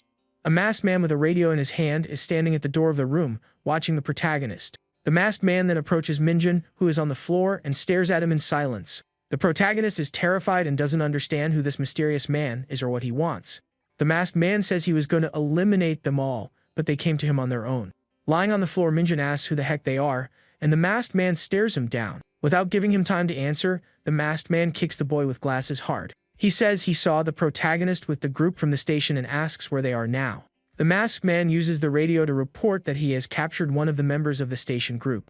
He decides to capture him for now to get more information about the others. With a hand on his stomach, Minjun groans in pain, and the masked man prepares to interrogate him.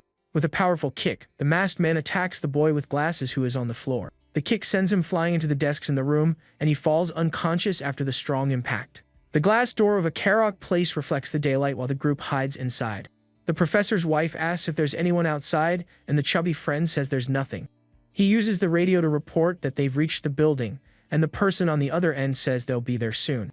The chubby friend is relieved and says their group has arrived, and they can leave safely. He suggests that the women go first, but Yena refuses to leave without Minjun. The chubby friend says it's dangerous there, and that they should head to the station shelter first. The other companion says he won't go until he finds them, and that the two might already be at the shelter. Yen and the professor's wife argue about whether they should wait or go to the shelter for help.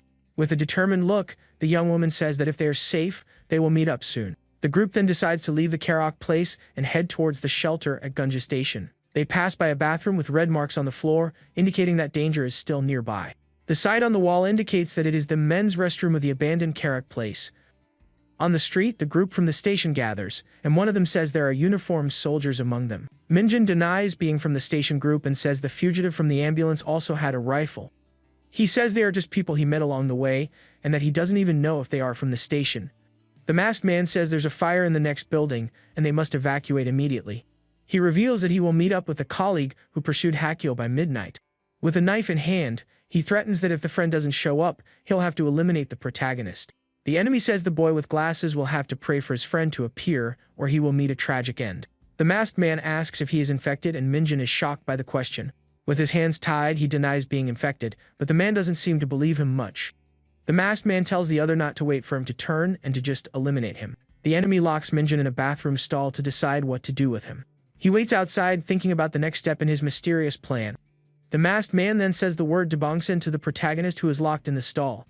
In the darkness of the stall, Minjun hears the word and doesn't understand what it means. He wonders if Debongsen is a password and is confused by the strange situation. The masked man then says another word, Gangnanji, and waits for the boy's reaction.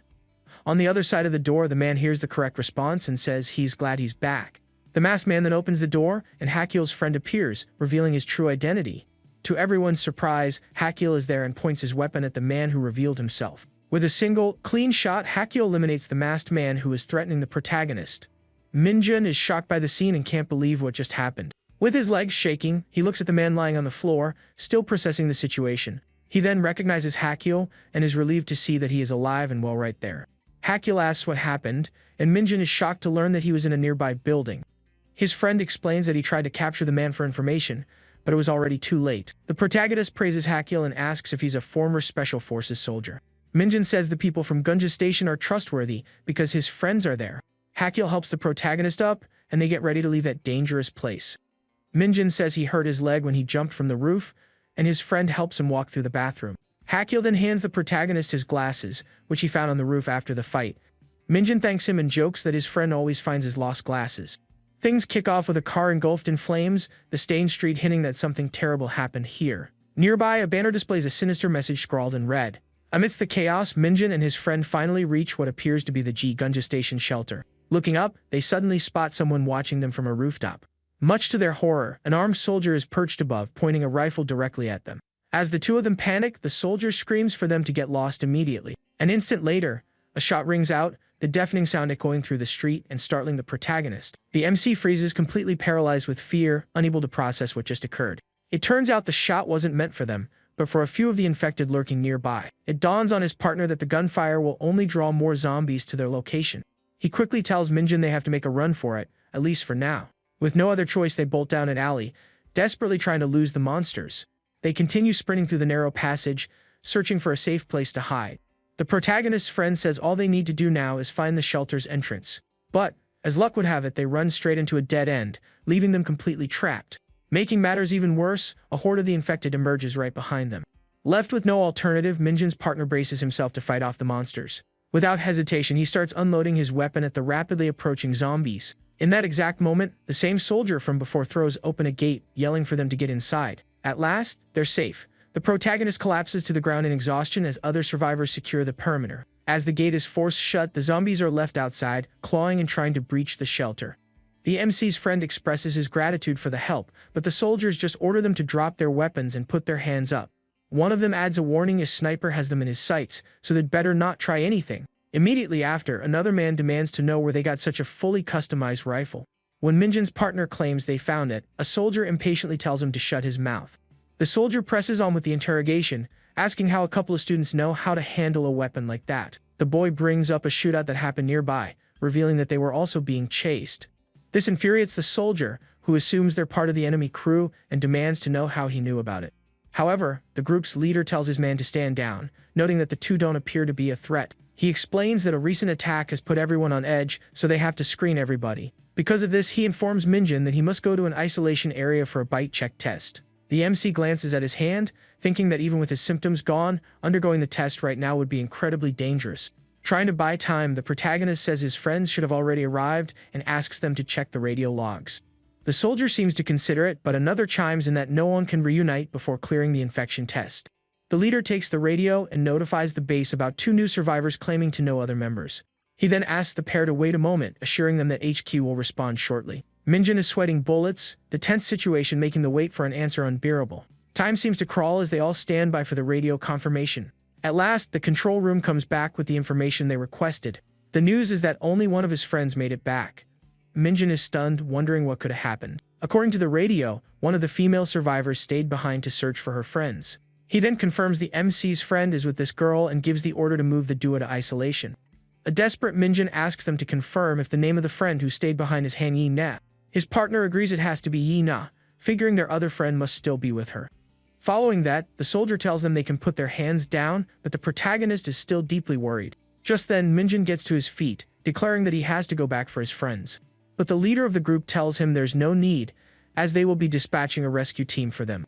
Besides, he explains it's already getting dark, and nobody sets foot outside the shelter after 6 in the evening. He reiterates that their first priority is heading to the isolation building for the infection test. Noticing his friend's condition, his partner offers a shoulder to lean on, but the MC insists he can walk slowly on his own. On the way, the soldier mentions that the other survivors who got there earlier are already in the isolation room. He also shares that the shelter began in the station's main hall and expanded as more people arrived. With military assistance, the survivor count grew, allowing them to take over the adjacent buildings. Now the safe zone stretches for hundreds of meters, protected by multiple barricades. The soldier cautions them that infected still roam the area, since not all the buildings have been cleared yet. He then gestures toward a massive office building in the distance. He explains their goal is to secure that location, but eliminating every last zombie has proven difficult. Minjun can't help but be impressed by the sheer size of the refuge and their level of organization. Despite that, he can't get the upcoming infection test out of his mind, which only heightens his anxiety. In the distance, plumes of smoke and fire serve as a stark reminder of the ever-present danger outside. Somewhere else, Minjun's baseball bat lies abandoned on the floor of a deserted classroom. Han Yi Na discovers it and figures the MC must still be alive, questioning why he would have left it behind. Her friend warns that the fire could spread to their building, but she just brushes him off. The girl reminds him she already told him to go on without her, confident she could find the others alone. But the side character insists on staying, adding that he even managed to find a weapon for their protection. Giving him a skeptical look, she asks if he's genuinely concerned and if he even knows how to use that thing. He fumbles awkwardly, claiming he's practiced a few times, but she remains unconvinced. Turning her back, the girl states that she only needs the other two to make it through this. He's baffled by her cold attitude, wondering what could have happened between her and the protagonist. Unexpectedly, she turns to him with a faint smile, thanking him for his concern. He's left completely speechless, unable to believe Han Yi actually thanked him. His joy is short-lived, however, as she immediately calls him a psycho for thinking she'd say something kind to him. Still, the girl admits she hates the thought of being alone, which makes the guy think she's just playing with his feelings. Just then, a strange noise from a nearby door catches her attention, putting her on high alert. The doorknob begins to turn slowly, signaling that someone is on the other side.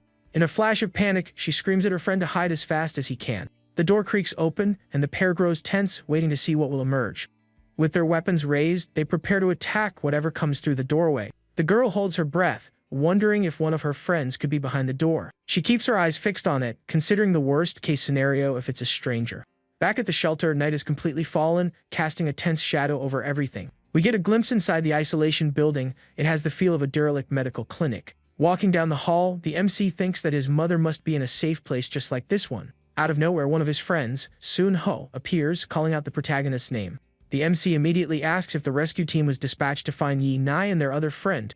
The young man confirms a team was sent, but his tense expression betrays that something's gone wrong. His next words confirm that they've lost all contact with the rescue team, leaving Minjun reeling. The scene flashes to a building rooftop, the last known location of the rescue team. On the ground lies a fallen radio, with someone on the other end trying to reach the missing soldier. We cut back to the strained reunion between Minjun and his friend Soon, Ho in the corridor. Our protagonist presses him again, desperate to know about Ine and the status of the rescue team. Drenched in sweat, his friend confirms that a team was sent to the location. But then he drops the bad news: they can no longer establish contact with the dispatched unit. We see another shot of the empty rooftop, where the team's radio was discovered. The radio lies abandoned on the concrete, the base's frantic calls going unanswered. As the sun dips below the horizon, darkness blankets the zombie-infested city. Minjun begs the soldier to let him go after his friends, insisting they're in grave danger out there. He argues that he'd go search for them himself, but the soldier reminds him that they, too, have lost contact. The group leader interjects that it's far too late, as the streets become exponentially more dangerous after dark. One of the others remarks that the MC is just a rookie. If anything happened to him, the responsibility would fall on them. We learn the soldier's leader is Hae-do Hyen, a 28-year-old sergeant with combat experience. He looks the protagonist dead in the eye, remarking that out of all the survivors, he's the first one to want to leave on his very first day. Minjun says nothing, the immense pressure of the moment causing him to break out in cold sweat. Seeing this, Kang Hak-cheol tries to persuade his friend to wait until morning, reminding him of his injured leg. But the MC's mind is made up. He tells his partner to stay in the shelter while he goes to find the others alone. His friend reminds him that the protagonist would never risk his life for anyone, declaring he's about to break that rule. Witnessing their resolve, Hae-do Hyen announces that if they're truly set on going, he'll let them. Furthermore, he offers to prepare some gear and suggests they use West Exit 1. Acknowledging Minjun's injured leg, he provides an electric scooter, which is considerably quieter. Kang Hak-cheol offers to pack the equipment in the protagonist's backpack, and he agrees. The look in the MC's friend's eyes reveals his own determination to join this perilous mission. While the soldier gathers their supplies, Minjun's partner pulls him aside to say something important. It's then that Kang Hak-cheol declares he's going with the protagonist on the rescue mission. The MC is taken aback, and his friend uses the moment to ask the soldier for his weapon back. A different soldier watches the exchange and mutters to the leader that these kids have lost their minds. Night settles completely over the city, shrouding the pair's journey in darkness and danger.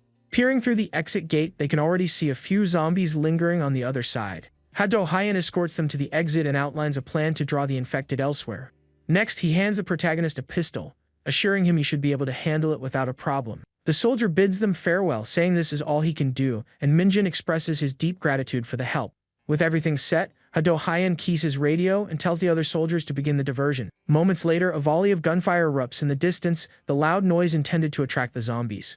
The plan is a success. Every infected that was in the gate immediately scrambles toward the sound. Once the path is clear, the soldier opens the passageway, allowing Minjun and his friend to slip out safely. Before departing, the protagonist asks if giving them weapons was the right call, considering how scarce they are. The soldier's simple reply is that the people they're searching for must mean a great deal to them. The scene shifts to another part of the city, a reminder that this dangerous night has only just begun. We see the sign for a luxury suite, where Han Yi-ne and her friend are hiding out. All of a sudden, the girl is violently thrown to the floor, letting out a terrified scream. She's completely frozen with fear, unable to comprehend what just happened. Standing over her are three rough-looking men, one of whom cheers about having found a girl. Yi and his friend has also been subdued, leaving both of them cornered by these ominous strangers. One of the men approaches her with a wicked grin and begins taking off his shirt right in front of her. He crouches down before the girl with sinister intentions, leaving her absolutely petrified. The man then roughly grabs her chin, staring her down with a chilling look in his eyes. In a creepy, threatening tone, he compliments her looks and asks how old she is. The girl remains silent, too terrified to react to the horrifying situation. But summoning her courage, she smacks his hand away, refusing to be an easy target. The girl's defiance seems to have angered the man, whose gaze turns even more menacing. Witnessing the scene, her friend pleads with the men not to hurt Han Yi-ne. The shirtless man glares at her friend, who begs them to leave her alone, explaining that she's just a kid. But the gang's leader, a man named Kwon Tae-sik, is unmoved, declaring that the world ended and so did the laws. Another goon named Sang-cheol, who also has a lengthy criminal history, appears to agree. At this, the man who had taken his shirt off starts putting it back on, all while staring at the leader. He then asks Kwon Tae-sik if he knows why he was locked up, warning him to watch his step. He follows up the threat by telling the boss not to push him, unless he wants to end up like the others. Intimidated, the leader becomes flustered and apologizes for his earlier behavior. The muscular man then gives an order to dispose of Yi and his friend and use the girl as bait for their plan. He elaborates that with her they can take the G-Gunja station, which he assumes is full of food and weapons. Hang Yi is horrified, screaming and asking if they're really going to eliminate her friend. Immediately, the girl begs them to spare him, promising she'll do whatever they want. The side character becomes emotional, hearing Yi call him her friend for the very first time. He slips into a delusion, believing the girl must be in love with him since she's begging for his life. He even considers confessing his feelings, but Yi is only defending him because he's a friend of her other, dearer friend. He's happy nonetheless, thinking he should die here so that the girl might be saved. But the muscular man reconsiders, saying getting rid of the guy now would be a waste. Instead, he suggests they have a little fun with him first, which leaves the side character utterly confused. The man turns back to the girl, asking her seriously if she has ever taken down a zombie. When the girl stays quiet, he continues his questioning, demanding to know how she survived this long. The kidnapper studies her thoughtfully, trying to figure out how this girl could be useful to his group. With an icy stare, the muscular man tells his henchmen to grab the girl so they can begin their plan. The other thugs are confused, thinking it's a shame to harm a pretty girl like her. The girl is terrified, as one of the thugs thinks to himself that their leader is a truly heartless man. Just then, Song-ji steps toward the young woman, telling her she needs to learn to fend for herself. He picks up a fork and presses it in her hand, which only frightens Han Yi no more. The man tells her not to worry, assuring her that what's coming is no big deal.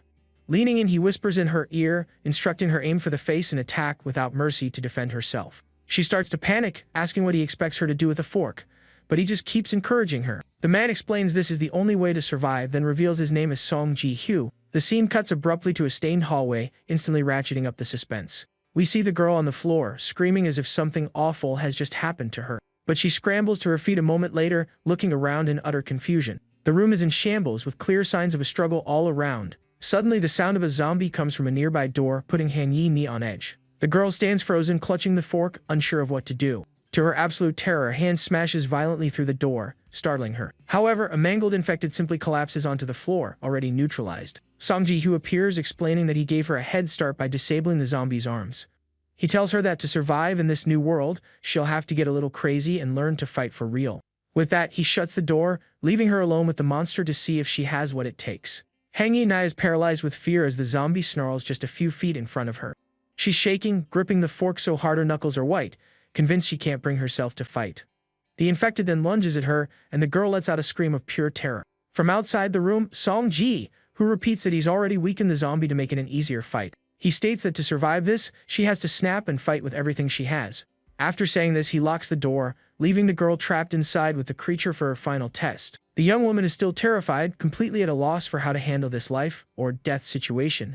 Holding the fork with trembling hands, she thinks there's no way she can attack the monster. The creature then bolts toward her, ready to pounce and finish the girl off. In a flash, the zombie zips past her, the girl managing to dodge it by a hair's breadth. The girl stumbles to the floor and curls up in fear, watching the infected turn for another attack. Raw desperation washes over her face, as if she's already accepted her tragic end.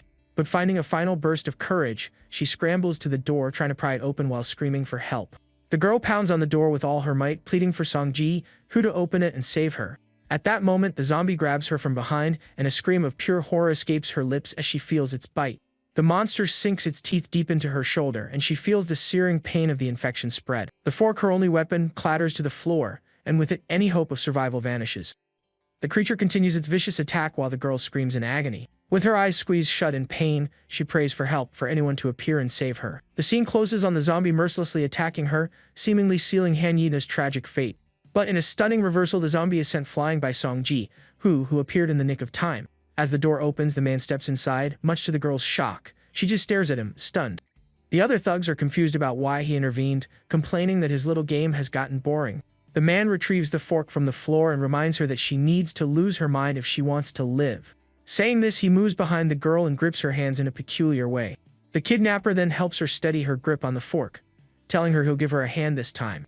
Suddenly, the zombie staggers to its feet and charges at the pair, roaring with fury. The creature's face is impaled on the fork, which Han Yi now held steady with the man's help. The girl screams in terror while Song-ji, who forces her hand to keep attacking the monster. He tells her he's doing this for her own good, that she needs to know what it feels like to fight back. The kidnapper makes her stab the zombie again and again with the fork, without a moment's pause. The girl continues to be forced by the man to mercilessly attack the monster. After a flurry of blows, the zombie finally goes still and crumples to the floor. Song-ji, whose face is now splattered with the fluids that erupted from the creature during the struggle. We see the infected's lifeless body on the ground after the pair's brutal assault. The bloodied fork rests on the floor, a testament to the brutal lesson he just taught. Han Yi-nai is covered in grime and trembling, in total disbelief of what she was just forced to do. She collapses to her knees, completely traumatized by the horrific ordeal. The man tries to console her, saying it's normal to feel this way after your first real fight. He concludes by promising to keep helping her until she's able to fight all on her own. Song-ji, who then suggests they take a 30-minute break before they practice again. Han Yi-na just sits on the floor in a daze, next to the body of the zombie she was forced to destroy. The scene shifts outside, revealing that the sun is now beginning to rise on the horizon. We're shown the deserted streets of the zombie-plagued city, reinforcing the tense mood. Minjun and his friend finally reach the rendezvous point on their electric scooters. Almost immediately, several infected come sprinting toward them, poised to attack. The MC's partner nervously asks if he's certain this is the right place, and the protagonist confirms. Minjun's expression reveals the intense fear and worry he's feeling in this moment. We get a quick shot of the building's interior, where their friends are supposed to be hiding. The scene then cuts to a radio transmission, with someone on the other end making a desperate call for help. The person on the radio warns that the people from Gunja Station could show up at any second. But the man on the other end threatens him, saying if their hideout gets exposed, it'll be his head. He then confirms a rescue party is on the way and tells him to hang tight. Recalling this conversation, Minjun thinks he might be able to pinpoint his friend's exact location. He decides his first move should be to check the building where his friends were last spotted.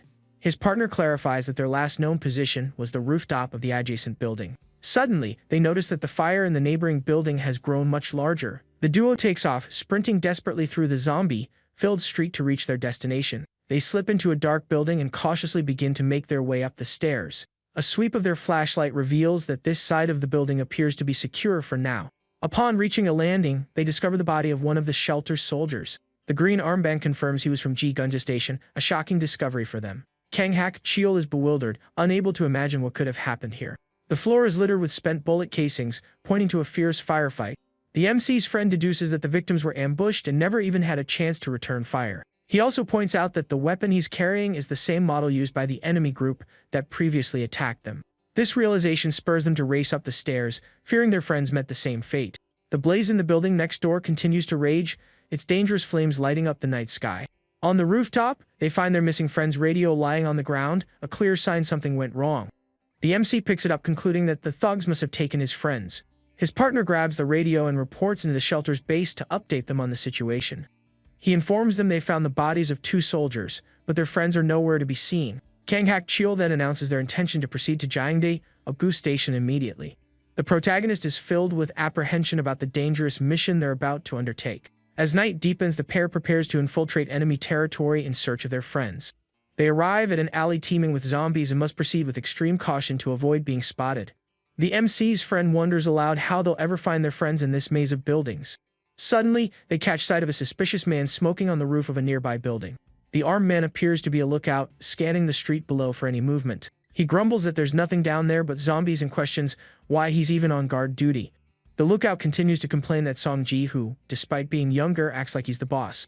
He's suddenly startled by the beam of Minjun's flashlight and whips his gun around in its direction. The henchman shouts, demanding to know who's there, before Kang Hak-cheol swiftly ambushes him from behind. The MC's friend disarms him, asking in a direct, threatening tone who he is. He then demands to know if the man is an escaped convict and pressures him for a quick answer. Minjun's partner gives him a 3-second countdown to reveal how many thugs are inside. Realizing the man wasn't going to talk, Kang Hak-cheol knocks him out cold without a second thought. The MC urges his friend on, saying they need to move fast because they're running out of time. The duo then slips to the dark building and cautiously starts climbing the stairs. They ascend floor by floor in total silence, careful not to alert anyone to their presence. Kang Hak-cheol takes the lead, signaling to the protagonist which way they should go. Peeking through a crack in a door, he continues to move stealthily down the quiet hallway. All at once, they notice that an elevator door is open, suggesting it was recently used. The MC's friend peers into the elevator shaft and hears faint noises coming from below. A view from the bottom of the shaft shows movement from above, building the suspense. The scene cuts to a trashed, filthy hallway, evidence of a violent struggle. Han Yi-na's friend appears, badly beaten, insisting that he doesn't know anything. He's surrounded by 3 thugs who are threatening him to reveal the other's location. Growing impatient with the delay, Kang Hak-cheol threatens the captured man, telling him to spit out the truth. One of the enemy henchmen observes the confrontation with a cold, blank stare. The captive goon has no reaction to the threat, seeming not to comprehend what is happening. He then steps into the trashed room, only to find it completely empty, much to his surprise. The hallway is now completely deserted and silent, with only a few scuff marks left on the floor. We then see an open elevator door, hinting that they made their escape through the shaft. Inside the elevator, the protagonist's friend gets a serious look on his face while staring into the dark hallway. Turning slightly, he looks confused, wondering what exactly is going on here. That's when the young man stumbles upon a trashed room with bottles and litter strewn everywhere. To make matters worse, the hallway is also a complete mess covered in red stains. He then notices the elevator door is cracked open, revealing a sliver of darkness. Shortly after, Kang Hakshil and Minjun show up, getting ready to investigate the area. Radio in hand, the defector announces he's located the fugitive's hideout. The more experienced man decides he'll go in alone to assess the situation first. He tells the boy with glasses to hang back and stay sharp, warning him the place is dangerous. Stepping into the corridor, he confirms it's completely wrecked, with unsettling marks all over. Suddenly, a grim image flashes, showing the badly injured legs of an unknown person. A man is holding the wounded individual, asking a nearby girl if she can handle the task. Crying hysterically, the young woman begs the villain to put an end to the madness. A moment later, the traumatized young woman is standing frozen near two figures lying on the ground. The criminal insists he isn't tormenting her, but she just pleads for him to let her leave. He explains that he's doing this because he sees her as someone special. He then orders her to do a good job, even as she continues to beg him. With that, the villain shuts the door, locking the girl inside the room. From outside, he listens to the desperate screams echoing from within. Even with all the yelling, the man stands perfectly still, his face cold and unmoving. But a sudden noise catches him off guard, making him whip his head around, instantly alert. The sound seems to have come from the elevator, which remains stationary and slightly ajar. On top of the elevator car, Kang Hakshil forces open a hatch, his rifle at the ready. The defector peers down through the opening to get a look at what's happening below. With extreme caution, the soldier lowers himself, landing silently on the elevator floor. Rifle raised, he exits the car and is horrified by the scene that greets him in the hallway. Just then, Minjun's friend, who is scoping out the area, jumps at the sight of the armed man. Covered in a cold sweat, the young man is paralyzed with fear, wondering who this person could be. Hakshil recognizes him as well, and the young man stammers, asking who he is. Out of nowhere, a gunshot rings out, hitting the MC's friend, who cries out in pain. A man in a blue shirt yells in shock, completely baffled by what just happened. "What was that?" he asks, confused, as the other guy points toward a cluttered room. The man in blue then peeks through a doorway, looking into the dark and chaotic hall. Gazing down the corridor, he spots the injured young man on the floor and calls out his name, Kia Hun.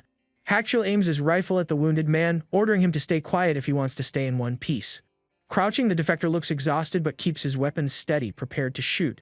He thinks to himself that he never officially joined the army, so this kind of operation feels all wrong. But then he recalls the interrogation and the intel he'd gathered just before.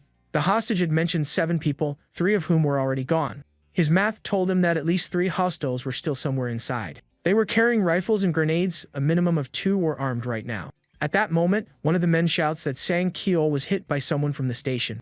Enraged, the guy in blue curses and demands a pistol to settle things himself. The other man shocks him by revealing he's actually part of the special forces. Hakshil then declares he's there for his 2 companions and asks if they are inside. The place is still a disaster zone, with red stains and debris littering the hallway floor. From another room, a large wounded man yells for Byong-jun and Hanina to answer him. The man in blue grows furious while the other confirms that he and the girl are indeed in there. The bald man peers through the door as the larger guy screams at him to shut his mouth. Hearing the man's voice, the boy with glasses feels a wave of relief, knowing his friends are safe. The defector then shouts for them to come out, demanding to know their next move. Hakshil introduces himself as a UDT member from the Gunja station, his gaze intense. He warns him that dozens of soldiers have the building surrounded and will use force if necessary. The bald man's heart sinks as he realizes UDT means special forces, and they're in way over their heads. He reasons that if a whole squad had infiltrated, they would have stormed the place by now. Still, he recognizes the enemy's guts for sneaking in and opening fire like that. He concludes the defector is either a reckless maniac or someone just acting like a pro. The bald man decides to propose a deal to Hakshil, who keeps the rifle aimed. He points out that his friend is in the line of fire, and one shot would be the end of him.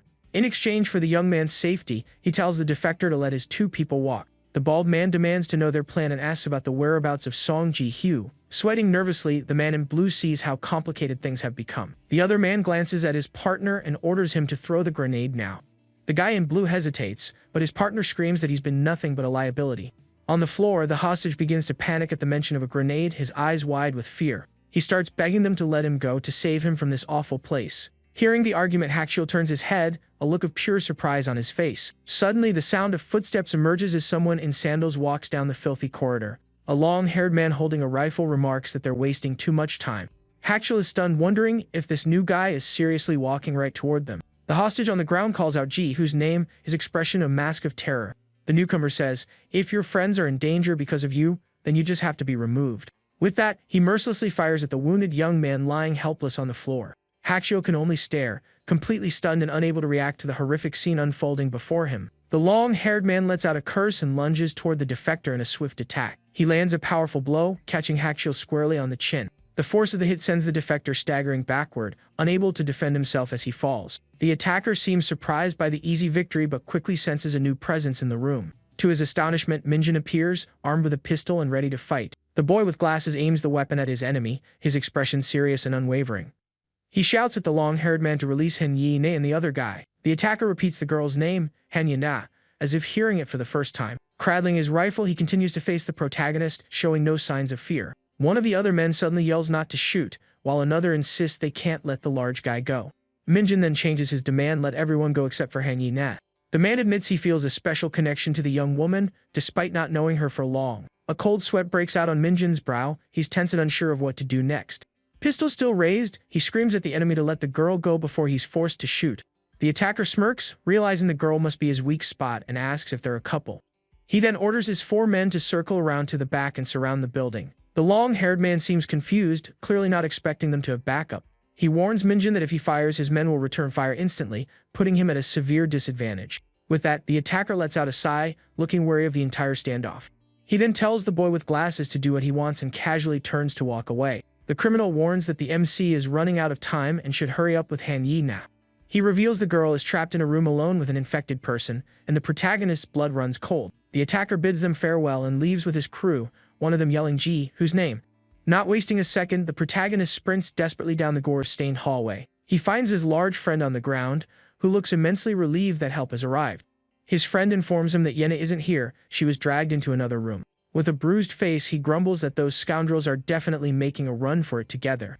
The boy with glasses immediately rushes to the other door, trying to get it open to save the girl. Standing before the sealed door, the protagonist anxiously calls out Yena's name. He spots a blood-smeared fork on the floor, a grim sign that something terrible occurred. Inside, Yena is sitting on the floor with her back turned, surrounded by fallen bodies and wreckage. The protagonist sees her sitting there amidst the chaos, her back facing him. Taken aback by the scene, the boy with glasses calls out to Hanyina, completely bewildered. He cautiously approaches and asks if she's alright after everything that happened. Without warning, the girl whips around and grabs him, leaving Minjun utterly surprised. Dressed in filthy clothes, she clings to him tightly in the middle of the cluttered room. Burying her face in his shoulder, the young woman begins to sob, clearly overwhelmed. The MC remains frozen, sweating nervously from her sudden embrace. He carefully places a hand on her head, trying to offer some comfort. "It's okay now," he says softly. "You don't have to worry anymore." As the girl cries in the darkened hallway, a green emergency exit sign casts a faint glow. Outside, backup from the Gunja station shelter finally pulls up to the building. A soldier reports over the radio that he pursued the hostiles but ultimately lost them. He orders everyone to regroup at the base, stating it's too risky to stay separated. With a grimace, the soldier mutters about the scoundrels who escaped. He then turns to Hakuho, remarking, "I heard you're just a student. That was impressive." The defector replies that he took down several of them and worries about them returning for revenge. The soldier asks where he learned to handle a weapon like that, and he answers that in this new world, it doesn't matter. Hakuho then reveals he defected from North Korea, and his first takedown was a soldier. He had wanted to join the army, just like the sergeant, after finishing high school. With a serious gaze, he mentions Sergeant Hado Hyan by name. The defector states that he has something important to discuss with the soldier privately. The scene shifts to the door of room 201, where the group has gathered. Inside, Minjun reveals a nasty, infected-looking wound on his stomach. The soldier asks when it happened, and he replies it's been a week, though it might be older. Hakuho asks for discretion but adds that the shelter's doctor must be informed. The man assures him the doctor is trustworthy and that he'll take full responsibility. The protagonist is completely floored, rendered speechless by the soldier's promise. The boy with glasses then returns the pistol, saying he made good use of it but never fired. The soldier looks at him and says simply, "It's alright that you didn't have to shoot." To the MC's surprise, the soldier tells him to keep the weapon, leaving him bewildered. Back in the messy room, the protagonist thanks the soldier for trusting him with the pistol. Night settles over the city, its buildings silhouetted against a star-filled sky. To gain entry to the shelter, they had to undergo tests and a full day in quarantine. But since Gangnam was their final stop, the group couldn't afford to stay long. The sergeant mentioned that radio chatter called the Gangnam shelter the largest in all of Seoul. This gives the MC pause, since they have no idea what the situation there is like now. In short, the entire Korean peninsula was facing a worst-case scenario. While some penitentiaries had become hotbeds of danger, others had been converted into safe havens. Neighboring countries were in dire straits as well. North Korea had sealed its borders entirely. Japan had initiated a lockdown, but Korean refugees unfortunately carried the infection with them. As a result, the infection began to spread despite the government's strict controls. Eventually, the infected started appearing within Japan's sealed-off society. China's initial response had failed, turning it into the second most infected country. The United States was scrambling to evacuate its own citizens from Korea. Though it seemed like the safest nation, the future remained deeply uncertain for everyone. Surgeon Haido Hyan theorizes that the zombie crisis was no natural disaster. He believes it was a series of well-planned bio-terrorist attacks. The simultaneous outbreaks across the country were too synchronized to be a coincidence. Some speculated it was North Korea's doing, but the true cause remained unconfirmed.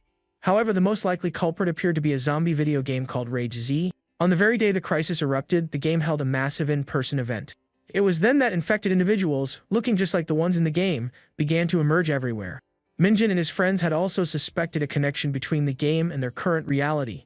One popular theory was that someone unleashed the virus and weapons to create a real-life version of the game. The protagonist can't help but wonder why was Korea the target for all of this. One thing was certain: a hidden player was actively trying to turn this game into reality. At the shelter's clinic, the empty and quiet hallway is reflected in a glass door. Inside, Professor Seo Ha-kang's daughter is sobbing, calling out for her mother. Thanks to the surgeon, the family had been able to reunite during their quarantine period. But their joy was short-lived as the professor had been infected during their journey. Outside the shelter's perimeter, a barbed wire fence stands as a barrier against the infected. In the waiting area, Yena sits quietly, looking thoughtful and lost in the aftermath of the event. The protagonist calls her name and she looks up at him, her expression vacant. Sweating slightly, he calls her name again, asking if she's holding up after the traumatic ordeal. They are sitting side by side when she quietly says that she's okay. She's trying to put on a brave face, but the MC can tell her mind is elsewhere and presses the issue. He admits that even against the infected, he would have struggled to attack someone with just a fork. The boy with glasses remembers finding her sitting on the floor, surrounded by bodies. He tells her she must have been in deep shock from such a horrible experience. Just then, their large friend appears and tells Yeda it's her turn to go in. Annoyed, the girl snaps to her feet, asking, "How dare you call me by my first name?" The MC is taken aback, realizing in that instant that the old Hang Yi was back. Both her and Hakshil's tests were negative, but he had to be hospitalized for his injuries. In the clinic hallway, 3 closed doors reinforce the shelter's hospital atmosphere. At last, it's the protagonist's turn. He enters the exam room to get tested. The doctor asks if it's been a week, and he confirms that the symptoms are showing up. She then introduces herself as Moon Seo Rin, Surgeon Haido Hyan's girlfriend. A cold sweat forms on the protagonist's brow as he's shocked to hear he is, in fact, infected. The doctor explains that if no changes occur within a day, immunity is almost guaranteed. Her conclusion is that he must be immune, a critical factor in developing a cure. The boy with glasses immediately worries he'll become a test subject for a vaccine. But the doctor clarifies that their shelter lacks the resources to develop any cures. She says she will keep his infection confidential, but only if he makes her a promise. The MC is baffled by the strange condition she's attached to keeping his secret. Sitting in the dimly lit waiting room, he contemplates this life-changing discovery. Outside, the protagonist tells Yena the truth: he's infected with the virus. The girl asks if that means he's immune, and he explains the doctor is still looking into it. As he relays what the doctor told him, Yena's face fills with horror. "Stay away from me," she screams in a panic, scrambling away from him in fear. She then yells for the doctor, sounding absolutely terrified by the revelation. The girl bursts back into the exam room, saying she has something urgent to discuss. Dr. Moon Seo Rin is startled by her sudden, frantic reappearance. Sitting down, the doctor asks what's wrong and if she's holding someone up from their duties. Yena then begs the doctor not to tell anyone what she's about to ask. Blushing deeply, the young woman shyly brings up Jun's name. She then asks if the MC is infected, can he still be with a woman? The doctor is left utterly speechless, stunned by the girl's outlandish question. She continues to stare at Yena, finding it hard to believe what she just heard, thinking the girl has a one-track mind.